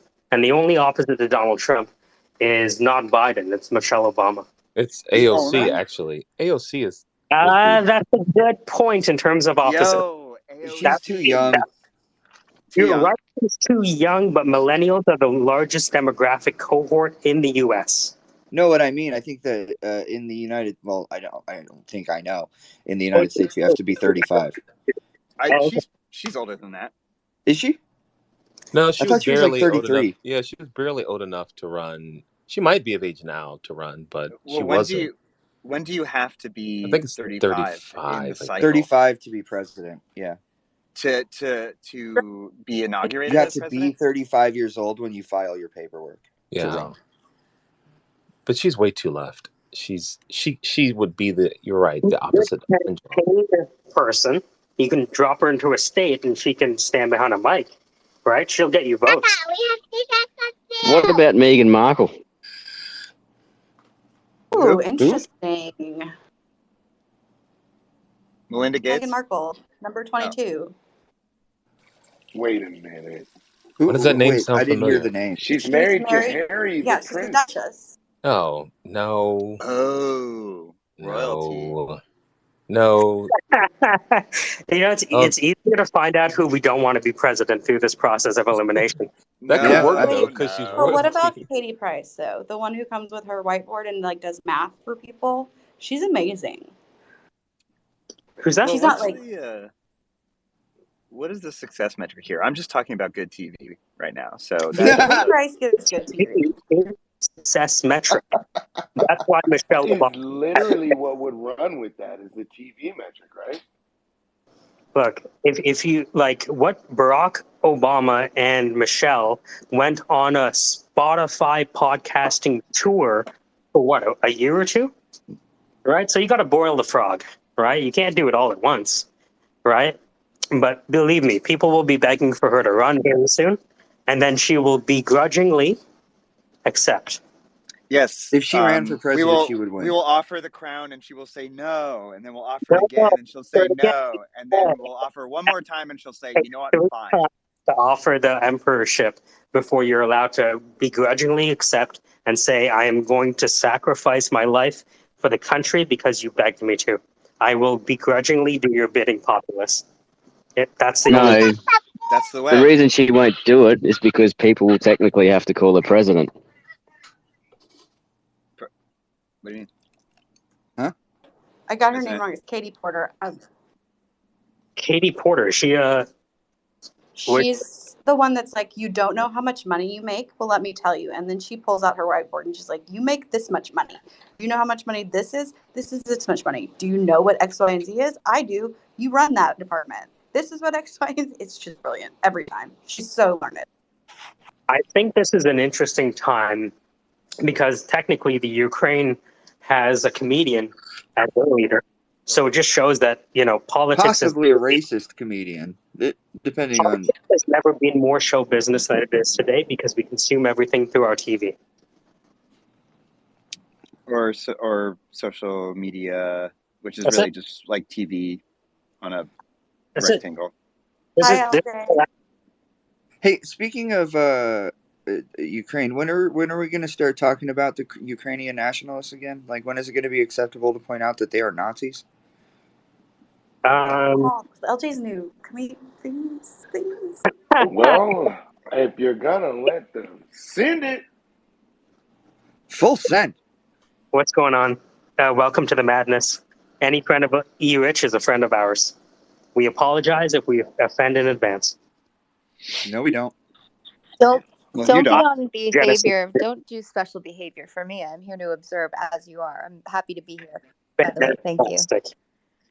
Fantastic. Well, welcome. Yeah, bro, that's why you put the motherfucking hippopotamus in its natural habitat.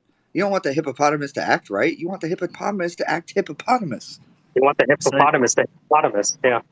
But that is acting right for a hippopotamus now. Can I ask you, Rich, a question about LJ? What was the motive of inviting LJ? Was it value add or value? She said it was value getting. She said it was a great space and that I should check it out. We hang out in another space together, and we actually we talked on the phone for a really long time this afternoon. So yeah, happy to be there. She's got she's got a project, and I don't. This is not like a shill thing, but she's got a project that I think is really exciting in general, and like I just think. Yeah, but what would Michelle Obama think of your project? She'd like it. She would love it. Actually, I don't want to hear you tell me, E. Rich. I want to hear LJ tell me about her project. Ask, what is the minimum Michelle Obama viability? I'm trying to think of the acronym, but my brain it's late. Actually, I like assigning a Michelle Obama score to every startup. I like that idea. Yeah. That's a good idea. What's your MOS? What's your MOS? We've reached. Wait, what's Michelle what's Obama MOS? score? Oh, I don't know. I don't have one. 100%. Okay. Good news. Michelle Obama, because of our ad, just joined the space. So it's time to tell Michelle about the project. Okay, so are we all gonna add her or what? Dude, look at the name of the space, Ryan. Oh, full send. The name Do of the you space. know where you are? You're in Michelle Obama space. Damn. You're gonna die. Is that the line in that song? Oh, here comes is that what he said? That is, yeah. Why did y'all he say get ready that? for the trolleys? I don't know. Isn't that song about seduction? Well, before Michelle gets here, LJ, we'd love to hear about what you're up to. Thanks, guys. I wasn't sure if you were if you really wanted to hear or not. We don't, but we're gonna listen. Oh, I do. That's awesome. I do. Wait, so you guys, I think I understand from E-Rich that you guys are like, you talk about Web3 stuff sometimes. So I'm gonna describe it with that assumption. Basically, I got my master's of contemporary art during the pandemic, and for my curatorial thesis project, I minted the NFT that's my PFP.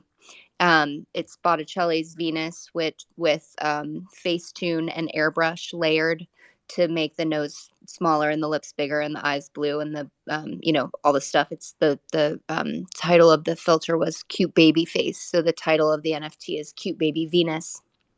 And the project, the curatorial project, looked into archetypal representation of women in art history, and the female nude, the Venus, the Madonna, the whore, the fallen woman. And so I actually my project won an award, and my advisor felt that because it's it's not about like feminist art, it's very much an intergenerational dialogue that does not use the word feminist art, because I didn't want people's eyes to glaze over when I talked about it. Instead, I engaged the conversation by asking about, I asked the question, why are women worth less than men? Engaging the gender pay gap. And that I look at the art It's historical because you have a vagina. Yeah, we are lacking. He's got. We're I lacking. say Is random words. So anyway, I'm expanding on the single profile picture into a collection of 4, and I'm going to sell basically an NFT collection that combined the benefits of a PFP community with fine art NFTs, and it's just like a whole conceptual art project. What's the endowment going to do for places that don't have funding for art exhibits? Thank you, Erich. The money is going to go to donate contemporary art authored by women and non-binary artists to contemporary art museums, because currently, it's like over 85% male artists represented in the artworks that are in collections, and so this will address that inequity directly. Is it possible that inequity exists because cis men are just better at art? That's such a great question, and I love that you asked it, because one of the things that I didn't mention is that the question that I ask, why are women worth less than men, actually samples a question asked by an art historian named Linda Nochlin, famously in 1971. She asked in an essay, why have there been no great women artists? And the essay was about how sociological over biological factors had influenced the way that men had for centuries been regarded as great artists, and also had the opportunity. It's a privilege to be able to study art, to travel to art museums, to have an apprenticeship, and it was a privilege that just wasn't available to women. And so if you think about the fact that the art historical representation that the project pushes back against was largely authored by men, right? Like, women didn't have the agency to represent themselves until much later, until the 20th century. That's like, so you're looking at pretty much like slaves. How the slaves, we didn't have no paper, no pen. They treated y'all women like slaves until like the 50s. Until 10 years ago, basically. Exactly. Right, 10, right. I mean, yeah, 10. I said like what, 50s. like 5 minutes ago? Yeah, about 5 minutes ago. Right. And then the gender pay gap is even worse for women of color. So it definitely takes that into account too, and that lack of representation as well. So thanks for listening, guys, and I look forward to hopefully hearing about what you guys are working on too. I hope your vagina becomes powerful and helps lead other vaginas to freedom. I love that you express yourself in these ways, because it means that this is a safe space. I'm also glad it's recorded. If someone wanted to support you, how would they do that? Thank you. That's a really nice question. So for now, one of the things that I'm doing with this project is I want to establish I want to create value before the mint, which is something that a lot of these PFPs don't do.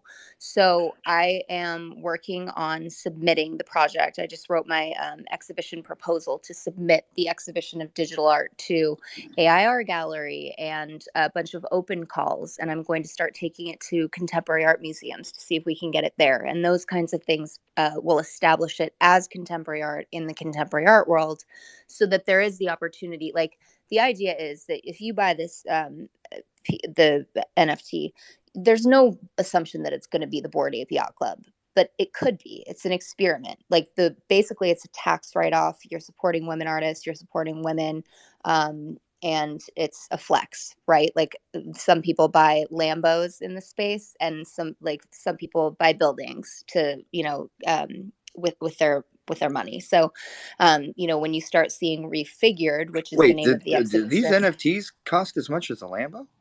No, they're like 5 ETH each, I'm thinking. 5 ETH? Yeah, I know. 5? Yeah. What is the unlocking? What do we get with That's it a again? lot.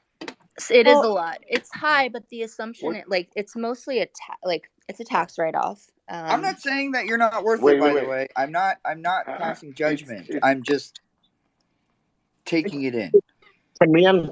Can you unpack the tax write-off? yes. I was like, can you explain that part? How is it a tax write-off because of nonprofit? I'm not What's asking for that? myself. I'm asking for some hypothetical other person. Go on. So thank you for asking. And oh, by the way, the answer to your question about how to support me at this point, it would be to follow this account, because that's where all the updates will be. I'm launching the website and the Instagram and the specific Twitter soon. But for the tax write-off, so I'm having meetings on all this now. Like the big push was to get the art finished and the essay adapted as a white paper. And so it would be a 501c3, and I'm looking into how to deal with that. How long does that usually take? I know in Canada it takes about 2 years to get your nonprofit. No, it's about 6 months to get the actual approval, but you do the provisional. So when you do the application, you send in your $600, depending on the 501c3 application you're submitting. You get it's like, what do you call that? Like, not primitive, but like provisional status, like applied for, and then it usually takes about 6 months. If you fax the application, it actually comes back way faster. That's alpha. There's an NFT project that can be purchased today that would qualify the purchase as a tax credit. No. So wait, is the tax write-off because they own? Is it related to like how artists do tax evasion? I mean, not artists, but like people do tax, like you buy art to avoid paying taxes. Is that related? And that's a stupid question. There are people who donate art as property to museums, and my feel. So this is the thing. This is what I'm looking into closely now. So I'm thank you for asking these questions. I won't have all the answers at this moment. But my understanding is that when you make a donation of crypto, it's considered as property. Somebody pushed back against that the other day, so I'm trying to figure out, what the actual case is. I guess what I'm trying to establish is, it sounds like we're still at least about 6 months out from buying an NFT from you that's potentially has a tax implication that might be beneficial. That is correct. I wish I could hustle to get it before the end of the year, but it's not going to happen. And again, like the big thing is having it established in the contemporary art world before bringing it to the Web3 world. I think she should do a simultaneous, like, blind launch of both. But that was just my opinion earlier. And LJ, just to level set, a word I've been using lately, this space, like, they like to dissect things and then find ways that in their expertise they can help. So, like, and I didn't give her a preface on that. I was just like, there's this one really cool space, and Mike made that video, and I love them. And I just know that the expertise that she has and the experience that she has, just from the perspective. You could figure out to sell an NFT as a tax credit, then 5 ETH is maybe 50 times too cheap. You know what I mean? If people were able to buy NFTs as tax credits, I think you'd have a very large market, and they wouldn't even care about the art. Yeah, that's part of it. Is anybody currently doing NFTs as a tax write-off? I don't know. On a 501c3. If anyone knows of any cases, I'd love to hear about them. I haven't been able to find any. I want to see. Are the NFTs one of one? No, so there are. It's in a collection of 4 works, and each one will have an edition of 100. I'm thinking, and then there will be So everybody who owns an NFT will have voting privileges on the direction the collection goes, like which institutions we donate to and which artists we want to suggest for acquisition. If you own all, like if you buy 4, so that you have a complete set of each of the refigured women archetypes, you'll have 2 votes. You know, like I'm not using the word DAO because I don't like. I'm not. No, you should avoid it. Actually, Yeah, I no. agree. Avoid it at all It's costs. just like there's like tiered. You know, there'll be one tier of a double vote or whatever for the governance decisions. So And there's is that gonna like so for you're the gonna drop with distribution of the? 400 total NFTs. Is that correct? That's Sorry, correct. Everich. That's the plan, and this would be the Genesis collection, where there's the potential for future memes, like or future collections. Like, for example, there are a number of contemporary women artists whose work would translate really great into an NFT collection, and maybe these would be editions of 100 as well. Like, for example, Gorilla Girls famously have created like meme art to look into the exact kinds of issues that this project does. There's Barbara Kruger, whose work is she just had a big show at David's Werner, if anyone's in New York. It was fantastic. Actually, while we're on the subject, what was really exciting about that show was that over half of it was digital art on screens. They weren't tokenized, but you know, I've never seen that much digital art in one of the huge galleries in Chelsea, which I think is a really exciting development in the contemporary art world. So there is the potential for further collections. You know, also if ETH does what a lot of us think it's going to do, and eventually after the merge in the next few years and increases in value, that's going to make the fund go from like potentially like, about $4 million to, I don't know, wherever. So to get back to the it being a tax write-off, you would somehow have to have the IRS would have to know what is in the person's ETH wallet ahead of time. Then they'd also want to know where that came from, and then transfer it to you, and you'd have to give a receipt for that. I think I'm not sure that that'll work, right? I think it has to be cash, traceable. So the thing with this project too is that I want it to apply like I want people to collect it from the contemporary art world as well as the Web3 world. And again, a big part of this project is I'm looking to do something that bridge the two, that these two spaces that I have a lot of interest in that are still very much kind of operating separately. And so there will be a lot of people that pay cash and the conversion will be made. There might be people for whom like we have to help them set up a wallet in order to, receive the digital asset. There might be people who, just want the cash write off. But again, the big question is the tax write off, and how do you do that connected to an NFT linked to a smart contract that does have royalties, because I will be writing in a 5% royalty, because this is going to be my job. You know, I'm going to be meeting with museum directors, and I've already spent my last 8 months working on, well, if you consider grad school, my last 2 years working on this project. It's the culmination of everything I've been doing since the beginning of the pandemic. Do you have a securities lawyer and a tax lawyer? I'm working on that.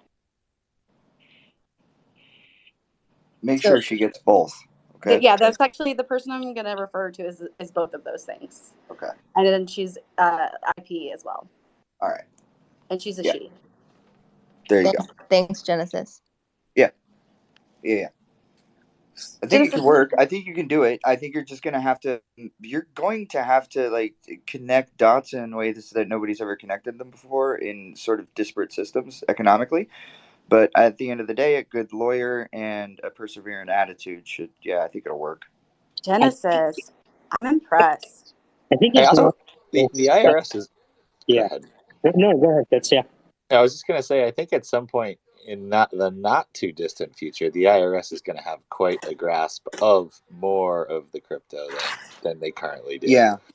So it is kind of inevitable that this is possible. Sure. Yeah, and I think a good lawyer would be forward thinking and say, okay, I can see this is where that type of IRS law is going to go. So let's see if we can position the paperwork so that we can pivot into legality quickly. Here's a question that I have. If you find that if you're able to successfully have a tax write-off and you're marketing them as such, what if someone buys a lot of them, but they don't actually believe in the philosophy that is the infrastructure of your or the intention behind your project, and they now have a stake in the direction of the curation? Well, so that's a good question. The white paper will detail, outline what is going to happen. We'll set parameters, and then the voting right will really be limited to acquisitions in terms of, which institutions will receive gifts, and which artists may be suggested. It wouldn't be like DAO-ish, where there are serious governance issues that can be adjusted by a person who collects a lot of the NFTs. Yeah, you can give them input, right? But that doesn't mean you have to listen to it if you word the contract properly. I'm not sure who was up first. Was it bilingual, Erich? I'm gonna go ahead and take Sure, co-host. I'll go. Or you wanna go? I'll go. Oh, hey, Yeah, but no, it's just before real you quick. get started, I gotta go. I'm gonna hop off.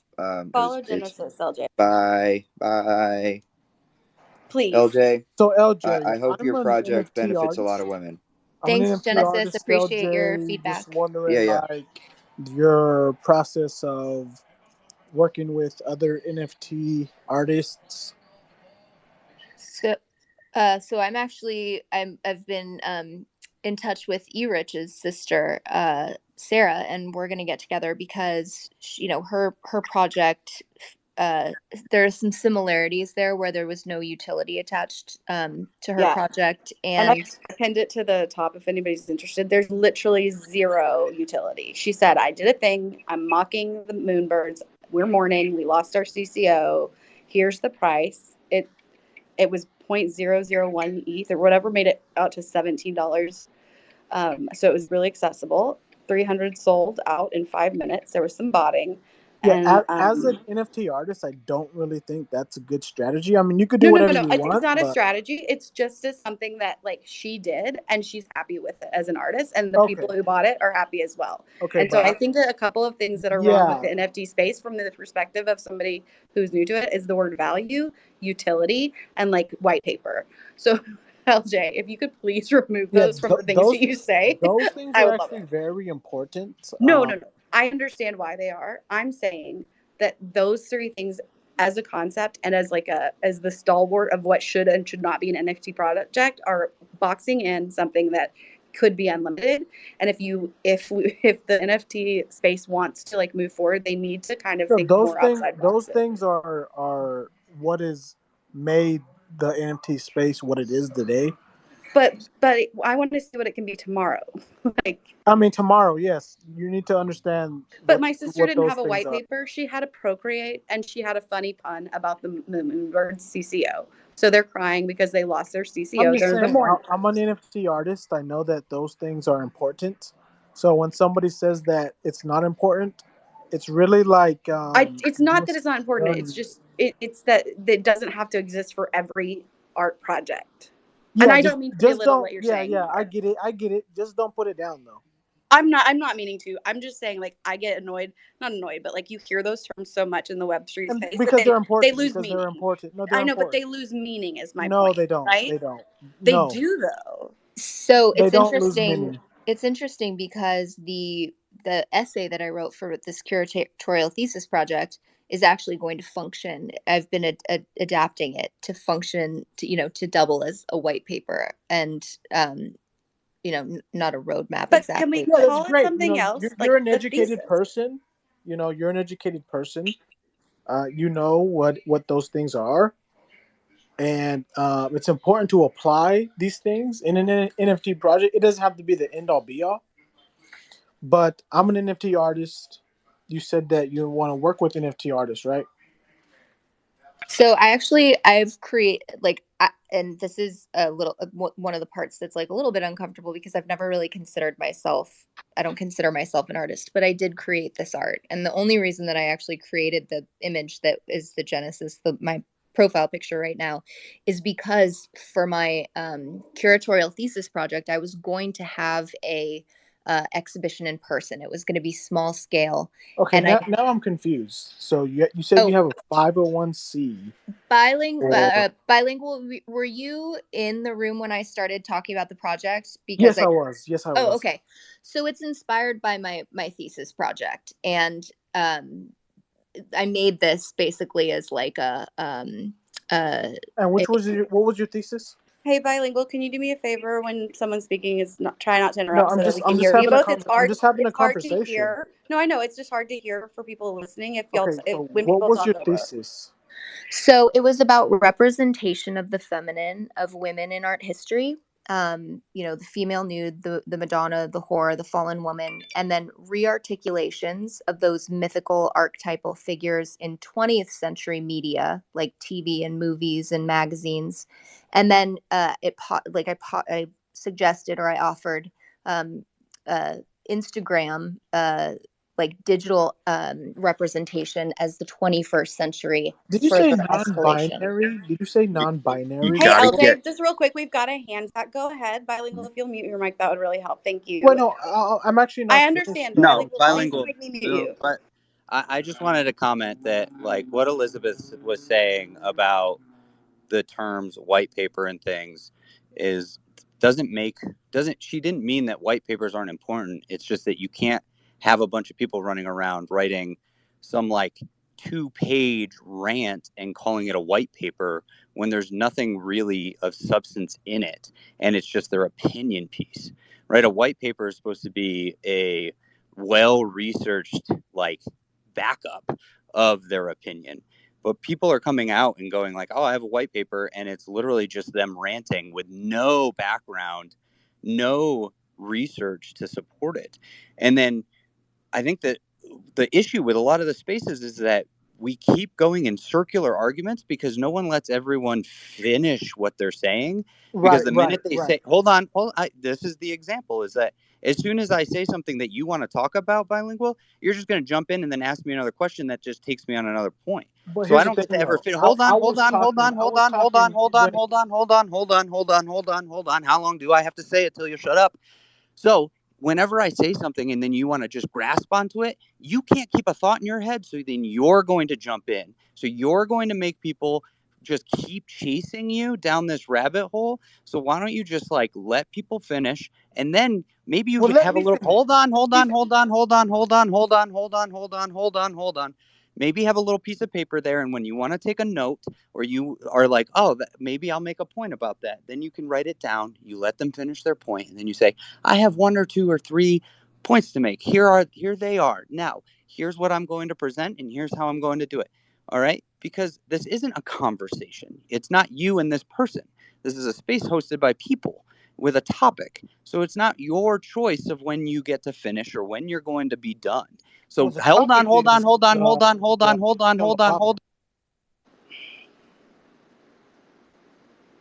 I will continue to mute people. I am very liberal with the mute button. And I don't think I did that, but whoever did it, thank you.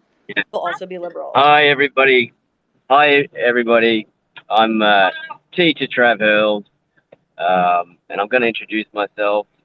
And it's time to sort of get this room back into the space that we're all sort of enjoying. Bilingual, you are under your first warning, my friend.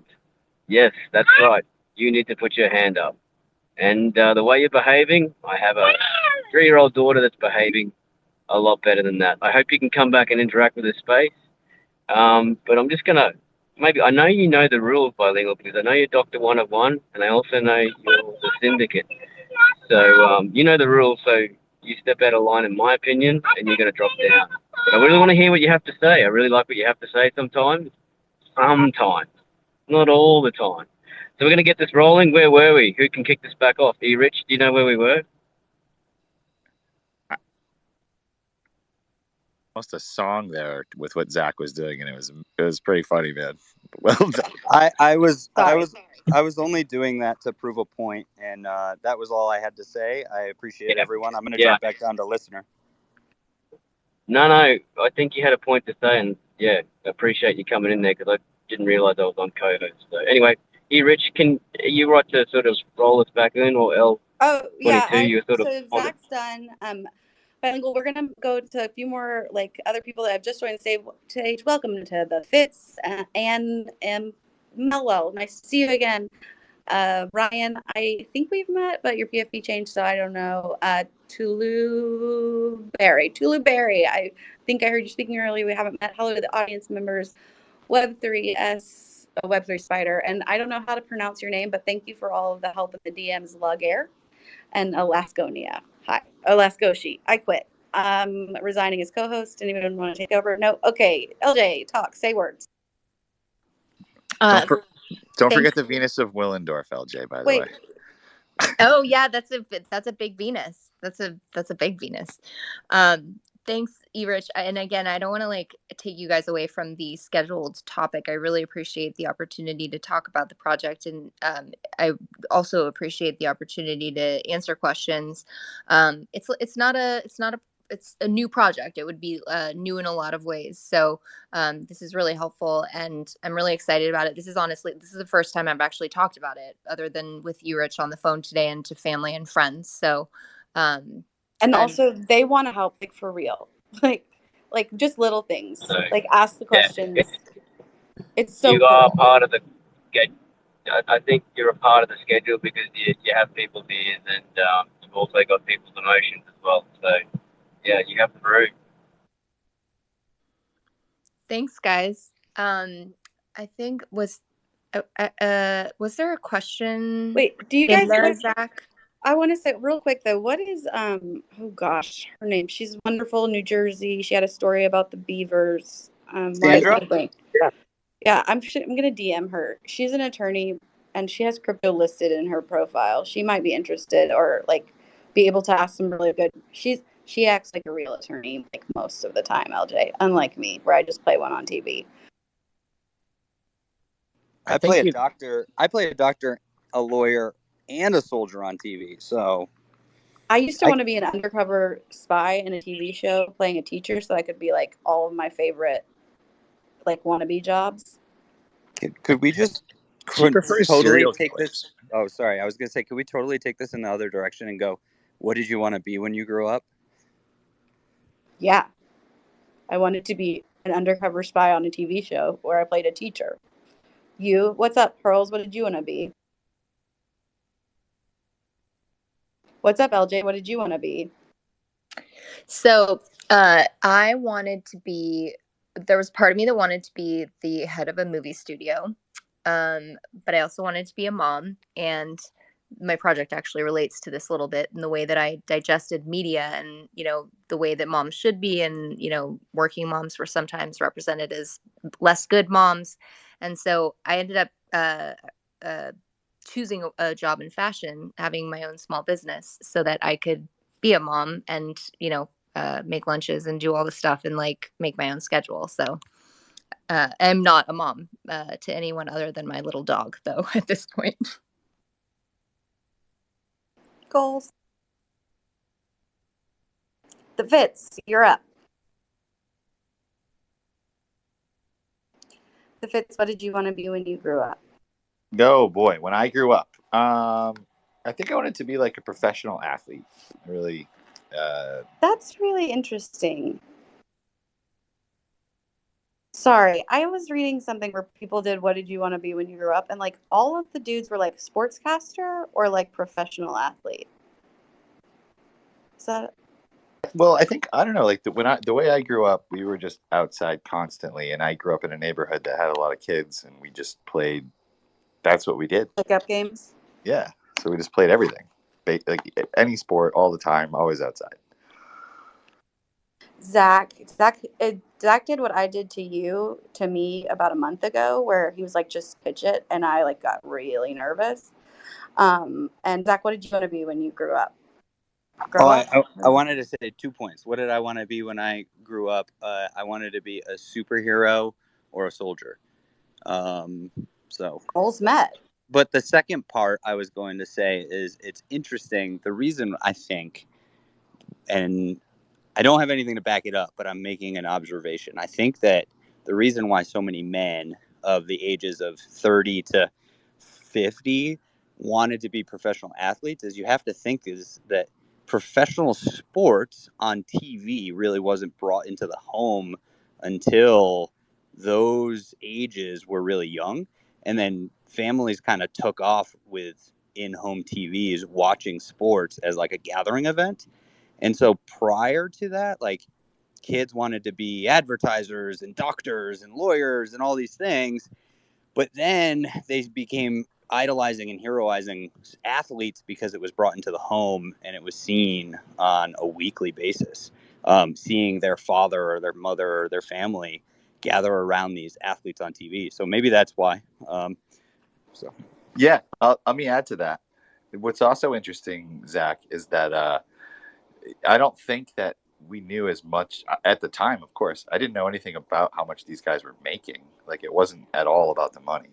It was the fact that they got to go out and play as adults, you know?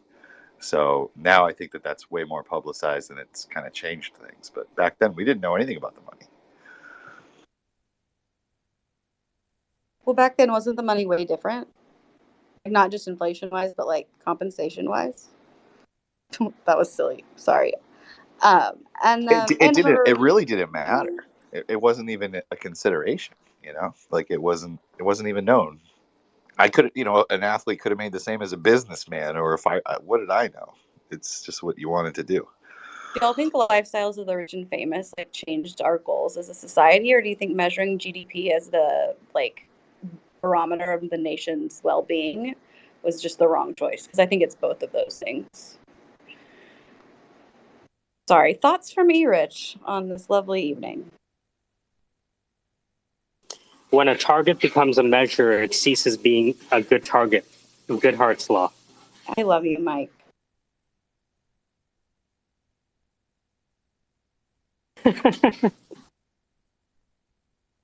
Oh, and how's your lovely wife, who I also love dearly, Algie, friend of mine? She's good. She's making noodles. Noodles, lovely. Oh, there. Elizabeth was asking about you. Ask her what she wanted to be when she grew up. What did you want to be when you grew up? Oh, when I came out of the womb, my mom was like, "You wanted to be a doctor." Yeah, like. Do you have a doctorate? That sounds like something you would have. No, I got to university, and my first year, I was like, "No, I don't want to be a doctor." Hey, know thyself.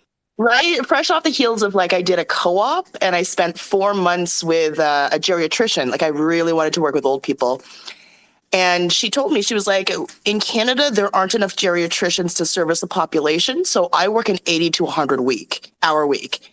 I never see my children. I have a nanny, and that's my lifestyle. And I was like, absolutely not. I don't want that life at all. Have you met LJ? You're going to love LJ.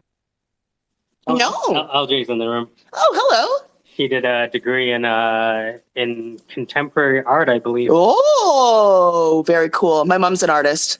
Oh, so she had classical archetypes of women like Madonna, the prostitute, Mary Magdalene, and how that's recapitulated. And she airbrushed him like the cover of Teen Vogue, and it's brilliant. That's really cool. Anyway, that was my take of it. And LJ, please stop saying you don't consider yourself an artist, even if you think it. Just don't say it, because it detracts from the project. Like, it's not important. We know it's not about you and the art that you created in that moment, but what you created is, objectively speaking, from my subjective, objective opinion, art. Well, then I have the question: what do you consider art? It's all things being beautiful. it's also an act, isn't it? It's not only, but it's also an act. It's conceptual for sure. I think it was Hurls who said that it's meant to be a project that engages the community. Like if you think of examples of early conceptual art, like Marcel Duchamp's The Fountain, which was in 1917 when he took a porcelain urinal, signed it, and submitted it for an exhibition that was meant to be open to all and non-hierarchical, and it was rejected. That was meant to engage the viewer and have them question what is art and what adds value. And so, this is meant to engage a community and have them question value and create art together. So we'll see. It's new. It's we'll see how it goes. I like when people push the boundaries of what quote unquote art is, because art really is just an inner, like it's just an expression of humanness in whatever form.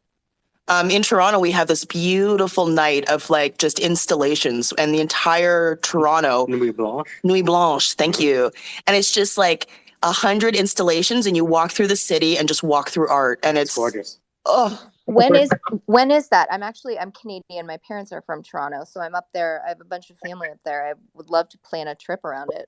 Oh, it's usually around that. It's in the early fall. It's early fall. Yeah, it's not before. Yeah. It's That's so we got some hands up too. Sorry, I'm sorry. Traditionally, where these kinds of installation art things are happening is early fall across the country. We're having a paseo. I guess it's next week or this weekend or something. I got to look at my calendar. But it's walking through installations. People come from all over the world to make installations. This guy named Sasha Von Dorp, who photographs, I don't know, water surfaces. Larry Bell, who's a famous minimalist and installation artist from the 70s, actually lives here. It's all over the world. Do you guys have Pechacucha Night, which is like a syndicated night of presentations by artists? I've done a Pechacucha style presentation for my Masters in Contemporary Art, but I have not been to a Pechacucha night. Well, if you've given a presentation, you've been there, hopefully, or at least teleported. They're pretty interesting. Listening to that pitch. What is it? 6 minutes and 22 slides. 20 slides displayed for 20 seconds each, and it automatically changes. So I actually cheated on mine. I made one slide. I repeated one slide so that I would have 40 seconds on it. You're so sly. That is so cool. Yeah, I got invited to do that once, but I had a death in the family right during the time that it happened, and I just have not had the urge to expose myself on that level in my particular community. But installation art is really interesting, especially when you're balancing it against, say, the art market and the art biz and galleries. They really, at least here in my little town, they hate it. A lot of our tourism dollars is art oriented. So the fact that you can't really capture this stuff and do anything more than, say, charge tickets is really bothersome to them. Yeah. Hey, Fitz, what you got? Hey, how I long was do just I gotta gonna hold my say, agenda? I'm getting bilingual. I'm getting to you. And then you want to say it's not a conversation and go back and Sorry, forth. I'm literally going down the line of the order. No. It's been too long to. okay. Take the ball and go home. Did you boot him? Did someone boot him? I took a course in it was a philosophy of art course, because you guys are talking about defining art, and literally we spent so long trying to come up with these different rules, laws, whatever you want to call it, pillars, etc., that we ended up going backwards because we couldn't agree to it. So we started to then go backwards and say, let's define what art is not. And we went literally, and Mateos is here because he's heard me talk about this. You're gonna love that. That's his favorite. Yeah. So we literally had to go backwards in order to try to find the definition that we were looking for, and it took us like the entire semester, and it was very vague what we ended up with. But it's such an interesting question. I love that question. Wait, but Fitz, what did you come up with in the end? In the end, there were probably we'd have to. There were basically like a couple different things that everybody agreed to, and that it's not easily replicated. It has to be. God, I'd have to go back and look further, but there was a few other things. There was some creativity that had to be involved, like some creative thought. If there was no creative, but you think about all of this backwards, so it was really kind of interesting, because we didn't end up fulfilling what it was. We just kind of fulfilled what it wasn't, which was cool. Actually, I really enjoyed that class. I'd talk to you in depth about it, but I'd like to hear what other people think. Yeah, Ifo Akid, did I say your name right? What's going on?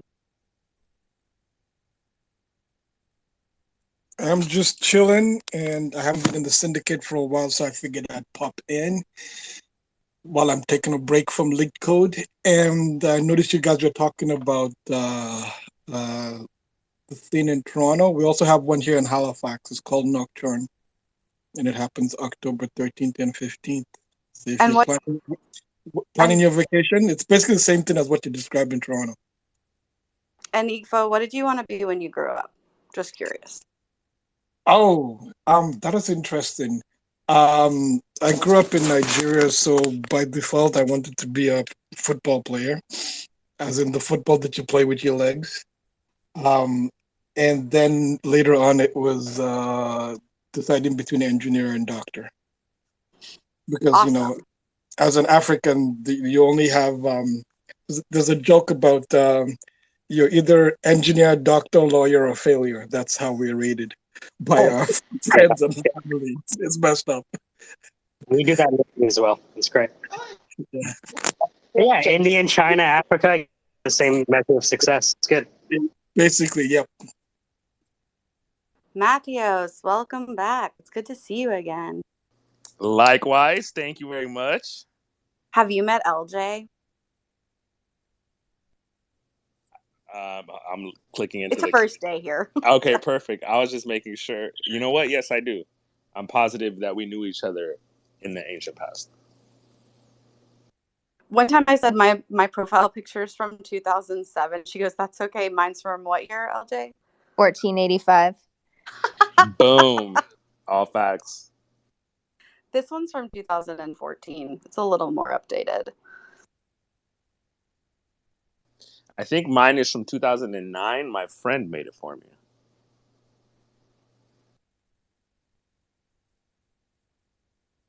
So, Matthias, what are you reading right now? You're reading Access databases? Tell me that's not the only thing you're reading right now. Oh, dude. No, hold on. Let me, I started, so yeah, I was at Access databases, right? I just have to work through this, you guys. I'm sorry. Just bear with me. I swear I'm only going to rant for 7 minutes and then I'm going to shut the fuck up. So as I was going through the tables, right, and then they're talking about tables and a table having attributes, and then every instantiation within a table, like the instantiation is the row now. As I was reading that about databases and tables, I was like, hey, this sounds like Egyptian cosmology. Because the way that they describe their deities, like I don't want to call them gods because it's not exactly how they looked at it, but like you describe the deity as a sort of principle, and then their ultimate argument is like we have the collection of all the principles of being, and together we create or whatever. But yeah, so as I was contemplating on, all right, like what's a table? It's a principle, and the principle also has attributes, and any record within that principle is therefore a manifestation of that principle or whatever. So yeah, dog, like for real, I just stopped the Access stuff. I just went down the ancient Egyptian route. And I've just been going through, like, just piecing together as much as I can from different scripts, their funerary text, all that crap. but nothing more coherent than that. You know what I mean? We have new friends. We don't want to scare the shit out of them. But yeah, so I've just been out here wilding, bro. I had a migraine. Oh, I need to tell you guys this too because I said 7 minutes, so I still got 4. I had a migraine all last week, but what was dope is that Sunday I woke up at 8 a.m. and then I didn't fall back asleep until Monday at 10 p.m. So it was about 30-something hours. Yeah, and that was a trip, man, because the sensitivity to light just kept on increasing, you know, and the pressure in the head increased. But it was all good. Everything was all good. So yeah, but it's a blessing to be here with everyone again. I've missed this place so much.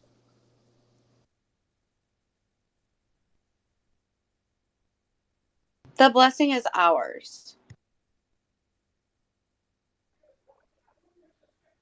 It's mi hermano Holmes. What up?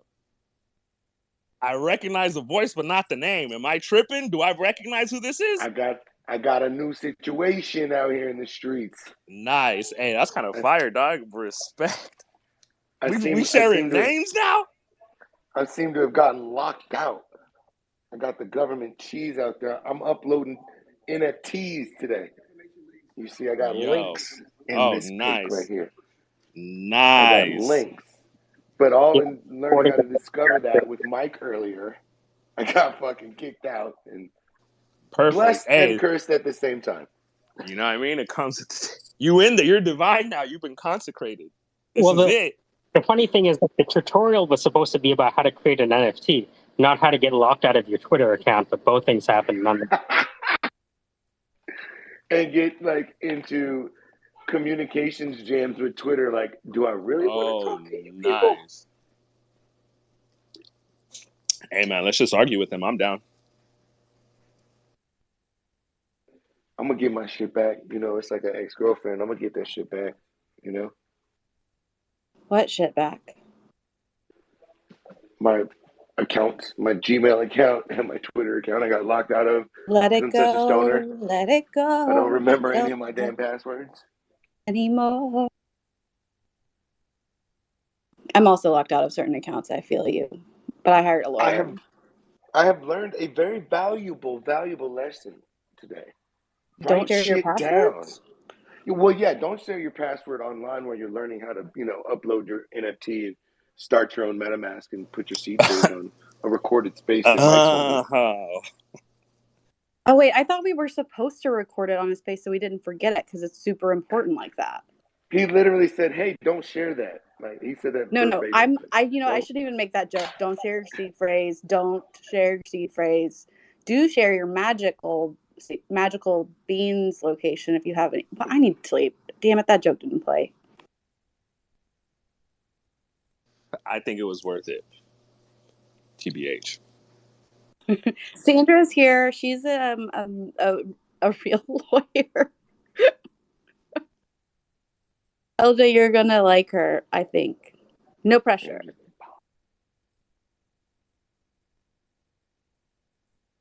Sorry, I was just minding my dog. Who were you referring to? She's still connecting.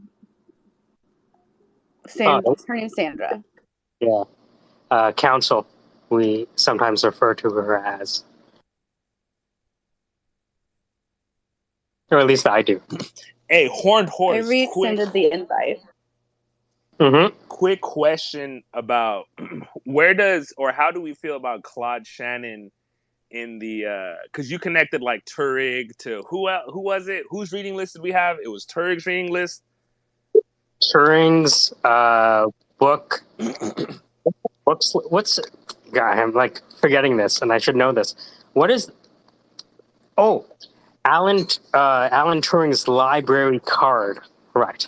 Go on. Excellent. Okay, so was Claude Shannon there anywhere? And or how do we feel about information theory and related stuff? Aren't they? Say again? I think Claude Shannon and Turing were contemporaries, were they not? Oh, nice. I mean, you know, my head is so far up my ass, sir, I cannot answer the question. Let's find out right now. So Claude Shannon. Like, I don't Google this shit, I ask you.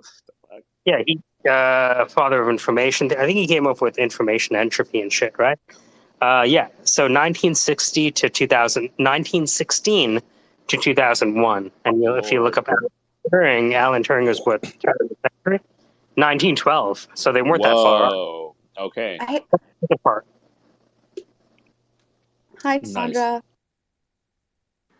Hey, everyone. Hi, it's Sandra. The narrator.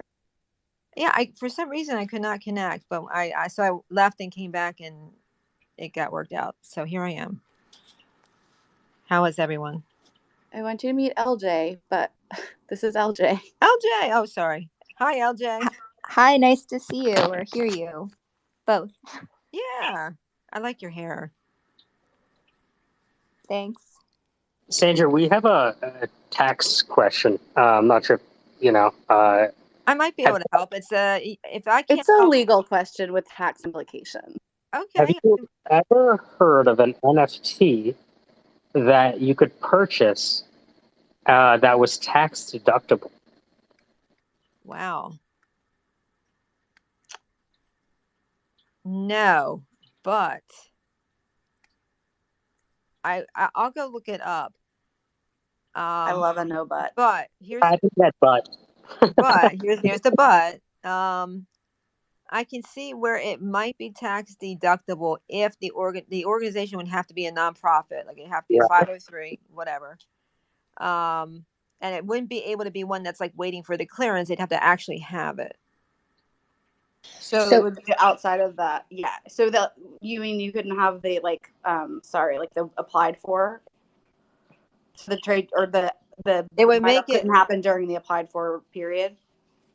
Well, technically, the entity is not a 503 yet.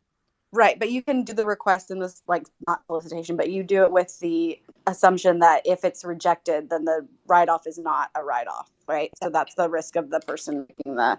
That's risk number one. Risk number two is while you're in that gray area, the IRS may determine that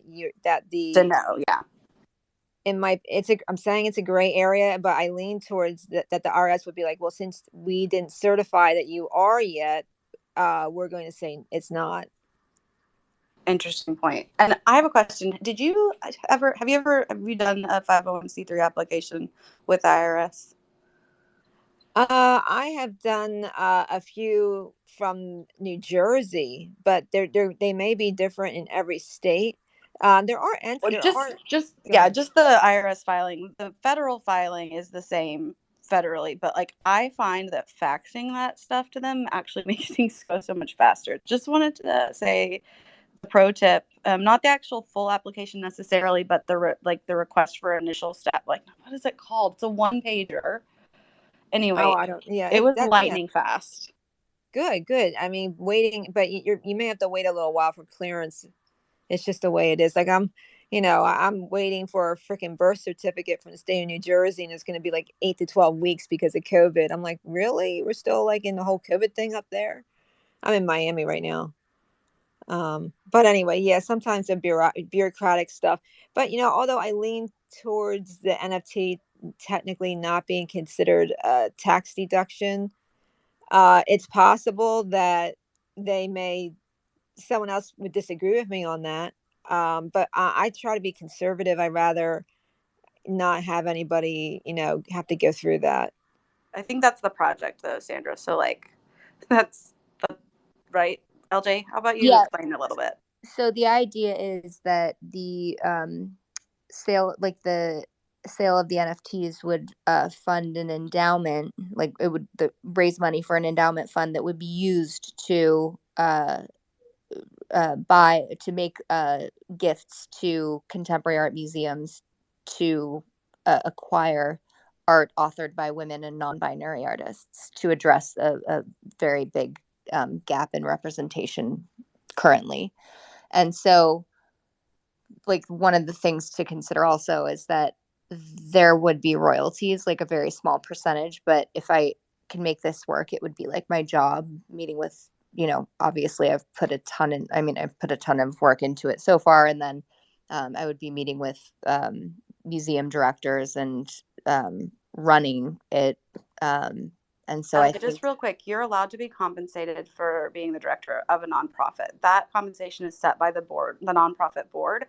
And again, the royalties is the red flag that I see for you. But in general, like, again, I'm going to get you in touch with Eli. But Sandra, do you have any thoughts? Okay, no, I'm right. That's what she said. Sorry. She might actually be researching. I can actually hear the typing. So I think Erich, I think I understand what you just said to be that if I didn't secure royalties in the contract and it just all went to the endowment fund and then there was a salary or whatever, that might be a better to go. Okay. Yeah. So roles are defined by the board of trustees, and so is compensation.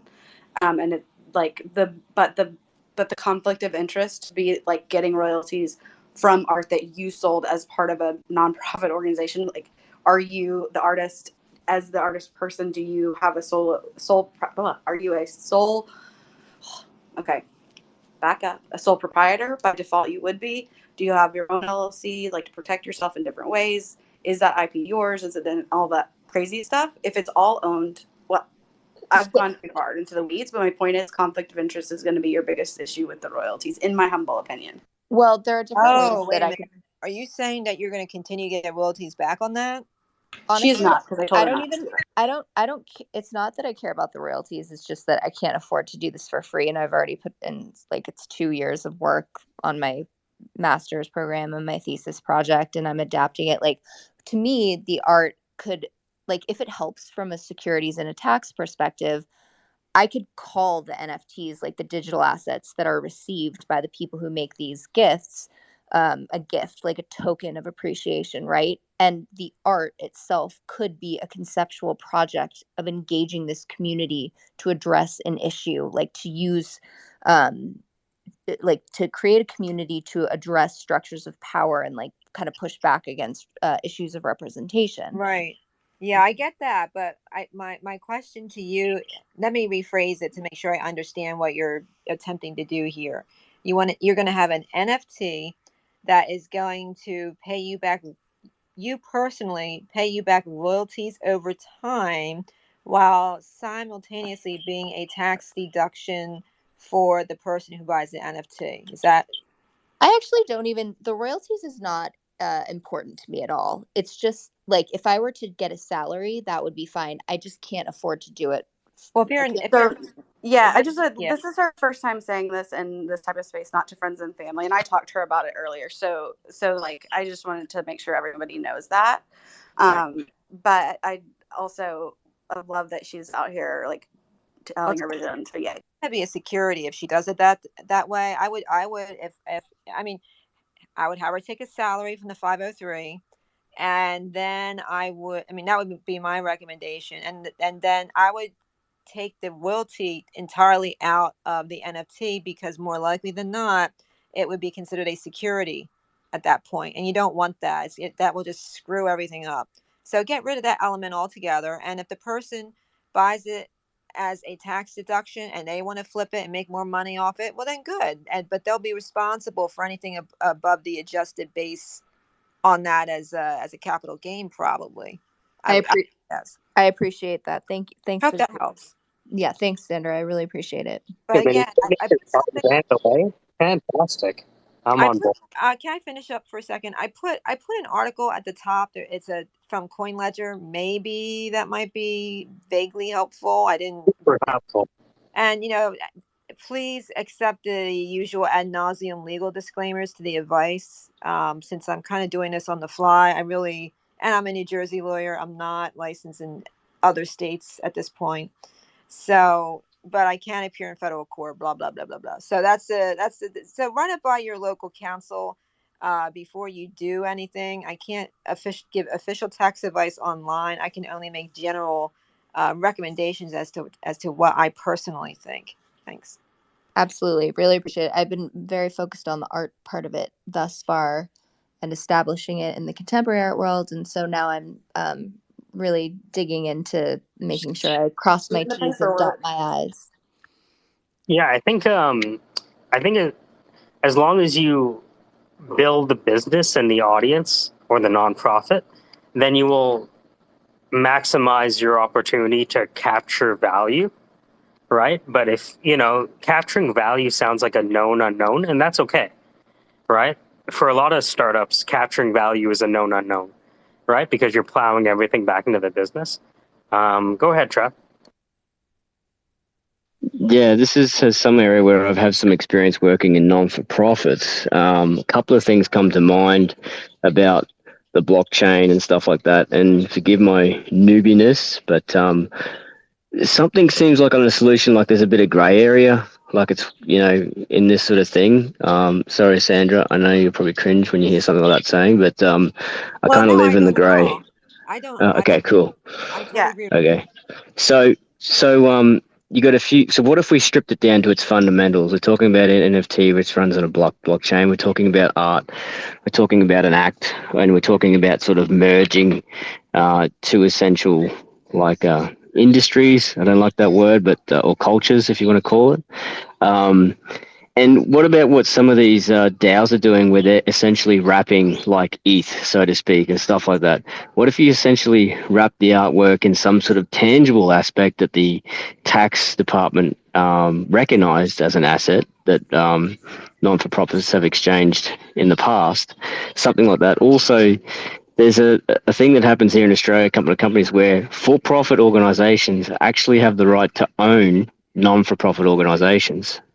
And I did some consulting with those companies, and that's when I was exposed to that. Thanks, Hurls. That's really interesting. So when you were saying about the tangible asset as opposed to the ETH, what did you mean? I don't really, to be like total full disclaimer, I'm catching up on the DeFi stuff, and I don't really totally understand wrapped tokens. Well, it's all good. I'm only like 3 months into sort of riding that bike, and I found it wasn't a bike, it's more like a skateboard with the industry that I found. But yeah, so it's I guess essentially, if someone else can help me out in this, E-Rich.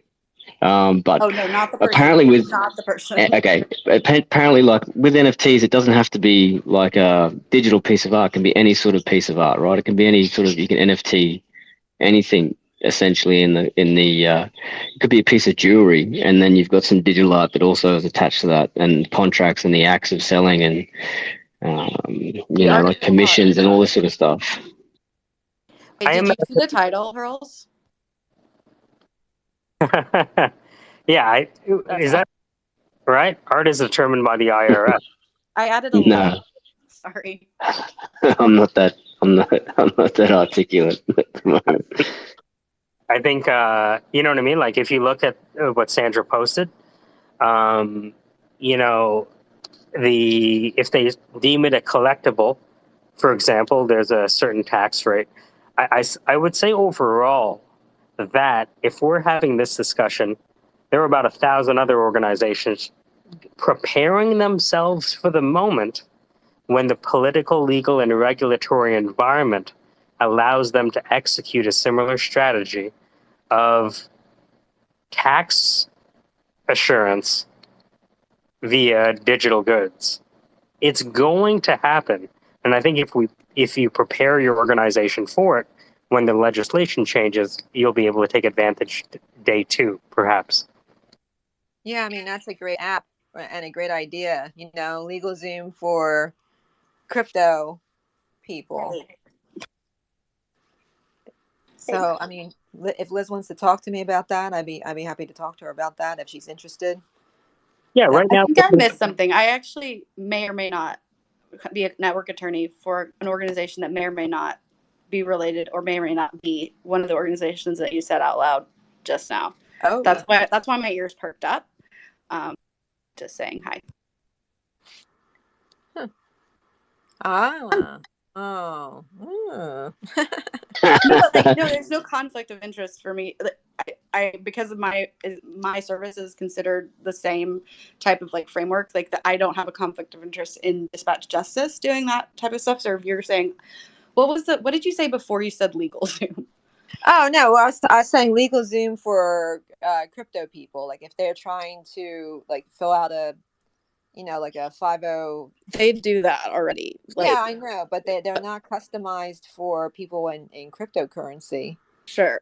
But like I send it personally, I refer those to the CPAs or the LLMs. But like in general, like that is probably the biggest headache that exists with doing that job that I do as a contract attorney. So oh yeah, no, I understand. Because it's so new and like everybody's like, oh, I'm doing this, and I'm like, okay, cool. My sister does NFTs. I know those exist. I'm referring this out. Gotcha.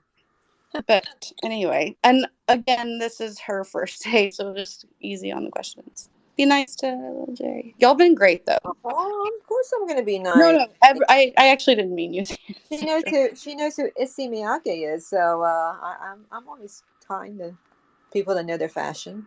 Yeah, I know, and I appreciate all of the feedback. This is the first time I'm talking about it in a space and to other people other than friends and family, and so I really appreciate you guys. Yeah, okay. So I've got a question just so I can understand it. How much of the artwork is actually tangible and versus digital? It's all digital, and all 4 of the pieces do the same thing. Where I take an art historical painting that would be recognizable, like the Venus, the Botticelli's Venus, and I crop it. I crop it to remove the body. Everything that I do is everything that I do is intentional and has like layered meaning. And I put the Facetune and the airbrush apps, and then an Instagram filter that has a meaningful name about stuff that I expand on in the essay. And so that's like the way I see your story is that's one particular aspect of the artwork, because as we said before, what is art? And art is the act. It's not only the paper, it's your masters, it's the white paper, it's those other tangible things. Not only that, like from a digital copy you can print, right? So essentially that could be the wrap. And so that's that sort of connection maybe with the realm of the society that we live in today understands a printed piece of artwork. They really don't understand, but then your NFT is almost like the ledger of what you've created in a sense too, because it's backed up by the blockchain. Does that make sense? Am I sort of understanding that correctly? Are you saying that I should have a physical print accompany the smart contract, and that might address some of the tax issues because of how it's classified? Yeah, so the society of the like your IRS and all that sort of stuff understands the print, understands the value of art already in that industry. Okay, but essentially you've created an NFT and it's digital artwork too.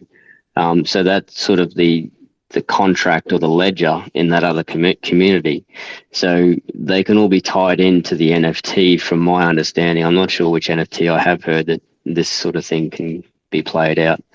Don't ask me how, I'd have to figure that out. So you're sort of, I guess, traveling in essentially figuratively speaking, like because I always go back to law of physics and quantum physics. Imagine it's like 2 dimensions, right?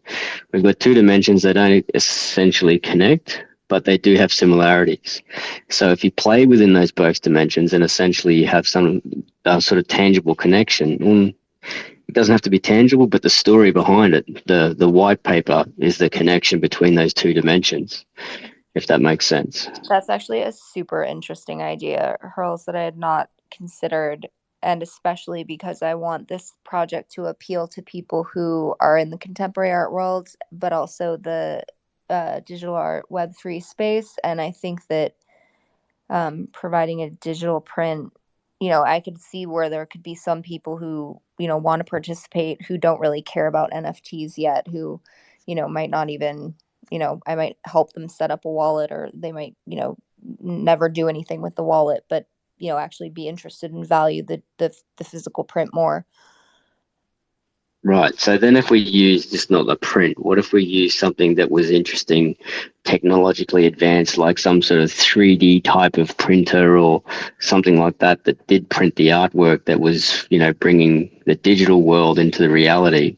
And it's like that sort of invitation that, hey, we hear what you're saying and, we're breaking down walls here type thing. Yeah, I don't know that much about digital printers. But yeah, I'm just brainstorming. Just brainstorm. Just pretend it could happen. It could definitely be a token frame. Maybe that doesn't. Maybe it's still a physical something. Maybe it's the digital piece in like with a token frame. I remember a few years ago when the Fed clarified its position on stable coins and digital assets, that there was this product called Basis Protocol, and it was a stable coin.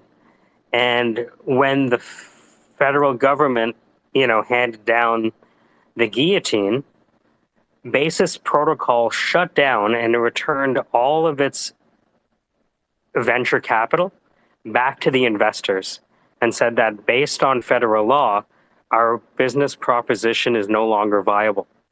And they gained a lot of respect for that, right? So I see a lot of value in preparing yourself for the moment more than anything else. Definitely. It sounds like I'm probably going to have to We're gonna get you in touch with with Eli. I don't know if she's pronounced it Eli or Ellie, but I'm gonna get you in touch with her. She's gonna be able to answer, I hope anyway, at least a couple of these. She does have office hours, so I want to make sure that you can schedule those through her Calendly. But I want to give you a warm introduction first, since we correspond in some other places. So yeah. Thanks, Erich and Hurls and everyone. Wait, so you want to, what's your Mike? What should I call you? Mike. Okay. Yeah. Okay, cool. Read it as a handle. By the way, I just noticed your name is Art Vandalay. I just wanted to say, that's amazing. Oh, Mrs. Vandalay. Did you all? No, I guess you didn't want to be an architect, I guess. Well, I did it because I was working on a startup before this, a couple actually, and it's kind of how I got to this project. It was a project that, it's not done yet, but it's very difficult to get funding right now, and I have to rework the idea that I was working on, but it was basically, meant to address some of the issues in the NFT market, like security and user interface and experience. And so it seemed more appropriate then, but what I'm working on now is still for artists. So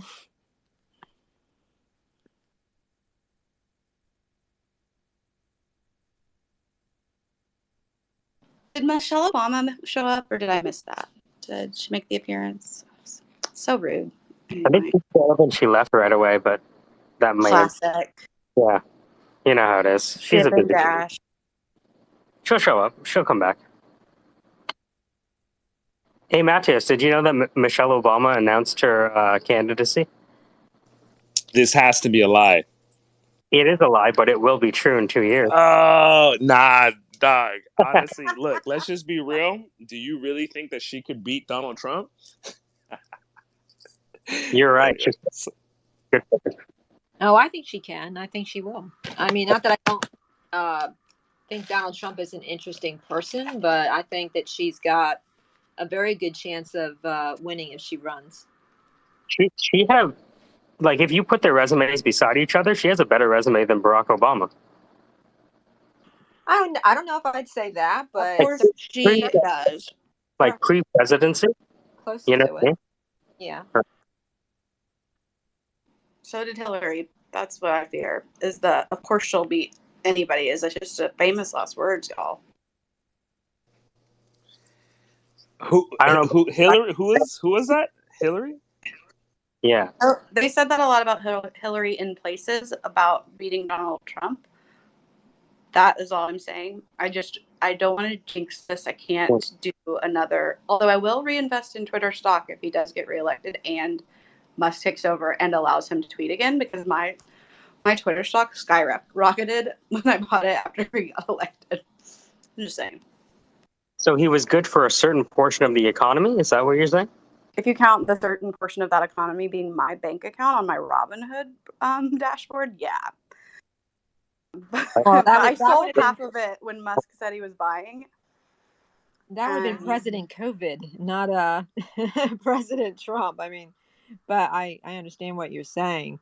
I'm just saying but like I nothing Trump. I don't want to talk about him in the same way that I nothing Elon Musk and Gary Vee and right now any trending male dominant figure, except for Mike, of course. Let's give it up for Mike and Mattios Pearls. I actually, damn it, Elizabeth, stop. No, thank you. I was gonna ask a stupid ass question, and I was like, I'm not gonna ruin this. So thank you. You're welcome. That's what I do all the time. Nothing wrong with stupid ass questions. Ruin it for everyone. Come on. We love chaos. Yeah. Okay, so I still don't know who's Hillary. We were talking about a Hillary earlier, and I don't know who that is. Hillary Duff. She's running for president. Got my vote. Yes.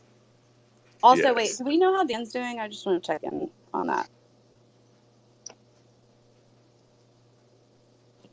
Okay. Last I heard he was in the hospital and on. Is there a way to send a card or something? I don't want to violate his space. Oh, actually, who said card? Because you can actually send Amazon e-cards for reading. What's that? What's it called when you listen to and that's it? Audible. Yep. It's a hard day. We've been up a long time. I said that, yeah, it's me and my daughter's nap time. But, yeah, I sent a friend of mine who went to hospital with a work accident injury where he lost his sight. So I sent him an Audible card, and I just rang up the ward, and I told them, and just faxed it through to them, and they passed it on to him and his family. So.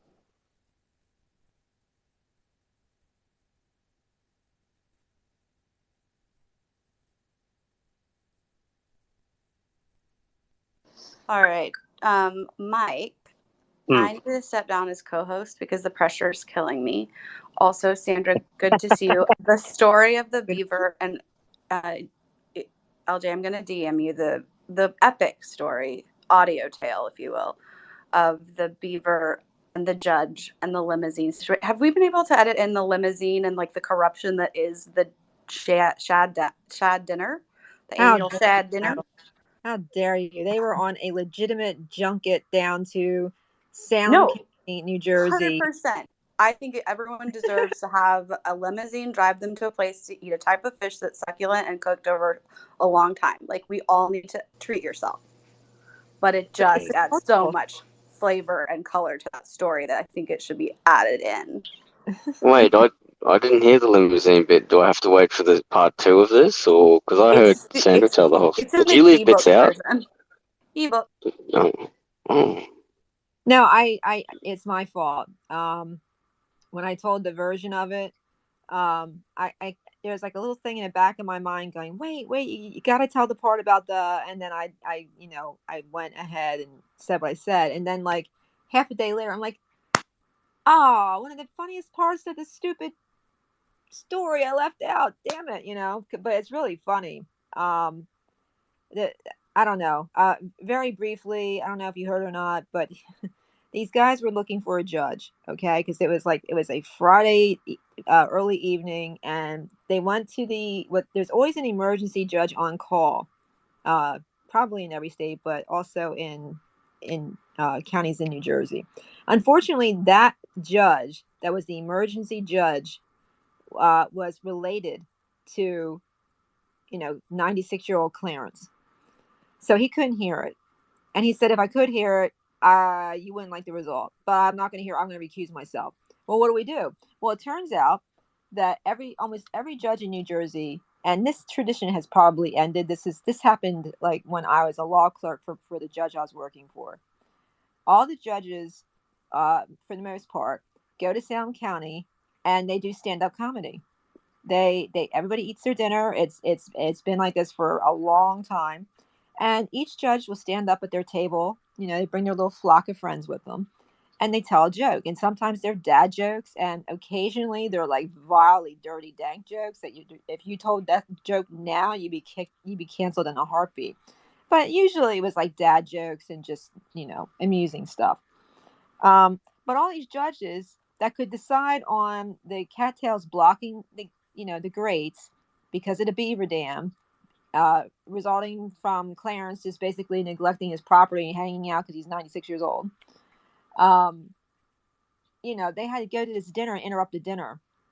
So you had like 3 lawyers, 2 higher ups from the nuclear plant, all shaking, about to wet themselves because they're frantic. I won't even get into the driving issue here because this is before effective cell phone service. So they had to drive very far and only to find out, and it's just craziness. But anyway, they had an issue with even getting a judge. My judge finally went out there, gave them some watered down injunction to go out and at least clear some of the grates so that they could get the water through the way it should be. And, then they went back, and then the story finishes. But it's just like a layer of bureaucracy on top of ridiculousness. Oh, this story just gets better and better. It's a true, sometimes the true stories are the funniest ones. Totally. And so everybody's frantically running around in the middle of the night trying to murder beavers because that was the only provision that Clarence would allow people on his property to clear the grate. And he wouldn't let them clear the grates until they gave him the beavers. He's like, I think I saw 3 of them. I want 3 beaver pelts. And they got 2, and then they had to go back and get another one. And they're like losing their it's like almost 3 Mile Island, and they're losing their fucking mind. And they're like, and they had no choice because even though they had a court order, it's like, what are you going to do to Clarence? He's 96 years old. The local police department is there, but they're related to Clarence, so they're not going to do anything but stand there and be angry. And it's all dirt roads back where this guy is. Like, there's just nothing. Like, it's a dead zone. There's no TV. There's electric, but barely, And so these poor people are running around frantically. And it's all stuff that if they had just dotted their I's and crossed their T's at the very beginning, instead of just like, well, we'll deal with that later, they would never have been in the position they ended up in. And it's the funniest, most awful story you'll never hear about ever. Wow. Yeah. God, I'm sure Netflix would buy this. But I would if I was a producer. It's like a bad Coen brother movie, yeah. I've got a funny story like that if you guys got the time to hear it. Yeah.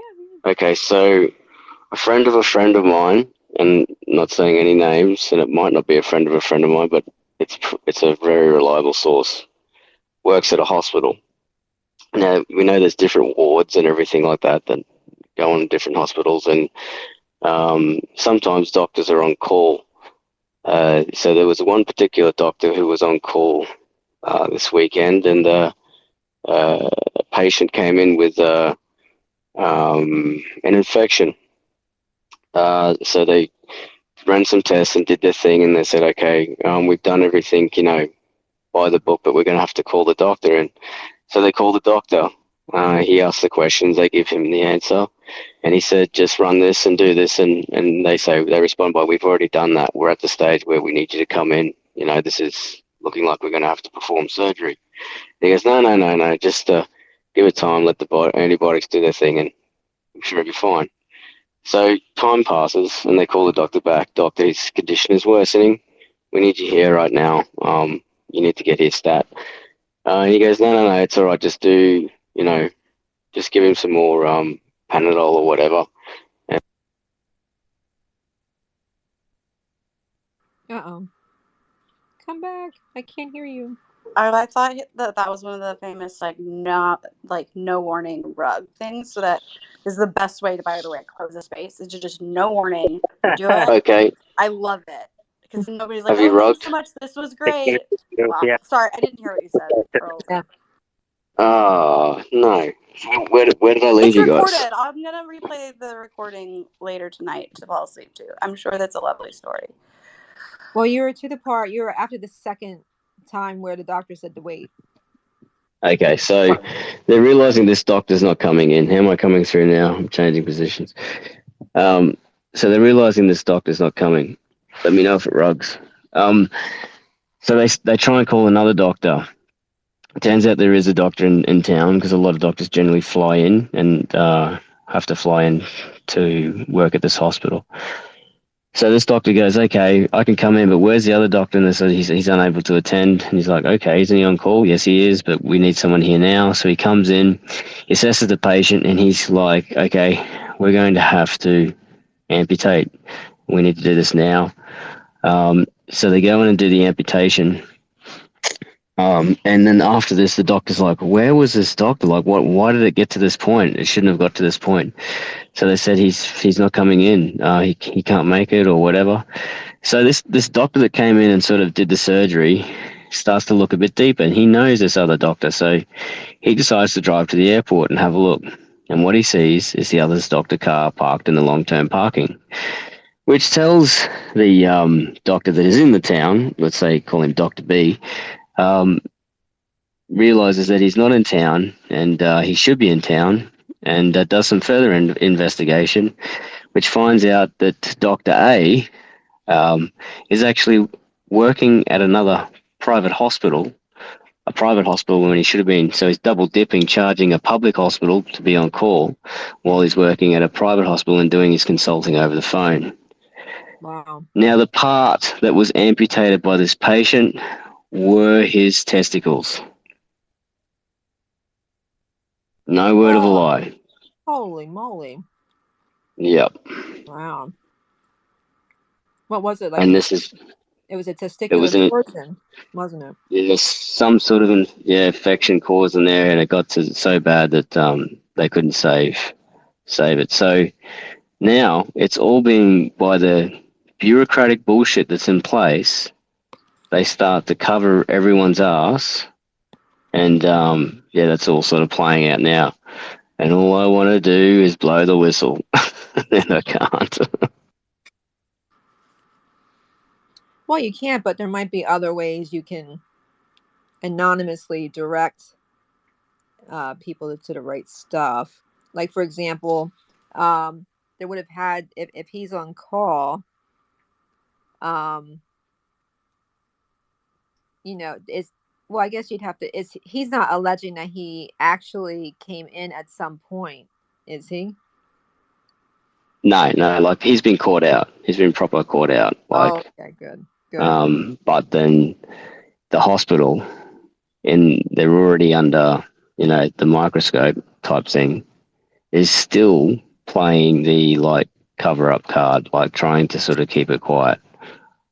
Even though they've already been uncovered by, they've had to stand a number of doctors down for malpractice, and it continues on. And I've just got to sit here and watch it because I made a promise. We call them dirt and sand hospitals, and the only way that, I've actually been involved in shutting hospitals down and bringing them back up from the private sector perspective. In the United States, hospitals generally, at least in New Jersey, they often self-insure. So, you'll have, and the doctors are independent contractors, or they work for like a group, like their own private office. And the emergency rooms in New Jersey are generally by a completely different entity who then subcontracts out to emergency. So it's like a bizarre labyrinth of, of crap. So basically the hospital is responsible for any doctors in training and nursing staff. And there's a few doctors that actually work directly for the hospital. That's basically how it's run in New Jersey. So when you have like a dirt and sand hospital, and that's basically a hospital that just kills everybody, like, oh, well, he's 89 years old anyway, so fuck him. Just leave him out in the hallway and, he'll die. Don't worry. Natural causes. And then you have the classic, oh, doctor, so I see that you're writing in that woman's chart. What are you writing? Rest in peace? And doctor's like, what do you mean? Well, she died 4 hours. She died 4 hours ago. Yeah. So, like, why are you writing notes as if you were here, like, wow, 3 hours ago when she died, like, an hour before that? You dumbass. That's what happens when you don't look at the nurse's notes before you write your doctor's note in the chart. Naughty. Yeah. Well, he still gets paid. So, well, it's about this guy was fucking some nurse in a private room when his patient died, and he didn't realize it, and he didn't find out about it for like 3.5 hours, and then he was like, shit, I was supposed to do my rounds and be there, I mean, yeah. For someone to last 3.5 hours, I mean, that's some sort of accomplishment. Well, he was really busy with her. They had quite the tour de force, and that did not make it in front of a jury. Thank goodness. That was fucked up. Why not? The jury would have appreciated it. Maybe, but that's the case you don't want. If you're on the defense side, that's the last thing you want. But that ended up being a criminal case. Yeah, it ended up being a criminal case, so we got the boot because we don't do. Man, can you imagine incurring a criminal record because you had sex during your shift and someone dies? You're that's like over here, like the story I said, like it's fraud and it's manslaughter, but because of the bureaucracy, it never goes to that. So you continue to nurture that culture in a sense where it's saying that it's okay for it to happen, and it just boils my blood. Well, the reason that happens is underwriting. Like at least in New Jersey, they try very, very hard to keep that stuff under wraps because once underwriting gets a hold of it, it's very difficult to get coverage, and then the state gets involved because it gets bumped. It's like, hey, we got all these problems and we can't insure it. They have to explain to the state because you can't have an uninsured hospital anywhere. So then they tell the state, and then the state's like, okay, we're just going to shut you down. And the fact that, people within 30 miles of this hospital are going to have to drive another 30 miles the opposite way to like find another hospital. Oh, well, I mean, they just do crazy. So, sometimes in where the county where I grew up, they would only have like one hospital for like a huge like area. I mean, just insanity because they shut down 2 hospitals out of 3. So, and the third hospital was in, get this, Elmer, New Jersey, only hospital. And basically, if you went to Elmer Hospital, they'd stabilize you and they'd ship you up to the trauma center in Camden. So it's like, oh my God, you got to be kidding me. Ambulatory relay race of keeping the person viably alive. Literally. Yeah. You guys, I don't want to interrupt, but I also don't want to do an Irish goodbye. I really, it was nice chatting with you guys, and thank you for the advice. And I'll see you guys again. I really enjoyed the space. Thank you. Take care. Yeah. Thanks for the mind stretch. Oh, I could tell you the hospital stories that would just you'll never go to the hospital again. Like I'm hearing a whole series. I was thinking about this just after you told your story. I was thinking about the hospital story, and I'm thinking there's a whole television series, like a whole mocky documentary that you could do on this and totally take the piss of bureaucracy, Well, it'd be like the equivalent of Bad Santa. You ever see that movie, Bad Santa? Yes. That's the medical system at many hospitals in the United States. I've had people giving birth while my client is like still just getting out of bed. Like they paged him like multiple times, and finally the registered nurse on call comes in, or she, and they deliver the baby themselves, and doctors, hey, how you doing? It's like, well, the baby had a shoulder issue, and now we got a problem with that because weren't responsible. So holy shit. Banana. Oh, and so one of the worst ones I ever worked on was it was a couple, and he needed a kidney transplant, and his girlfriend of like 10 years just happened to be a good match. Well, they went to all the teaching about it, and they were all gung-ho, and the families were so happy. It was like a big family event. It was supposed to be a smooth sailing, and generally they go okay. Well, this time there was an issue with intubating the patient who was receiving the transplant, and so they neglected the girlfriend in the sense that they weren't like paying close attention to her oxygen levels and stuff. So the dude wakes up with a new kidney and finds out that his girlfriend's dead. She died on the table because she had some complication from the anesthesia, and they couldn't fix the way that she was receiving oxygen, she died. She had a heart attack. So he woke up with a new kidney from her, and she's dead. Oh no. It was a That's terrible. heartbreaking. Yeah, it was awful. And the not funniest, but the dankest part about it was the gentleman's sister was a world famous internet model at the time, like very well known. And it was like the most ridiculous thing, because I'm representing one of the doctors. I wasn't the target defendant, but I had one of the doctors involved, and all the lawyers could talk about in that case was this hot blonde chick from the internet that was related to the guy whose girlfriend died. Yeah. And it's like, yep. It was, like that's the level of, yeah. So Yep. it was like crazy.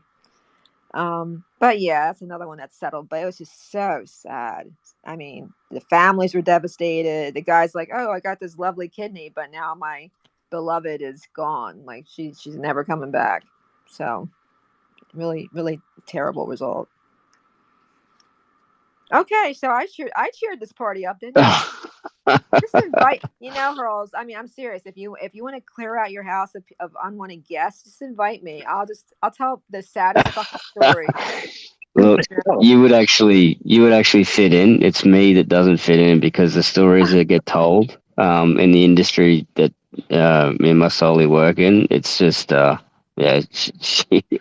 she's had to stop telling me the stories, because when you're in that sort of environment, you sort of you have to adapt or die type thing. So yeah, you get this really dark, weird sense of humor that sort of no one really gets, and I mean I get it now.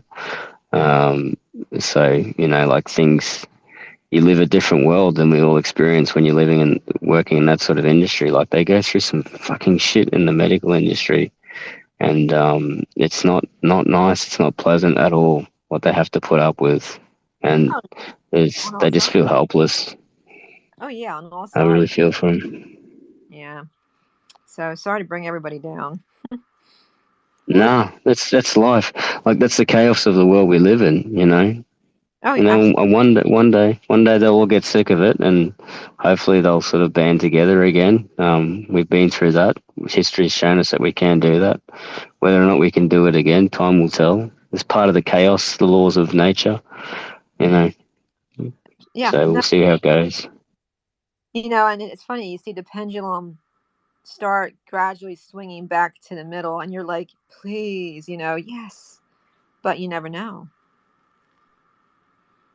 So we'll see. I don't know. I mean, what I worry about, now more than ever is politicizing medicine. So, if someone will be able to determine who I vote for before I come in the door.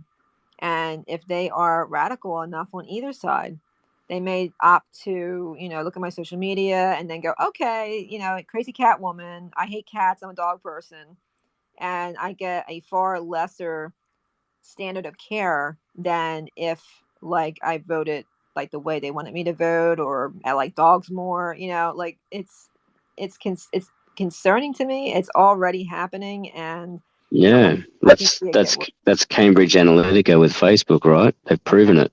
Yep, absolutely. And there's no accountability anymore. So all these things that are happening with people's personal information and banks and anything like large and hard to understand basically ends up with, well, gee, golly willikers, we sure tried hard, gosh and golly. And everybody knows that, sure, you tried hard. You tried hard to make a lot of money, or you tried hard to support a political or social agenda that, directly affects other people, and you got caught acting inappropriately, and there's no accountability. Everybody just stands around going, derp, so it's like this stint of lawlessness. And, I get concerned about where we'll be in the next 5 or 10 years, especially when you see surveys and polls out where I think it's like 36% of the population here,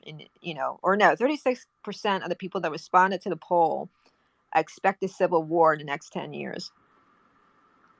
That's what it was. So yeah, I get that feeling. Like it's see, like with the resources that we have today, it could already be happening because revolution never really comes from in front. Like it never comes from where you expect it. When you revolt, you're not following the rules because you start to follow the laws of nature. So you get smart and you start to duck and weave. And history has taught us that that's what happens. So yeah, it's never sort of going to come from where you expect it. But it's interesting to sort of watch of how it might partake, and it sort of starts happening right before your eyes, essentially. But you don't really know it's happening. So that's what I think, anyway. No, I think you're absolutely right. And whether it's corporate oligarch driven, which some people, and maybe that's an intellectually lazy way out, and just saying, well, it's the oligarchs. It was their idea, and that's how the USA splits up into like 5 or 6 separate entities to make it easier to rape each one a little bit at a time. I can see that argument being very easily made, unfortunately, and that's why I like to think of becoming more moderate. I enjoyed Donald Trump's presidency, but he was incredibly distracting. I love him. If anyone comes back to office, that would be the guy that I would like to see. But I on the other hand, I rather see everybody try to get along. I don't think that's possible anymore, though. So what's the lesser of problems? I guess I don't know. I really don't know the answer to that. Yeah, I got a friend who's Canadian, lives down on the coast south of me, and I caught up with him every now and then. He's got a pile of Time magazines, and I think Trump was on the front of them. And I was like, "This guy's getting a lot of attention," and he's like, "You'll never get in." And I was like, "Never say never." Then he got in. Yeah, well, he came along at it was a lot of good timing. Unfortunately, someone was able to get a hold, or fortunately, someone was able to get a hold of a lot of emails involving Hillary. And if you read through what are called the Podesta files on WikiLeaks, that's a great story to tell. It's like that. It was like almost like Veep.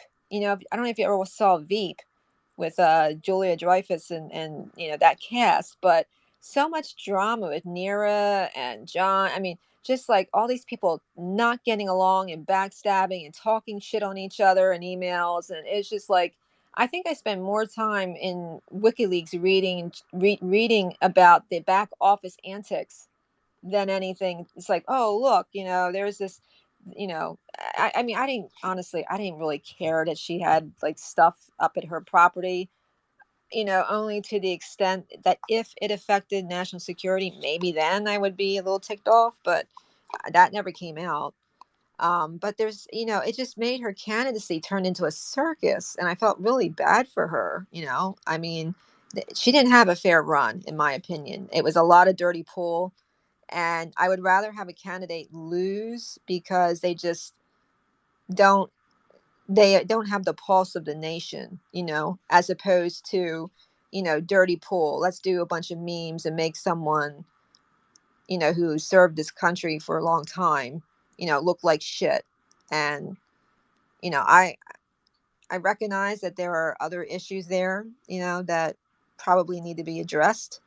But overall, I thought that the way that election happened was just like, it was bound to cause serious problems in the embedded, professional managerial classes in the bubble, there in DC. How else would it be? Does that make sense? Yeah, a lot of people shitting their pants and behaving accordingly. Yeah, right. Yeah.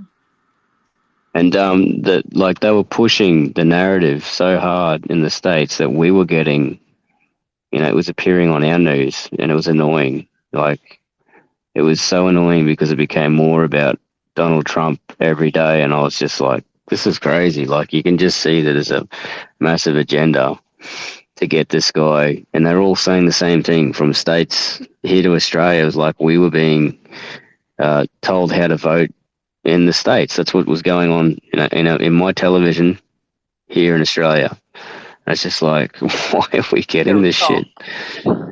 Yeah, No joke. Real. That's just bizarre. But, it's like, I don't think Donald Trump has left office yet. I mean, whether it's the president or whether it's just the news cycle, he's still in the news cycle literally every week. I mean, I kind of feel some sympathy towards Biden because he inherited a shit sandwich. And like, if anybody like really thought about it, they'd be like, yeah, that's kind of how, the economy works. There's like a lagging indicator and then the next person gets dumped on. So it's not really fair, but that's just how it is. People don't get that. But unfortunately, now it's a circus all over again. It's like this guy's never going to leave office. We're never going to get anything truly productive for the country done because the optics with the past. It's like people can't let it go. If it were me, I would pardon all but the worst of the January 6 people because that thing's it's just fucked and bullshit and whatever. Just eliminate the issue. People will. Unfortunately, most of them have like a 10-minute memory. They'll move on to the next thing, But people who beat it to death, then you get these crazy speeches like the one in Philly last week. It's like, yeah, it's not Christmas, dude. What's this about? It's like, are you kidding? What are you doing? Oh, so we'll see. I don't know. I would like to see our institutions here in the United States kind of brush the cobwebs out of their heads and say, hey, we're going to be in some serious jeopardy of even being able to sustain our institutions here if we don't like calm our asses down, think about how we can bring the economy back up dramatically and quickly, and move on from there. I mean, I personally think the way to do that is through Bitcoin. I won't, this is not the church of Bitcoin, so I won't preach about it. But I think that's if you just get all the primary banks on, I say just like, yeah, just wave a wand. This is like this is the classic like non-IT person telling the IT person what to do. Well, all you got to do is just do this and then it's fixed, right? But what I mean by what I really mean is, if people would just coordinate, everybody could be better off and not potentially be looking at a country dividing itself into different parts in the next 10 years, because that's where I think we're at. So I think when it comes down to, if you believe there's a corporate oligarchy greedily smacking their lips and planning for the, how do we divide the US so that we maximize our profit? And if a few of us die off, who cares? Rather than do that, why don't we just use Bitcoin in a healthy, productive way throughout the world to bring stability and equality and stop more? I mean, how much money does someone need after the first 30 billion? You know what I mean? Like, just, you can stop and say, okay, I have enough. I'm going to build everybody else up, and then I'll profit from that in the long run. And my legacy will be that I'm a decent human being and I did the right thing. I mean, how hard have to be? Because you're looking at it from your perspective of what you perceive human nature to be, and that's just not who we are. And but I think at the moment what I can do is just change the way I live to sort of detach myself in a sense and just sort of view it differently and have a bit of fun with it, see the beauty in it. But also, like, I can sit with my daughter now and I can go to Parliament and I can say, we're going to go to the circus, we're going to go to the circus, Bob, and look, there you go, there's a clown. See, that's what clowns look like. Back in my day, they were different, but now they work here. This is where they work. And if you have a look at the Canberra Australian Parliament, it actually looks like a bit of a circus tent. But yeah, it's a different world that we live in today than what I grew up in, and maybe it was just my perception of it. But I'm enjoying seeing the world from a different angle and having a laugh at it and a chuckle. and just doing my little bit and changing the way I live. I go to the local markets when I can. I try and sort of pay cash for everything, and if I could, if I didn't have a family, I'd down tools. From what I know now, I'd down tools and walk away from it, and try and use as little fiat as I could, because that's what's feeding it. That's what's feeding the fat. But you can't, in reality, we can't do that. But we can support the notion. Now that I do have a family, I can look out for types of industries that are doing that, and have a look and have a bit of a laugh and have a bit of a play, and have a bit of fun now. So yeah, see what happens, see where it goes. I'm excited. I'm excited for the future, especially these young ones that are going to come through. Like these young ones, like it's going to be hilarious to see what they do to the system, because I don't think they're going to take it like we did. Their eyes are going to be open, and they've got a whole different way of thinking than we do. So it'll be funny to see where it goes. I mean, we're nostalgic. We lived on the edge of the good years, I mean, if you That's right. yeah, I mean, if you lived through the Reagan era for the most part, you generally were a pretty happy person. I mean, things weren't terrible, but yeah, I mean, things kind of. So we lived in an era where Bill Clinton's time was actually good, from what I recall of it, and moving forward, it was just in 2000. I think 2008 was pretty much the Minsky moment, even though people don't recognize that yet. I think they'll look back and say, yeah, this was the point of no return, and we should have realized that we were just in denial for far too long, and we either undo the damage to the extent that we can, and hopefully infuse new rails with old rails, and try to do the right thing for everybody. And Yeah. they got kids too. They have kids too. Okay, and I think some of them are far more concerned with the condition of the planet, the depravity that they see around them, the lack of equality. People working 4 jobs and then being told to get another one because they're lazy. I mean, just intellectual laziness abound. And so, I'm an idealist. I'd rather be a realist and say we're not heading for a revolution, we're heading for evolution. And that's the way I prefer to Yeah. see. But my parents, they're not that old, but my relatives have fought in every war. So if it comes right down to it, I hope it doesn't, but I'm sure people in the future will do that and be happy to do it. But I don't think it's necessary. I think there's maybe a relatively simple solution, and that might be in crypto or Bitcoin or even NFTs. I don't know, but there's got to be a better solution than what we're doing now. Yeah, I think it's maybe the beginning. I don't think it's the end. I mean, I don't see the currency as the whole solution. There's more in it than that, with the way it's sort of blockchain. Using currency on blockchain, there's so much more potential in it from what I've learned, and I haven't learned a lot. But yeah, there's a lot more potential in it, and it goes into society and how society is constructed, and the fact that blockchain, it's not the currency that's the energy, it's the blockchain that's sort of underpinning that.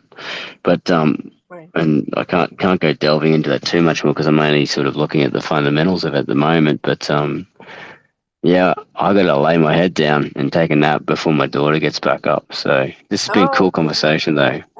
Get going. Don't let me keep you. I'll talk your head off, and you know me, I can talk on a wide variety of incredibly boring shit. So you better run while you sleep. Yeah, I love it. I hope so. You like gets that video reel going, and we can submit it to Netflix or something like that, or some sort of producer, 'cause it's funny. It's a cracker. Whatever anyone wants to do to do that, that'd be awesome. Cool. All right, guys. Get some rest. Bye. Ciao, ciao for now. Bye.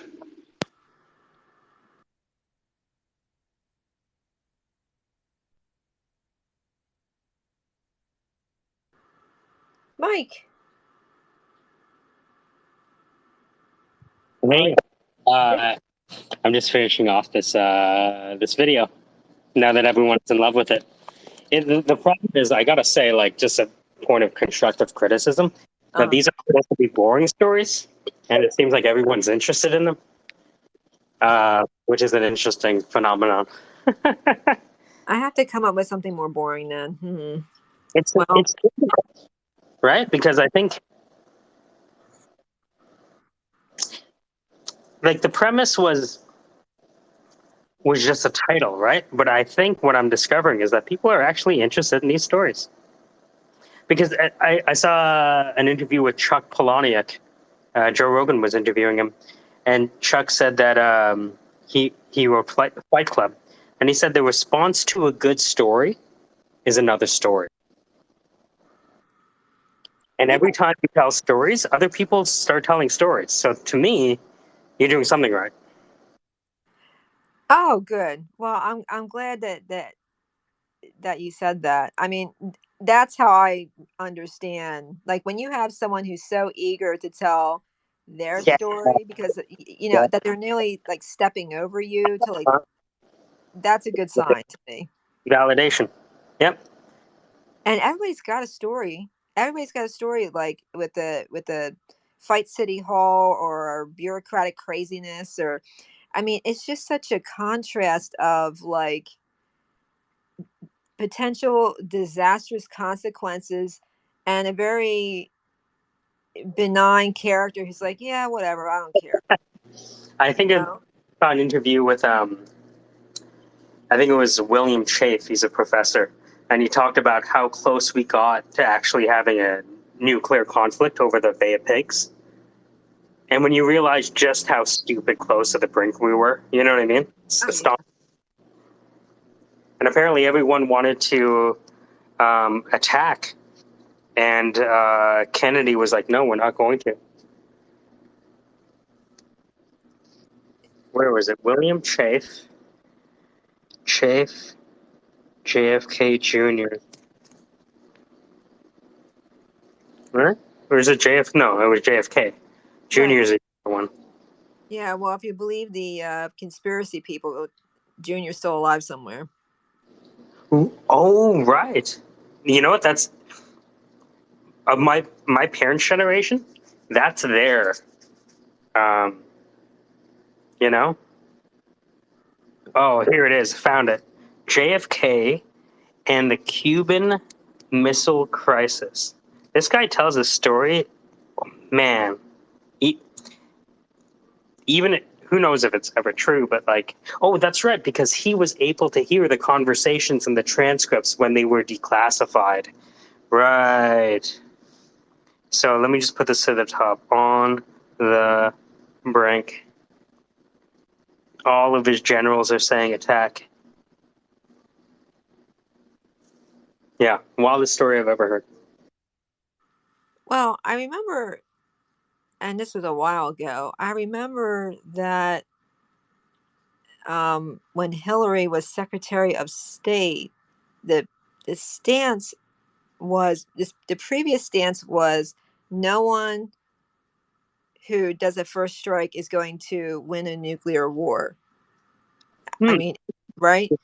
And they changed that stance to yes, if Americans fire their nuclear missiles first, there is a good chance that we could survive a nuclear war if we took first strike opportunity. So in other words, they changed their stance on doing a first strike.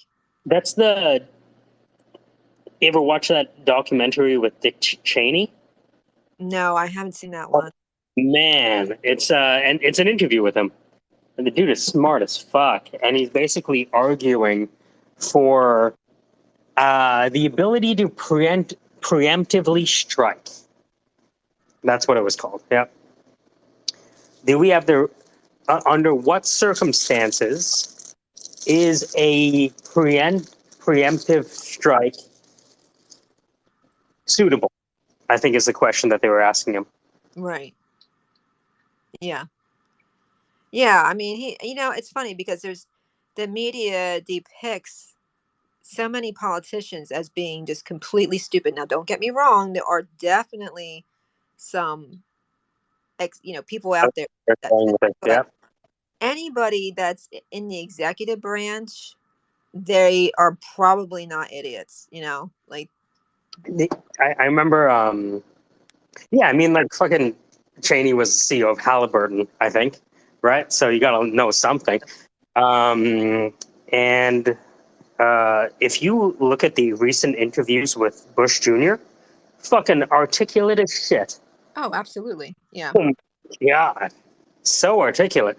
And I think it was a Hoover series where they met him, and he's still like very not politically active, but that guy hasn't stopped working since he. Yeah, his wife straightened him out. I like his wife a great deal. Junior's wife. 41 minutes ago. That's crazy. Who's the king now? Charles III. Was he? Who's that? Prince Charles. Oh, nice. Now he's King Charles. Nice. Bananas. Yeah, the lady died. 41 minutes ago. Sorry, that was a bad death pun. Get it? Lady died. Sorry. But yeah. I didn't hear the whole thing. Oh, I hate you. You don't like that one? I didn't like that one. Lady died? I liked Princess Di. Oh, she's the best. They didn't like her. They did not. Yeah. Yeah, she wasn't very popular amongst the monarchy. You think that Lady Meghan Markle is like following in her figurative footsteps? Whose footsteps? Lady Diana.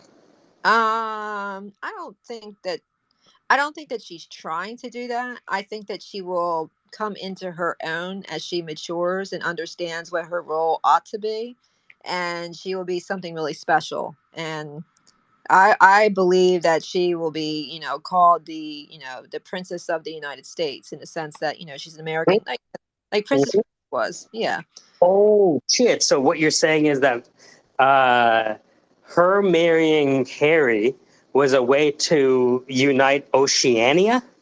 I don't know if I'm saying that. I think I'm saying, fascinating as that might be. I'm merely saying that she's gotten a bunch of crap for being petty, immature, lying, a bunch of crap. I mean, just all kinds of nonsense. And some of it might be valid, some of it might not be. But I think as she matures into her own being, I think that she has the possibility and the potential to be like an amazing force for good and equality in the world. And I hope that she takes that opportunity and rises above what is clearly a very prejudiced media against her. I think that she can do that.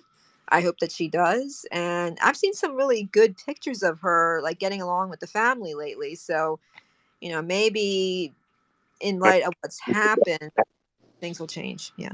You're saying Oceania came into existence when the Princess of America married the Prince of England. Fantastic. That's a conspiracy theory for you. I have no idea what you're talking about, by the way, but it sounds really good. Have you ever read 1984? Yeah, it was a long time ago. Is that what happened? Do you remember I'm going to put the map to the top. So, do you remember the map of? Okay. Yeah. Yeah. So now what we have is the unification of Oceania with England and North and South America, and we have the emergence of Australasia and East Asia. Well, there you go. Cool. I don't think he was that far off. You think he's that wrong? I see us naturally evolving culturally towards this kind of tripolar world, so to speak, or bipolar world with fighting over the third.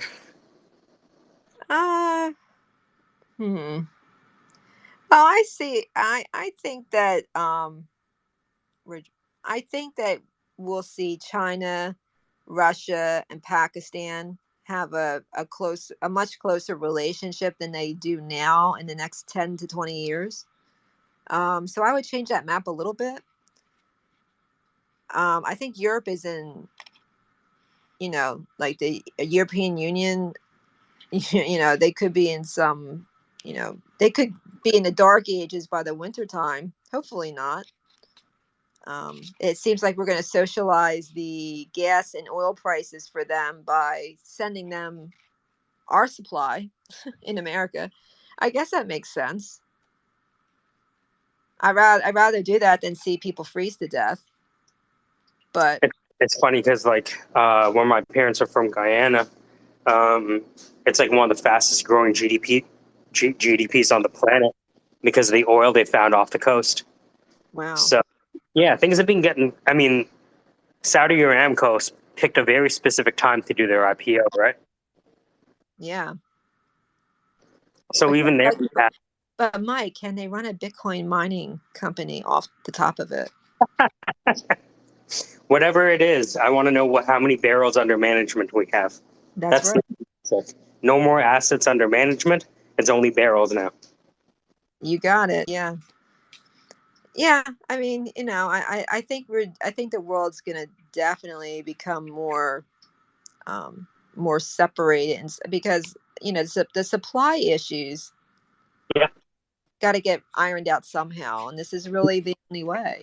Well, I mean, I think Russia and China are figuring out their oil supply issue by choosing how to deal with Ukraine, right? Like over on the other side of the world, we have Saudi Aramco, British Petroleum, and then there's Reliance in India.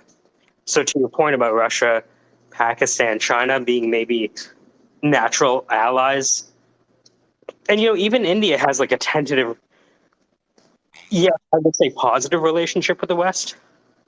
Right. Right. Yeah, no, absolutely. Absolutely. But I mean, and I'm not cheerleading China, they do plan quite far in advance. So they're already buying up minerals and natural resources with like a 10 or 20 year time frame involved, thinking about the growth.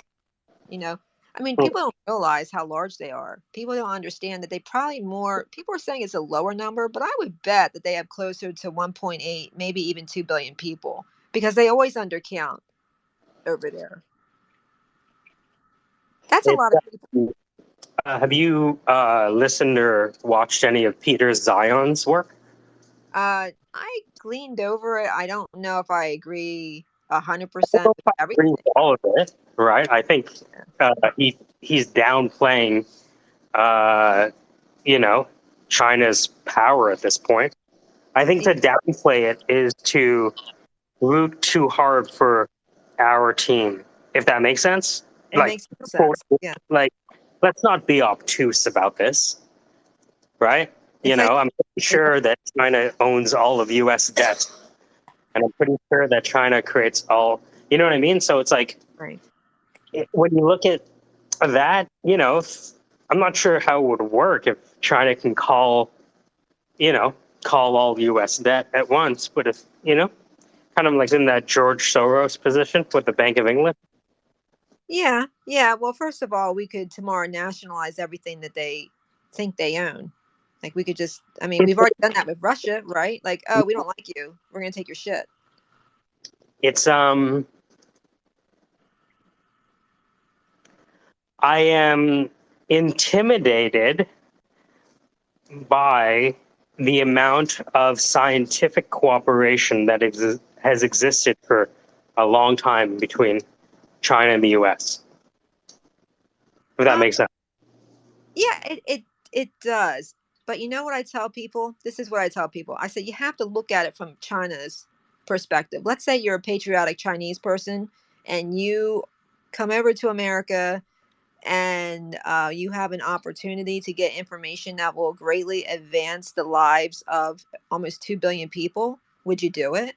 Fuck yeah, they're going to do it. I mean, do I feel bad about them? For doing, I don't blame them. I blame us for not being careful. I don't blame them. They're doing the right thing. If we yeah. So as a capitalist, we should be proud. Right. Exactly. Yeah. But people love to play the game of semantics where it's like, oh, they're stealing from us. It's like, yeah, but we bring them over here and there's an exchange of ideas and work, and people get lazy and they leave stuff out in the open that, if you have a professor working in like a very specialized area of physics and they're tired and it's late and, they're bound to leave something out that, that someone working for that professor, whether it's some sort of intern type thing or adjunct or whatever, that, it's going to be very difficult for someone not to succumb to temptation. There's very few people in the world that can handle a ton of cash or secrets or this. There aren't many people that are willing to just like, okay, that's going to flow through me and I'm going to do the right thing. I'm not going to pocket this, or I'm not going to do that. So this sort of relationships that feels like they have some sort of moral guiding compass that makes them different from everyone else. And I think the whole reason they created entrapment laws is because they found that's not the case. That everyone has a price. Ted DiBiase. Everybody does not have a price. Most people have a price. Good point. How much of most people would you say? Is it 80-20, 99-1? Oh, probably 95, 99. Yeah. Actual price. Yeah. Yeah. It's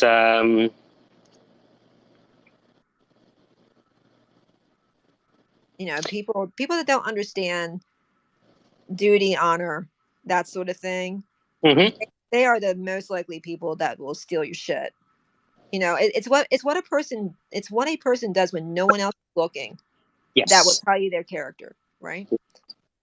So, that's how that I was basically raised by my father, in the sense that when he was there, he was the one like I hung out with the most. And my mother, like, she's just, God bless her, she was a bit of a flighty, Stella-esque troublemaker, and she could be pretty brutal in her reign around the household, because she was very disillusioned. Like, my father kind of presented himself as a successful entrepreneurial farmer, and she got swept off her feet. And, then she found out it was very hard work. Surprise, surprise. And they fell upon hard times, and just she became really bitter over that. And she tried her best, but she just didn't, she never really recovered from that period of time. And it really made my father's life difficult. But at the same time, he taught me a lot about how to act like a man. So, I guess that's okay. I don't know. I probably sound crazy. Sorry, everybody. I'm on a tangent again. Sorry, tangent bus going further. All right. Tangent bus. But what's interesting is India has almost as many people as China, if not more. And no one talks about India as a powerhouse either. It's like, why? Why not? They, India, yeah. $2,000 of GDP per capita income 2 years ago. And if you look at when China blew up, it's when they passed $2,000 of GDP per capita.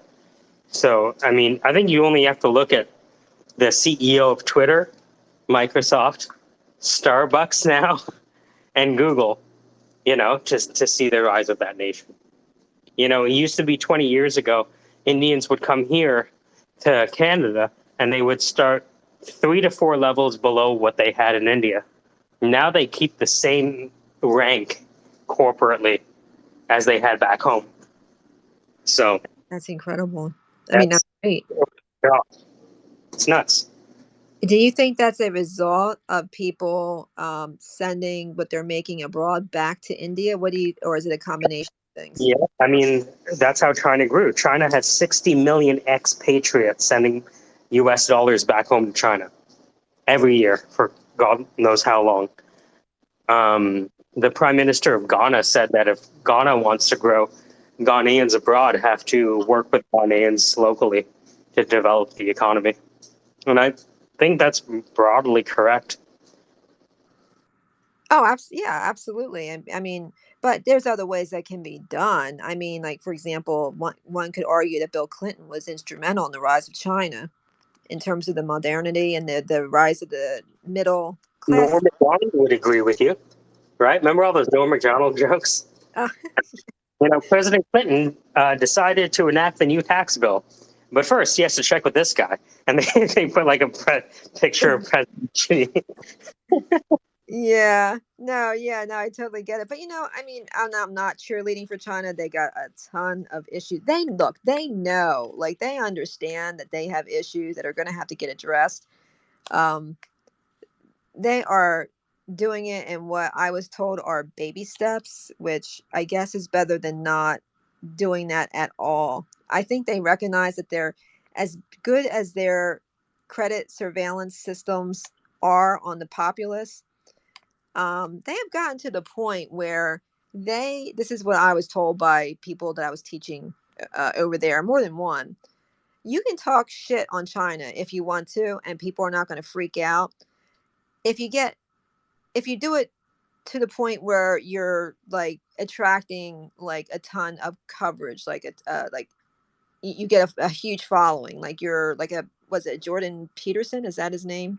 Yep. I mean, you're starting to become like an influencer. Then that's when they get involved, and they'll send someone to talk to you, or you'll end up down. Usually, you end up down at the local police station. Like, did you see what did you see the speech by Jack Ma that he made before he disappeared for a year?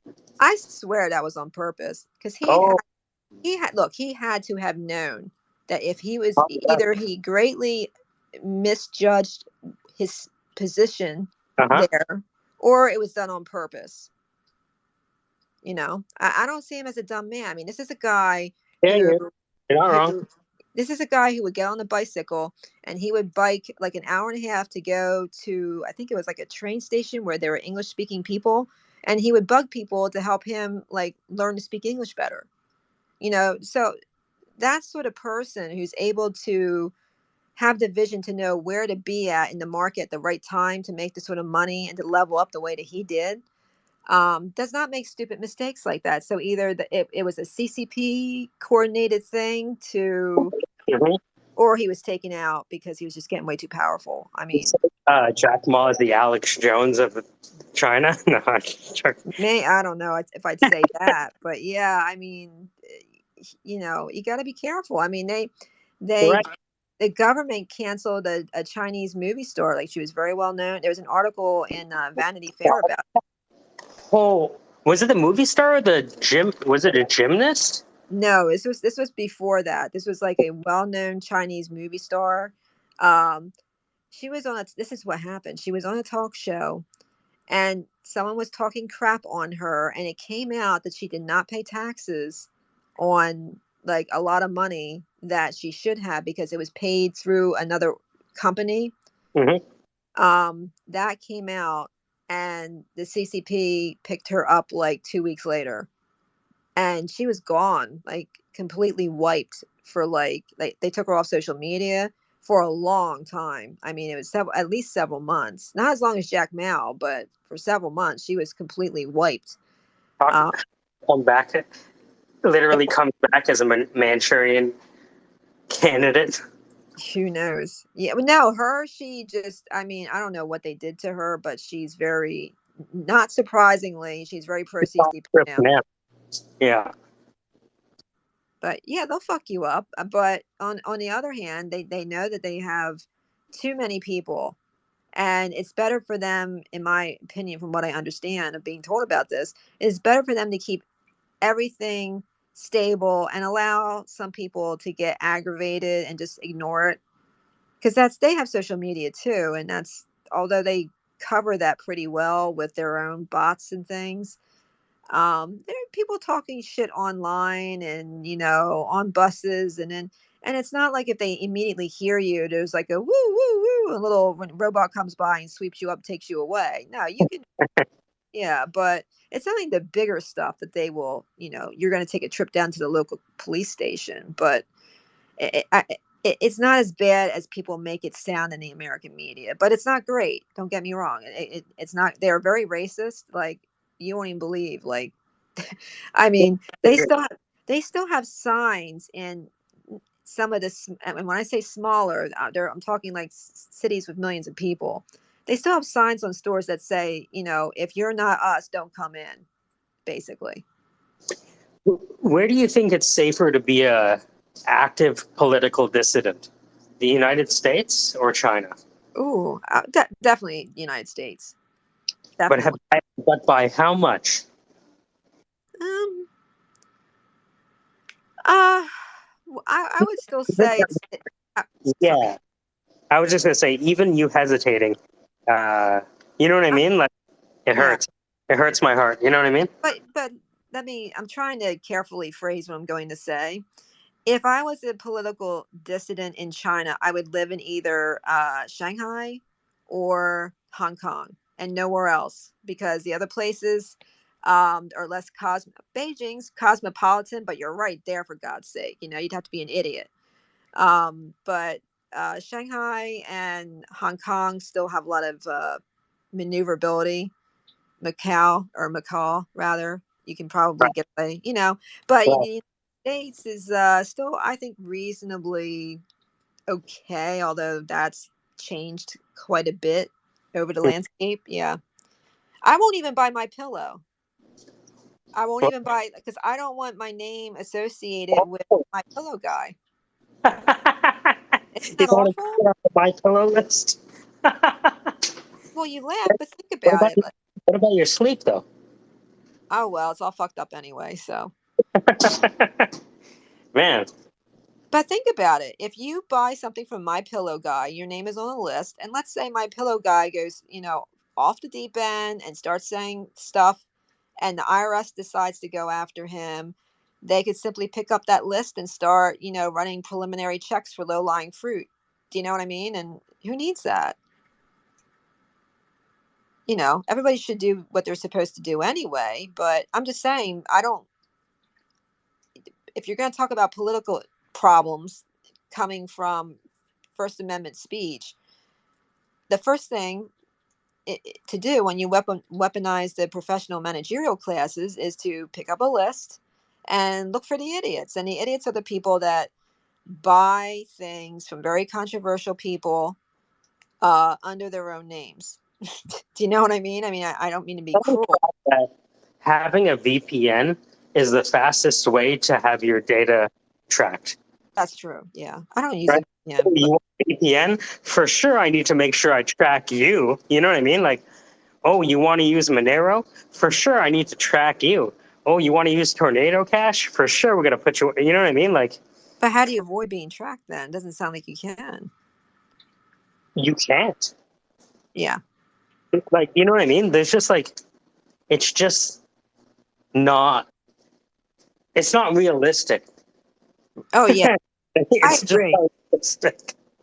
Well, Bitcoiners do not want to hear this. They like to say two things. They like to say that Bitcoin is very private, but it's not. It's not. So when you try to explain that to the Bitcoin maxis, they like kind of froth at the mouth. Yeah. And so one night I said to them, and they this is when I triggered them. I said, whether it's Bitcoin or cryptocurrency, they didn't hear the or, they just heard Bitcoin, cryptocurrency, and sort of like had a fucking meltdown. I'm like, no, guys, listen. I'm like, all they have to do is reverse battleship you. They're not going to be looking, if they want to target crypto people, they're not going to be looking for the obvious. They're going to be looking for the exceptions. And once you start looking for the exceptions, they're a lot easier to find, because you're playing, like, think of the game Battleship. If you reverse how you play it, you can find the battleships without ever finding the battleships intentionally. I think that it relates to your point before about how people think that politicians are dumb because of how politicians choose to present themselves, and I noticed the same thing with like folks in the digital currency space, where they think they know something that nobody else knows. Oh, I right? just assume that I'm like the village idiot of crypto. And Dude. do you know how many people like find out that like a certain whale loves like reading what is it, the have spacesuit will travel guy who wrote that? I can't remember his damn name right now. I saw a whale on Ali's TV. That's crazy. Oh no shit, that's Yeah, hilarious. and it was the whale that looks like it's from Marineland. Oh my goodness, that's so wild. But That's I wild. mean, in context of what I'm saying, you have so many people like, oh, I'm going to use these buzz phrases from this book that I know that this person read, and I'm going to sound so smart and amazing. And like, do you know how many fucking people have done that? I mean, are you serious? So yeah, whenever I talk, I talk from the heart and I talk from what I like believe, and it may be naive and stupid, and I expose a lot of my personality on the internet. But I'd rather do that than be pretentious and pretend I'm someone I'm not, and like use words that I think will impress people so that I will get in with them somehow. That's just so fucking lame. And they see, in my opinion, they have to see that coming from a million miles away. And it's just so cringe. So in general, that's kind of the way I like to run my life, assuming that I don't know nearly as much as everybody else does. And I think that's a better way for me to live.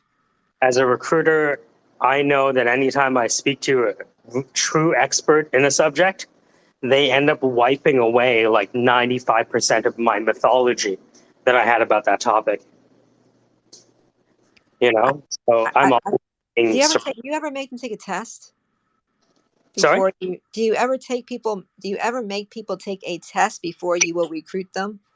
I mean, now I get to see how they act with other people in a space. That's kind of like one of my first tests, is see how they handle disagreements with other people, right? So I'm constantly like saying, okay, will this person be able to handle the ups and downs of a startup that they can't handle the ups and downs of a conversation? I'm in Right? trouble. Oh no. Bye-bye. Wah, wah, wah. No, you're good. Believe me, better than most. Let me tell you. And so that's one part, but I know that even with all my experience recruiting, I can't really tell if somebody's going to be successful or not, because they could have the right knowledge, skills, and attitude. Doesn't mean they're going to get along with their immediate boss. And if they don't get along with their immediate boss, then all the knowledge, skills, and attitude go out the window. So I find that the only way to predict the future is to test the future out in 30-day stints. So we're going to hire someone. Okay, make sure you only hire them for initial 30 days. And then after those 30 days, you can decide if you want to pay them less, fire them, pay them the same, or give them a raise. Good point. Yeah. Yeah, I mean, I know that I should never bring up my ex, but I do. He would have like a real simple test that he would give people, and it would blow away like 85% of the people that came in for the interview. They come in with like these impressive resumes, but when it comes right down to like handling a trick question about Fox Pro or something that they said they knew how to do, they blow themselves up every time.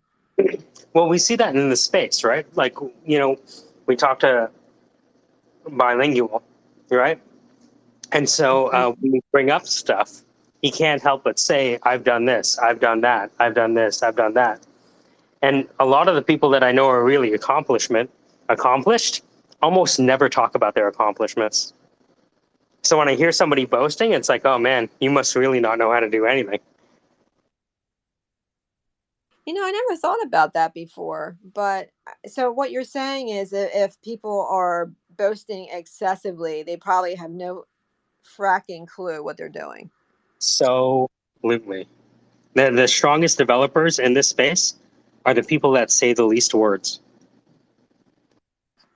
So get this. See, this is hilarious. So I'm truly, in my opinion, like not like the sharpest tack in the jar of tacks.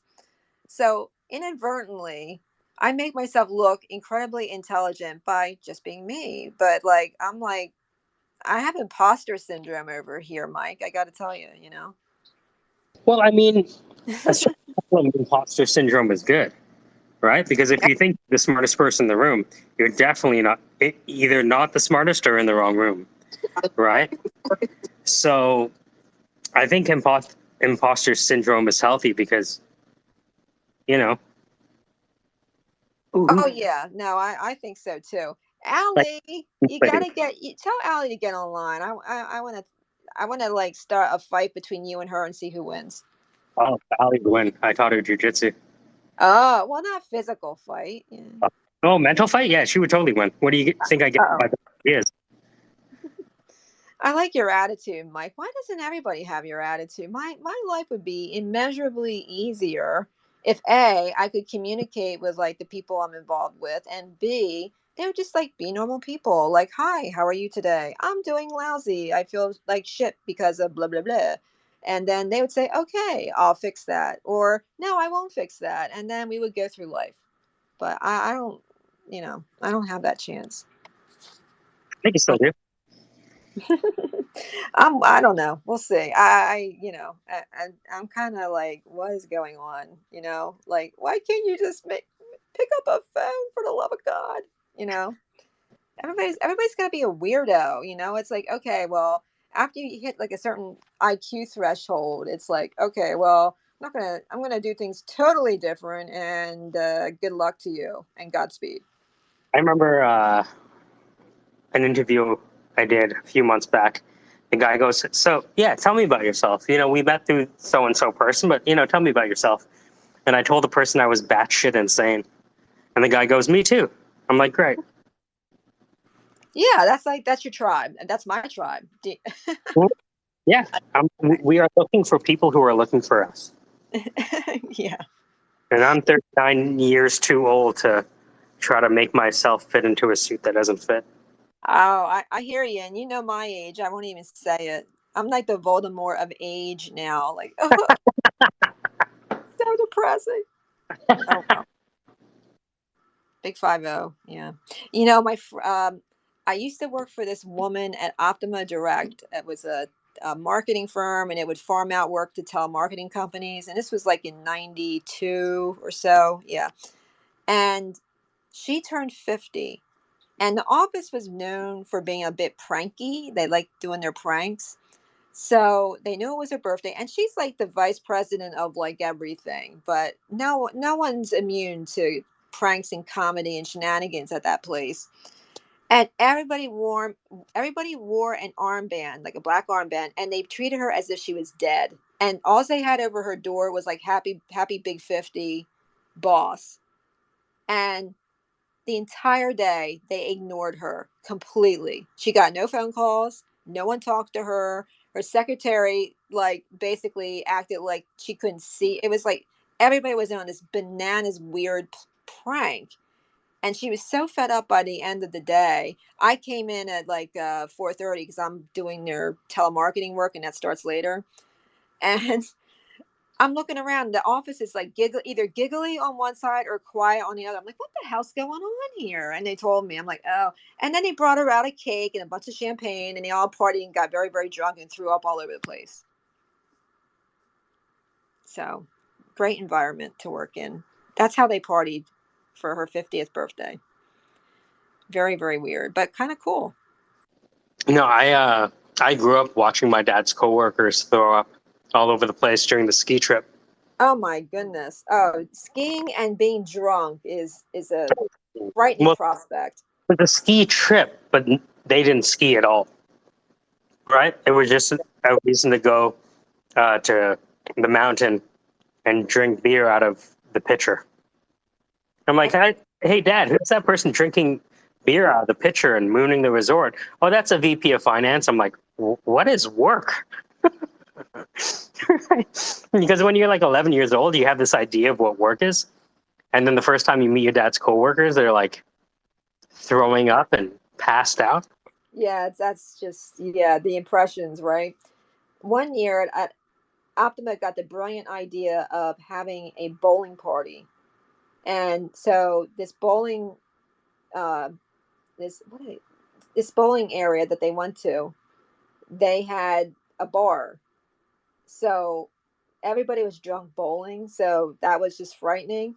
And the controller of the company, the financial person, the controller, she got and she's like 90 pounds and like she's 6 feet tall, like just like this, hands like the size of like a basketball. She could hold a basketball with one hand and have spares. She could probably hold two. She got drunk as fuck. I mean, she was just a mess. And I'm like, I don't know. She might have like some sort of alcohol poisoning. Like who was not watching her? She's the controller of the company, for the love of God. Why was no one watching this one? I ended up carrying her. The blocks in certain parts of DC, like the blocks are like really long. I ended up carrying her over my shoulder with someone else who was not very helpful in like 5-inch heels. This is like early 90s. And I ended up carrying her to like her friend's house so her friend could take care of her. And her friend like not even blinks. Oh, this is like the third time this fucking week. Jesus Christ. Like she was like pissed off. I'm like, whoa. Okay, here she is. Have a great night. I'm just a college student. Yeah. So I guess when people like let their hair down, like you find out like things about like how they are, like halfway down too. There's no halfway hair down.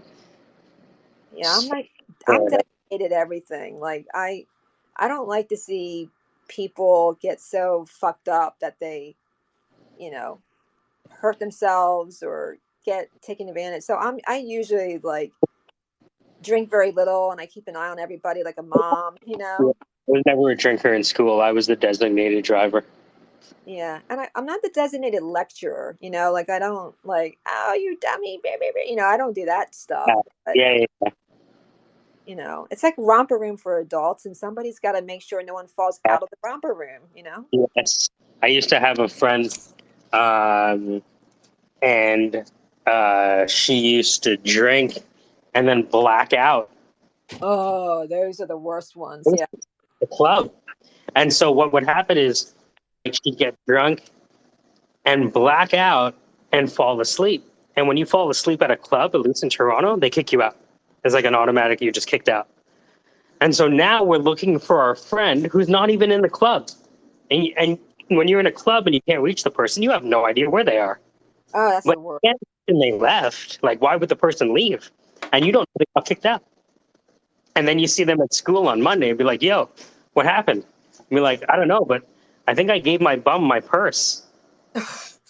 Right? Like, what do you mean you gave a bum your purse? You're like, yeah, like I got, I fell asleep and I got kicked out.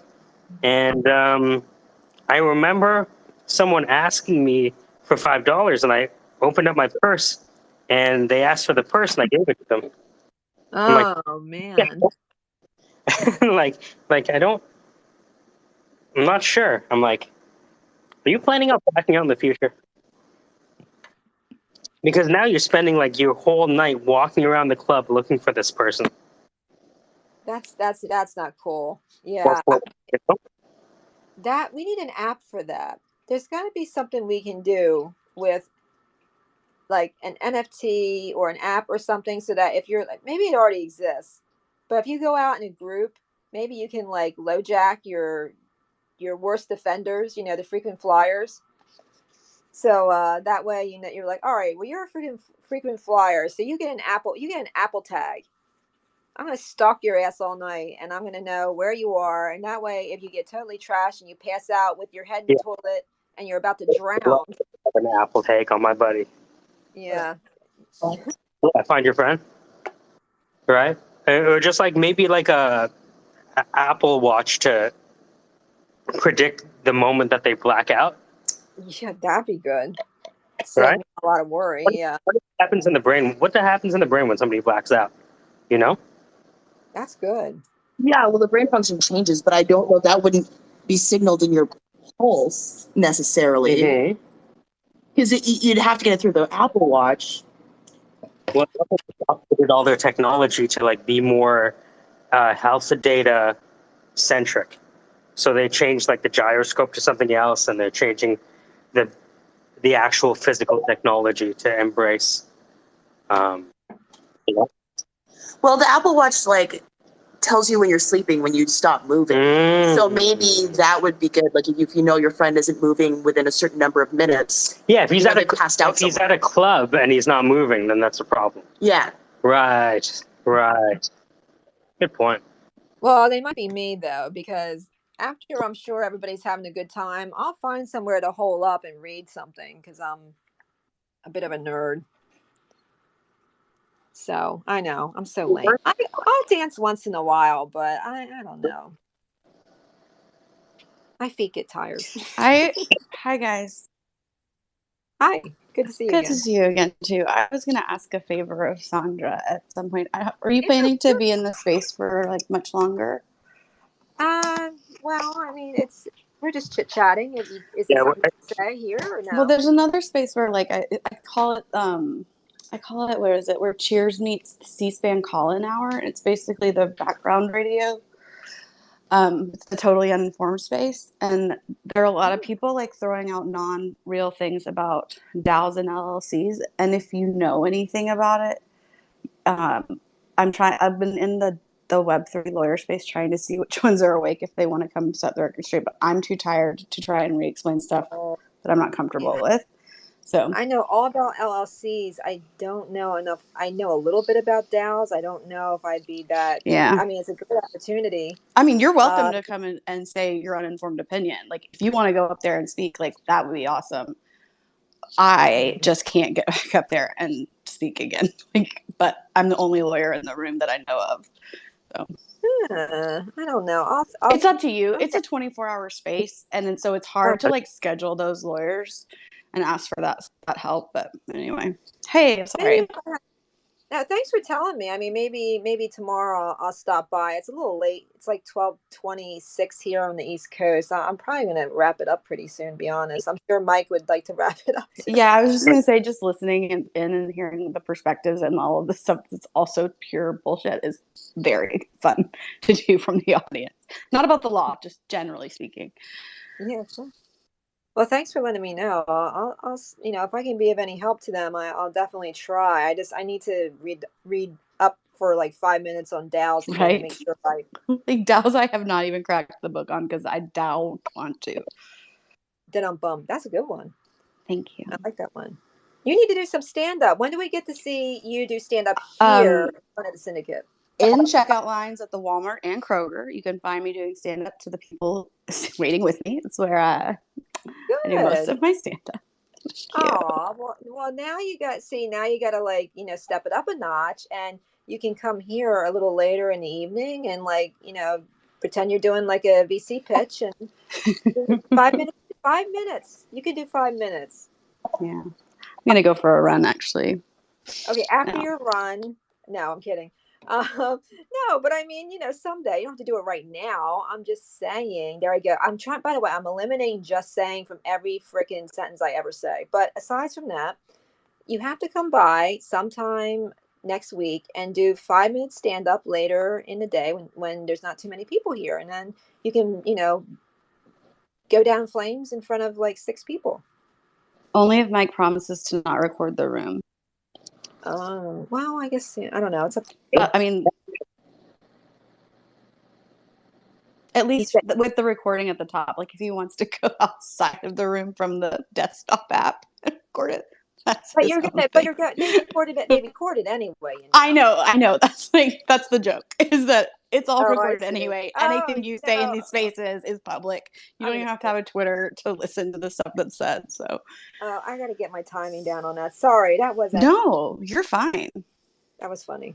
And thanks also everybody for talking to LJ. Like I think she's really intelligent, and I just really like. I didn't know the answers to her questions, and I think it was really cool that y'all did that. She seems young. However, I think that she's not. Oh, good. Okay. Well, she's older than me. Oh, okay. Well, she sounds like she's got her head on straight and that she's thinking of it logically, and I think that she'll get to where she's going with it. I think so too. I really think so too. I think she's got a very unique perspective based on like her background in other places, and that's one thing that there's so much groupthink in all groups that I really like about. I don't know. I just think it could be a really cool project. Also, airbrushing like classical art to look the way that it would be if it were in like today's magazines. Like, making, like clear, taking bags off from underneath the eyes and like making the eyes bigger and the cheeks, like, and seeing that progression was really cool. You know what she should do once she, gets her legs, is she should go put that on Board Panda, because Board Panda has actually a surprisingly large readership, and a lot of people have like started out there and gotten contacts and jobs right off Board Panda. And you can que ça? Go ahead. I'm sorry. Qu'est-ce que c'est que ça? What is it that is? That was my French, Mike. How'd I do? Board Panda, it's just like a random site. It'll be like, look at these 150 cute bunny pictures, but they do like woke stuff too. Like it's Board Panda. Like, hi, I'm really bored today. Boardpanda.com. Check it out, because you'll get a flavor. But you don't need permission. Like, you can post whatever you want there. But there are people that have become very successful off of posting on Board Panda, because it does get quite a bit of people traffic going through there. Is it related to the Twitter account? Yeah, I think so. Oh, the link's in the you said, who is it? TS is who, QWI, but Teskase is, what is that? So I said, who is it that is? TS is who is so. My bad. Is that? Je m'excuse. No, je m'excuse. French Canadian moment there for the space. Je parle français. Un peu. Yeah, we learned it. Like, I technically have my bilingual certificate for all the French I did in high school. Yeah. My classical languages are terrible. Like, I would say, like, yeah, that's a great first H you got on over there. Jim Apple, Elizabeth. So Arkansas okay. French. Like Kanye West. Past that for Stacey. Yeah. Good night, guys. Thank you guys so much. You'll have a good one. I'm going to bed for sure. And how do we say Lagertha? Is it Lagertha? I don't want to say that wrong. Lagertha. One more time. Lagertha. Mm-hmm. That's it. She was really supportive in the DMs yesterday, so thank you for that. Yeah, she's fantastic. It's Kamesgondi Lagatha. Sorry, but what? Kamesgondi Lagatha. That means, how do you say Lagatha? But I was saying it in French. Como dice? Right, como se dice, I think. Oh, como escondi. I mean, in Spanish. ¿Dónde está el baño? Where's the bathroom? ¿Dónde está la biblioteca? Wait, ça va. Je suis un avocat. Before. Ay de mi pierna es rota. Like, qu'est-ce que c'est bon pour absolument rien. I just did the war. What is it good for? How many crimes you're committing in Quebec right now? I'm pretty sure that I'm going to dispatch some justice. Justice, yeah. Dispatch? Would it be? I said, I don't know. Je ne sais pas. Well, I took 7 years of French, but je didn't do a very good job paying attention to it. Are you kidding me? I would say things like, I would like a date, please. And they'd be horrified. Say it one more time. I would say, can I have a café late, please? Instead of cafe latte? Yes. That's bad. That's terrible. Yeah, it's really funny. Okay. I used to avoid the fancy drinks because I didn't want to say them wrong. You ever go to a restaurant and you want to order something and you're like, fuck, I'm going to butcher this shit. All right, I'm really hungry. I'm going to do it anyways. Yellowtail. I took French for like 6 years, and I went, I think one year in French club we went to Quebec. And then the next year we went to France, and actually the dialects are definitely different. So wow, we could butcher it. I could butcher it in both dialects for sure at this point. Hold on, there was a butcher shop in Quebec when I was there. I remember specifically. What's the word for pig in français? Cochon. Can you say the first? Right? What's the first letter of that word? Si, cochon. cochon. I believe. Boucher. Non. J'ai oublié. Oh, dis No, donc, it's hyper supposed chouette. That's all I got. C'est bien. cute. Chouette. Au revoir, mes amis. Au revoir. A bientôt. Yeah, See Ademán. Bienvento. After man, I like it. The polka dot door. That's the polka dot door. Yeah. See you soon. A bientôt. See you soon. Yeah. Polka dot door. Yeah, a bean tot. Adios. Polka dot door with songs and stories and so much more. Yeah. Why do I remember that? That's weird. That's crazy. I don't know what that was, but it was beautiful, you guys. You got to do "Baby, It's Cold Outside" for us someday.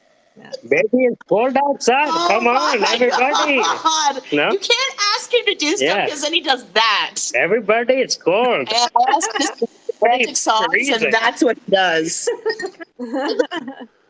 Oh, yeah. No. Come on. It's a great song, but it's a little rapey now. But that's okay. It's actually one of the best Christmas songs. I still really like that song. I love that song, and I love the. There's so many people that have done it, but I think I like the. I think it's the Dean Martin one the best, or is it? Who was? It's like the first one.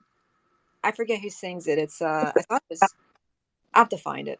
Sorry, Fit. I like that one, and I also like the Santa Baby, the original Santa Baby. And I don't know if that one is like not. Maybe is that not woke anymore? Is that okay to sing or? I think Santa's her husband, though, right? I don't know. I always wonder. Those are like the two that I liked. I think it's disenfranchising.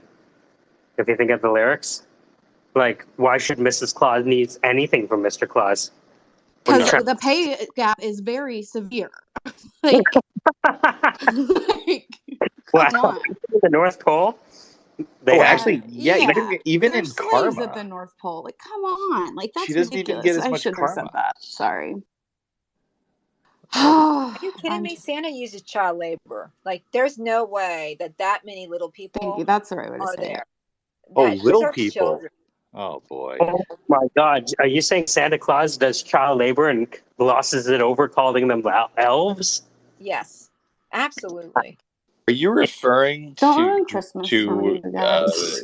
height? Oh my God! Are you referring to the little people as elves and or children? No, elves are elves. They're height challenge, but they're not. They're actually challenge. They're just not tall. Child slave labor. Santa is like into child slave labor, is what I'm saying. 4chan. We should notify 4chan so they can get all over that. Yeah, definitely. Aren't those the people that think that there's? And he's promoting diabetes. For sure. For sugar. See, Santa has like an elaborate like pizza place over top of the workroom, and everybody thinks that the kids eat the pizza and Santa pies. Yeah. And then they're trapped for the rest of their lives, and that's what they do. Well, maybe it's because there's like 6 months of sun, like that affects the growth rate. I should really leave. All right, guys. This should be a legal term called the Santa Claus that you can. No, that is what the movie The Santa Claus is about. That he didn't read the fine print. Thank you, Fitz. But also, Fitz, I agree, and I would write that film, but it wouldn't be about Santa. It would be about Clauses. That's now that's good. He's the father of Clauses. It'd be a smart contract for sure. And I like that movie. I do too. It has to be. It has to be redone because Tim Allen is canceled. So wait, did we cancel Tim Allen? Yeah, I think so. I think he's gone. What'd he do? Well, he doesn't matter. Been non-PC, and I think did he say he voted for Trump? I don't know, something like that. I heard he was acting like a tool. Sorry. Wait, both times? Tim the Toolman? Yeah, I like that, wow. Mike. I got it. Yeah. I got it. All right, so number 1, here's our priorities for this week. Find someone to remake Santa Claus with like someone else.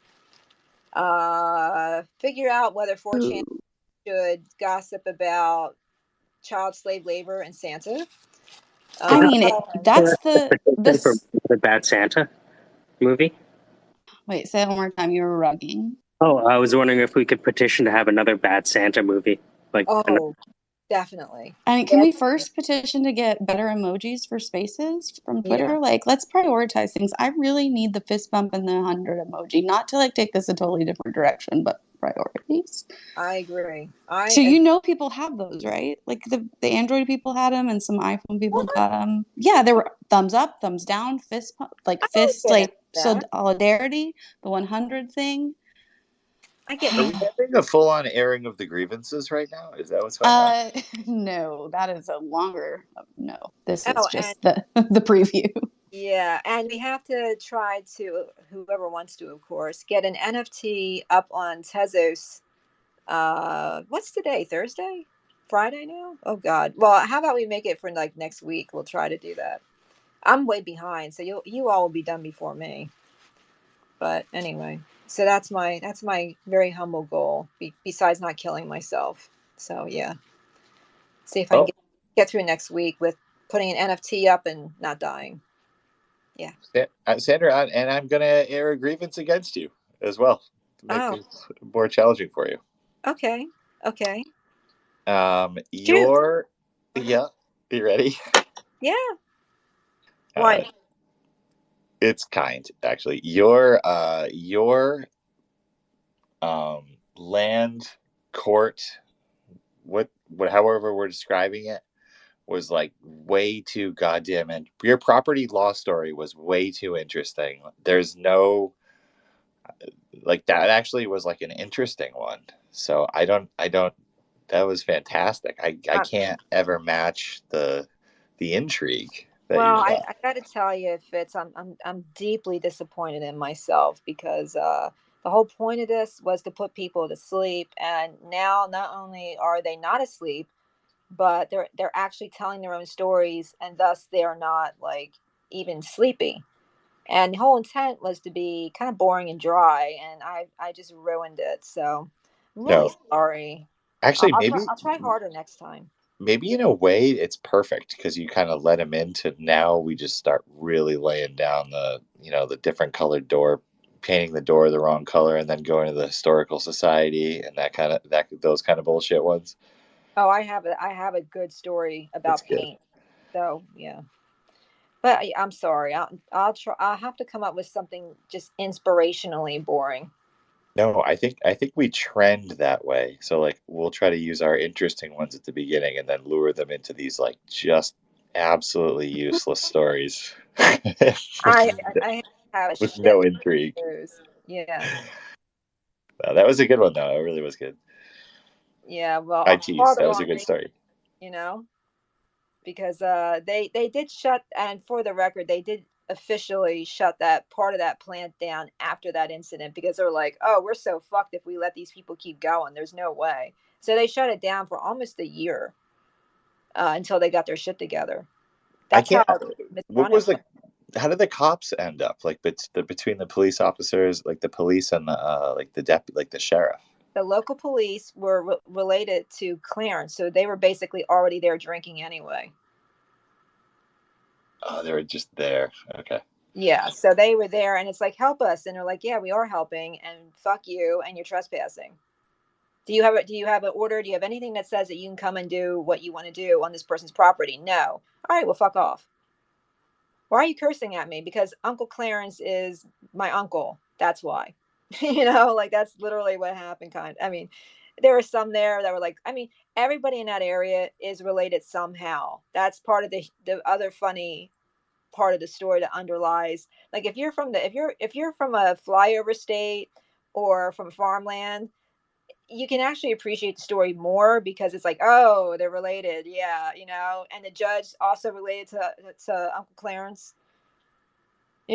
Everybody, so it just caused a fucking mess. And there's bureaucrats there. There's the higher ups at the nuclear plant who are like out of their minds, and they're lawyers. So none of them are directly from that county. So, and by the way, as a footnote, just so you know, and this is boring, so you'll appreciate it. We have what's called a vicinage there's your French. We have a vicinage down there. So there's Salem County, Cumberland County, Gloucester County, are considered one court area. So there are courthouses in each county, but it operates as one big county. It operates as a vicinage. So to find an emergent judge, only to find out that you can't use them, they drove like probably an hour and 5 minutes to get to this judge, only to be told, oh yeah, sorry, I'm not going to be able to do this, bye. And then they had to drive an hour and 5 minutes and then another maybe 45 minutes to get to the very edge of New Jersey on the west side to go to this stupid dinner to find a judge that might actually be able to help them. I mean, the whole thing was just crazy. I think that you could work on a class action lawsuit against, like, who the hell prepared the power plant there without ever addressing the entire, the water rights, or I don't even know. They did do that, but they simply never got around to that one tiny, teeny little critical area with Uncle Clarence. That's so good. That's so good. Yeah, I love it. I love it. Stupidity. But ultimately, was it NTPB, the nuclear board for the federal government, found out about all this, and they came in and they're like, "What happened? What?" I mean, they were just like flabbergasted, like how close it was to becoming like another 3 Mile Island. Like just the stupidity of it all. It's like, well, did anyone see catfish accumulating against these massively huge grates? No one really ever bothered to check. We just thought everything was okay. Yeah, I mean, just the level of incompetence was like staggering. So after that, they shut down half of the plant for a long, long, long time, and I think they ended up suing poor Clarence, or he might have died by then. But it was just another. It had to get handled. Thankfully, it got handled, or we probably would have had real problems there. But anyway, beavers, dying cattails falling into flowing water. Not a good mix with a nuclear plant that uses that to cool off. I can give you a quick hitter if you want one. Yeah, go ahead. So this guy, I've worked with the guy for a long time, and he buys a property in this town, and this town is known to be like very, very particular about all the process, that like everything that happens, and almost to the point where it's sort of like a competition between these different, the plumbing inspector and the electrical inspector and the building department, to the point where it's just borderline ridiculous. So he's flipping this house. The house is a finished basement with forced water heat. So there's already like everything's in place. And he puts in a new carpet. He fixes the whole house, does the kitchens, bathrooms, etc., siding, roofs. The plumbing inspector comes out because he has to call him. And the plumbing inspector comes out. He says, "Hey, look, I need to see behind these walls." So he has to tear out the wall in the basement specifically. So in the basement, which is a finished basement, he has to tear the walls like 3 feet up for the forced hot water, to look at the pipes behind them. And so he does. He tears out all the pipes. Tears out the wall so this guy can look at the pipes. And he's pissed, of course. It's costing him a lot of money to do this and time. Does it.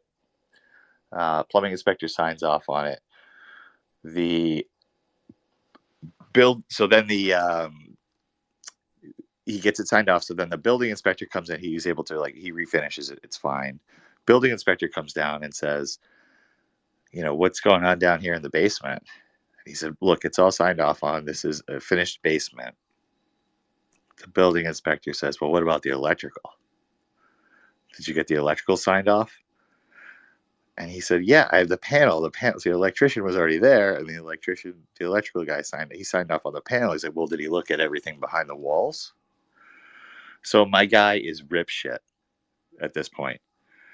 He has to then go to a town meeting to petition for this finished basement to change the term for the basement to be conditional storage space. So, in order for them to allow this space in the basement that has, drywall and heating and electrical, in order for it to be not torn out again, he has to put into basically, he had to record that it was conditioned storage space. And that went on for like 2 meetings, by the way. Oh no. Brutal. And I appreciate what you're saying, because what seems to have had happened, you can tell me if I'm wrong, is the electrical guy signed off on one thing but did not sign off on the wiring yet. So this is yeah. This is at the very beginning of COVID, and one of the guys quit. So one of the inspectors I guess just retired. So this new guy came in, and I think it was the new I forget if it was the building inspector or the other guy or the plumbing inspector, but one of them was brand new and kind of messed it up, actually. But it was a nightmare for my guy. Yeah, I can appreciate that. So that probably knocked them back another 6 months, right? Yeah, not enough, because he still kind of sold it quick, like before all the the spike in the prices. It was like that was still during the fear part. He just wanted to get rid of it. He was terrified at that time. Yeah, well, I mean, someone gave me some excellent advice on when to sell real estate, and I did that. And it was basically, it was my father's house, and it was, the upper floor was knob and tube, and like there was just all kinds of like structural issues with like a barn that's in the back. And I was just waiting for someone to tell us that, oh yeah, you're gonna have to tear down the barn, and there's asbestos in the basement that I tore out myself because I didn't want to have a problem with that. So I'm down there. I'm remembering what my father used to tell me, because he had started the project years ago and just never finished it. So there was a little bit more to do. So I took the asbestos out myself, but I remembered how to do it. I didn't hear that. Oh, my father, when I was selling this house, my father. No, I did hear that. I'm just saying, okay. I didn't hear that you did that. Oh no, I did that. I had to. There was no one else to do it. Like who are you going to get to take asbestos out in this day and age, right? So I handled that myself, and legally, but quasi not legally. But anyway, but I sold it at the height of everything, and it should have sold. If we were lucky, we might have gotten like 150 for it. But because of what was going on with COVID, we ended up getting like multiple bids on this house within the first week, and we sold it for $234,000 with knob and tube. No air in the top floor at all. Yeah. Okay. Jeez. You sold it for cash? Yep, and it was and it's in Daretown. It's in the middle of nowhere. I don't even think you can get insurance on a property with knob and tube unless you do some kind of like a fair plan. It passed. It passed inspection mostly because I basically didn't wear a shirt. Like insurance, like homeowners insurance. I'm not sure that you can get it. Well, if it passes inspection, they'll insure it. What is it? What do you guys do for insurance inspections? I don't think we do that here. Oh no, in my part of New Jersey, if the county comes in, the county will come in and give you a CO so that you can sell the house. And the county guy, his wife was dying to see the inside based on the pictures that were taken from the outside. And also I went to school with him, but we really didn't know each other very well. And nothing became of it. But what I did was I said, well, here's the key. Your wife can come in and look anytime she wants. Because at this point, there was nothing in the house but just like the wood floors. I mean, we had taken everything out. So that was fine. And that made him so, happy wife, happy life. She's got a key. She can go in whenever she wants. He sped through that property in 5 minutes and, said, okay, it's passed. And I was going to say, but wait a minute, don't you want to? And I'm like, shut up. He's passing it. Be happy. Because if it's passed, it'll be insured.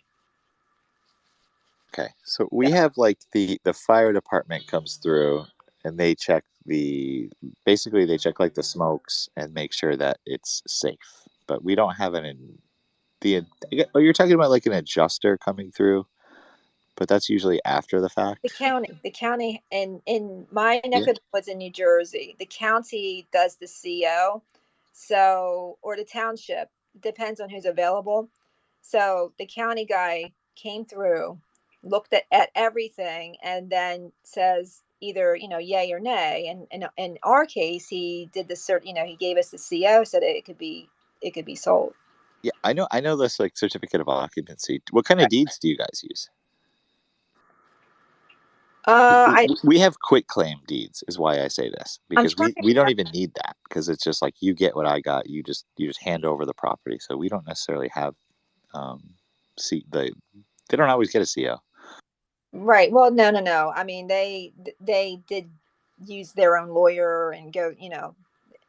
It was fairly formal. I mean, we didn't quit claim it over. So does a home inspector give this? It's a home inspector that you hire privately? They had their own home inspector. The county, in order to sell a home, requires that their own they have their own little department that does this and other stuff. This sounds like a nightmare. It isn't real. I mean, I guess it could be if they were super busy. Yes. But we were lucky, and my last name there still carries a lot of clout because my cousin, who's not my cousin, he had the championship football team for like 5 years in a row. So they hear the name and they're like, oh, we got to run and help that person right away. Yeah, we got lucky. The timing was perfect, and we got. I couldn't even believe it. I argued with the real estate agent, who actually I knew very well. I argued with her for like an hour and a half that we were going to set the price at $234, and she's like, "No, you're not. I won't do it." I'm like, "You do it, or you're fired."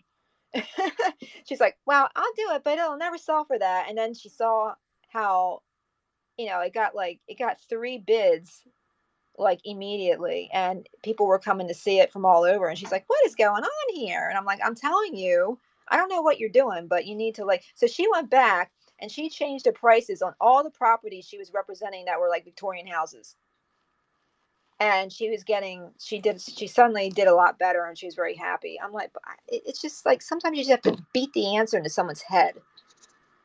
Man. But anyway, I do have Bitcoiners to thank for this, because it was a Bitcoiner in particular that was talking about it a lot, and I'm seeing the comparables, and I'm like, I would have to be crazy not to try to get the right price for this house. My father would roll over in his grave if I didn't try, and sure enough, boom, we got it sold quickly. Thank goodness. Yeah, nice job. That's funny because like we have usually the process would be.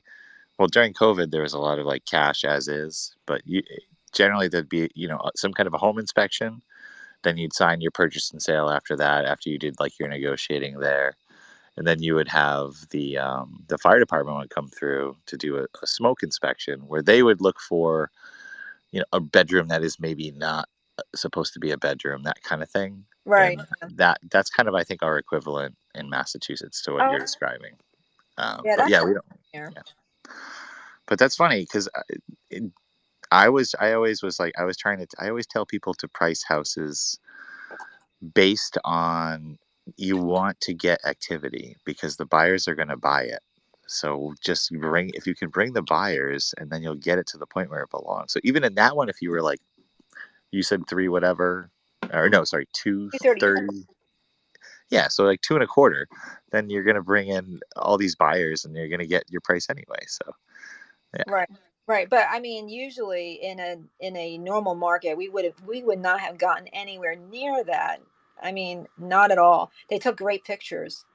I would have fought with you tooth and nail over 2 1/4 versus the 234. I would have fought with you because the 2 1/4 keeps it at a certain price where people have their search set. Oh no, she wanted to price it. She wanted to price it at like 164, and she was telling me I'd be lucky to get that. I'm like, no. I'm like, we're not doing that, because I'm seeing people get so much more. Yeah. Yep. Yeah. And they're going to bid anyway. Yeah, they're bidding it up. Yep. That's very good. Nice job. So what happened to this fire truck? Do you mind, or do you want to tell that another time?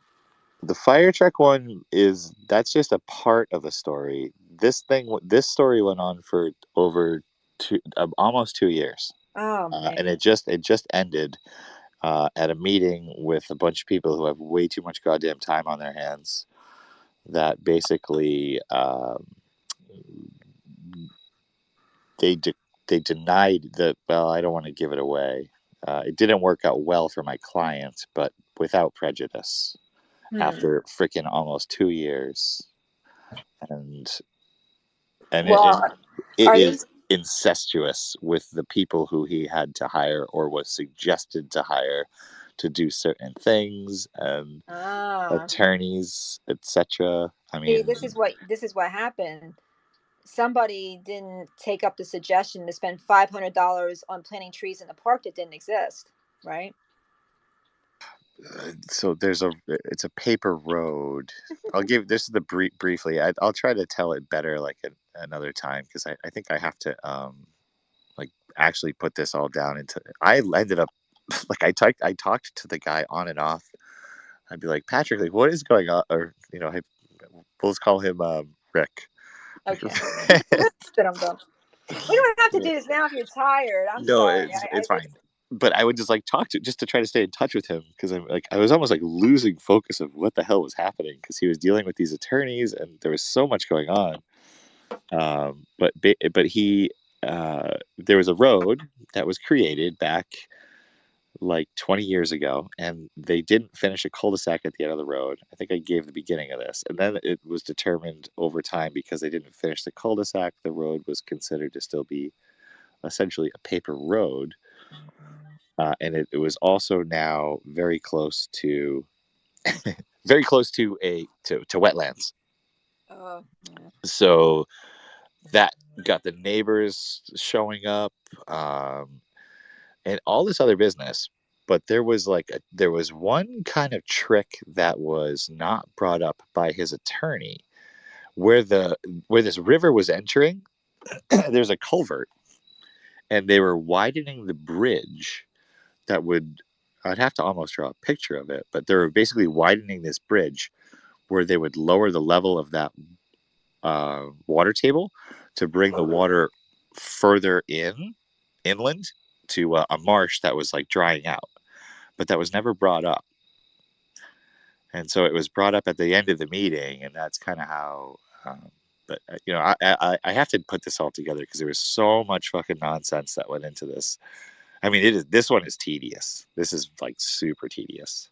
But that is what America is all about. It's about like these little wars that take place, and they're rarely over what they are on the surface. It's often about nuances that get forgotten or not brought up. Like I said, I had this diner that had problems even opening their doors for almost a year and a half simply because of an ego issue. Like the owner did not want the mayor to come cut the ribbon because they didn't like each other. And also, he was basically told, you need to donate. You see Brian over there. You got to give him $250 for his, park tree restoration program. And he's like, I'm not doing that. We call that a bribe. There ain't no park over there. And the guy got all mad. And he's like, all right, well, you ain't never opening these doors. And sure enough, like they came like the next day and they locked everything up on him and told him he had sanitation issues. And he hadn't even like started serving one plate of food yet. So it was just crazy. And this went on. I'm like, dude, I'm not saying pay a bribe. I'm just saying, like, who do you want to pay more, me or like the park and recreation guy who's planting trees and wants a donation for the trees? Be environmentally friendly, for fuck's sake. Otherwise, you're going to be here forever. And the mayor, I don't know what your problem is with him, but he's got to come over here and cut the ribbon or you're never going to get anything done. And he's so the mayor.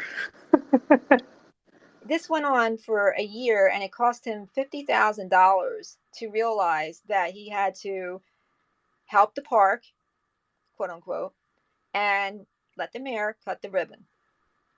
And those things happened. And the resistance was what cost him the money. I told him, but what are you going to do?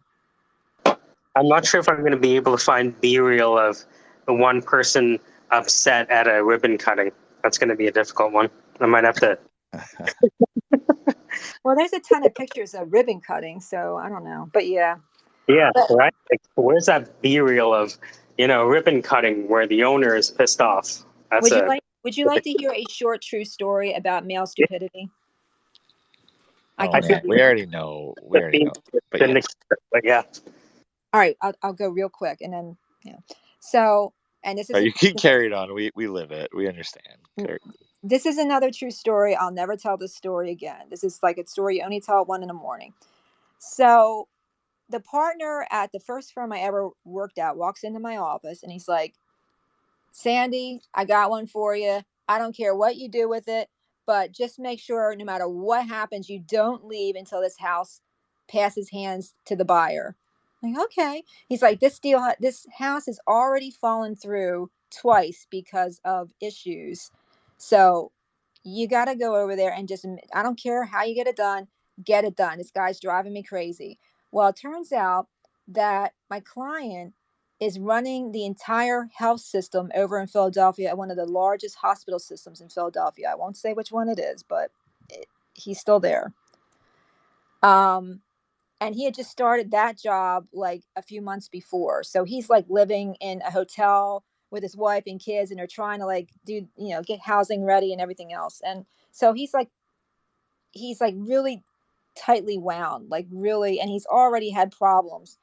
And he's trying to sell his house in Haddonfield, which is a very nice town, in order to move into a house that he has like an arrangement with the mortgage that's contingent upon his house selling first.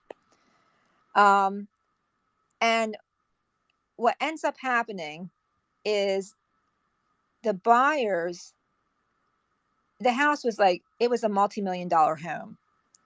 And we're at the closing, and people are tearing out their hair over food left in the refrigerator and a few boxes of various items left in the basement from the move. 4 hours go by. 5 hours go by, and my client is embarrassed and steaming, like he's steaming. How dare they hold that against me? I'm not getting. And he was holding his feet in on this contract for $250 because that's what they were saying they would need to clean the mess out of the refrigerator. I swear this is completely true. And the boxes in the basement, there's like 3 boxes in the basement. And myself and the other attorney, we're like, what is going on here? This is like this is a personality thing. This has nothing to do with money. These people are loaded. And my client's still angry that the other 2 deals fell through because of things he had to fix. So finally, I take my client aside. I said, look, I'm exhausted. I don't mean to be rude. What will it take? I said, I will take it off my bill. I will, my bill is $550 an hour for real estate closings that are complicated. I swear to you, if I will take an hour off my bill, if you will just sign this contract and sell this damn house. And he sits there and he's like, and he's doing the math. He's like, yeah, I can do that. That's fine. I'll do that. Okay. So he goes in there. It goes off smoothly. No one argues about the stupid food in the stupid refrigerator or the stupid items left in the stupid fucking basement. It's all over because I reduced my bill. So somehow in his brain, 200. Okay, yeah, that math works for me. And this guy is running a health system in Philadelphia, like it's multiple hospitals. So the next day, there's like this. It's like the law firm turned into a funeral home. There are bouquets of flowers, and everybody's diabetic by the end of the day because there's like so much damn candy and food. This guy, he must have spent easily over $2,500 of he just completely buried the law firm in flowers, food, and candy because he was so happy that this deal went through. And my boss comes in, he's got chocolate all over his face, and he's all disheveled, like he's like a kid because he's been going through, he's there first in the morning. So he's going through everything, and he's like high as a kite from the sugar. And he's like, you're the best. Not only did you get rid of this guy finally, but look at what he did. And by then, between the smell of the candy and the floral smell, I'm just like, yeah, okay, this is it's like, and this is all over $250 on a multi-million-dollar house that he ends up sending us so much stupid flowers and candy that it just, why? Like, why would you do that? Just get the hell out of here, you know? And that's my ridiculous story of the day. So by reducing my bill, I somehow got an avalanche of candy, flowers, and bullshit. Because he thinks he won. He got you. Yep. Yeah. Bananas. Yeah, I've seen some stupid backouts based on final walkthrough requests. Oh my God. Yes. They take it very personally. Very. Just absolute flexing. It was all over. Basically, it was the refrigerator that set this guy off. He was kind of embarrassed, I guess, that they forgot, I guess. Or whoever was supposed to do it didn't do it. But, he's stuck with it and he's embarrassed. And, now he's like Mr. Bull in the China shop because of that. And yeah. So just crazy though. I walked into the firm. It's like, where's the office? Where are the chairs? Where is everything? And the receptionist, Eleanor, is like, Sandy, what did you do? And I wanted, I have that multiple choice list that pops up of things like you really need not say them. I had so many opportunities there for that Hail Mary. I'm like, oh, what should I say here? This is just too good to pass up. And then, oh, I don't know. I guess he's happy with what I did. There's so many opportunities there for me to say something real dirty, but I had sense, I had common sense at the time. So I refrained. Can I ask, did the agents do anything, or did they just leave it to you guys, to the attorney? They gave up because they warned us in advance. They're like, we're having like problems because these agents, most of the agents in Haddonfield have been working Haddonfield for years because it's like such a lucrative area. So they all know each other. So they called my boss and they're like, hey, your client's like in meltdown mode and he's like flipping out again. And we've already had 2 sales go under because of his behavior. And they were legit reasons too. But, so yeah, they warned us in advance that they were not going to they had tried and they wanted to make sure that this is going to be a rocky road. Let the lawyers, take it on the chin instead. And, No, 100%. I'll do that too. Like if it doesn't work, I'll go to the attorney and be like, look, we need to, we got to bring in like the heavy hitters. You need to talk to this person because they're not going to listen to us. But sometimes it's just a perception problem. It's like, well, how do I squeeze like this circle through this square peg, or you know what I mean? And so that's why I'm like, how about I just reduce my bill and then you're good, right?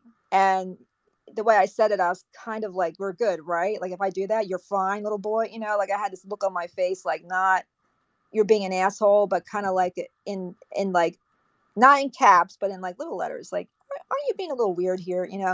And he's like, oh yeah, this is a little crazy, isn't it? And he went ahead. So anyway, and to this day, I think he's still at that health system. I think he still runs it. So good for him. There in those situations, there's always something that's like more than that. It's more. There's an attachment there. There's something else, or just an ego between the buyer and totally. Definitely ego. It was an ego thing. No one's going to get attached to food in a refrigerator like this. Like it was just, he was embarrassed, and then the ego kicked in, and it was just a mess for hours. Like people, and I'm like, wait a minute, why don't I just reduce my fucking bill? Like that's what's going to happen here. And it ended up working out because he ended up like paying the bill in full anyway, because he was like, I'm so happy you made this happen. Because afterwards, when the stress is all gone and lifted off his shoulders, he was like, kicking his heels up, running in the fields and singing, like yodeling. Early in my career, I cleaned out so many goddamn houses in these instances. Literally done that many, many times. Like paint cans, just stupid crap that people would argue about. Yeah. Oh yeah. So you can appreciate that story. Oh, totally. I don't do it anymore, but totally.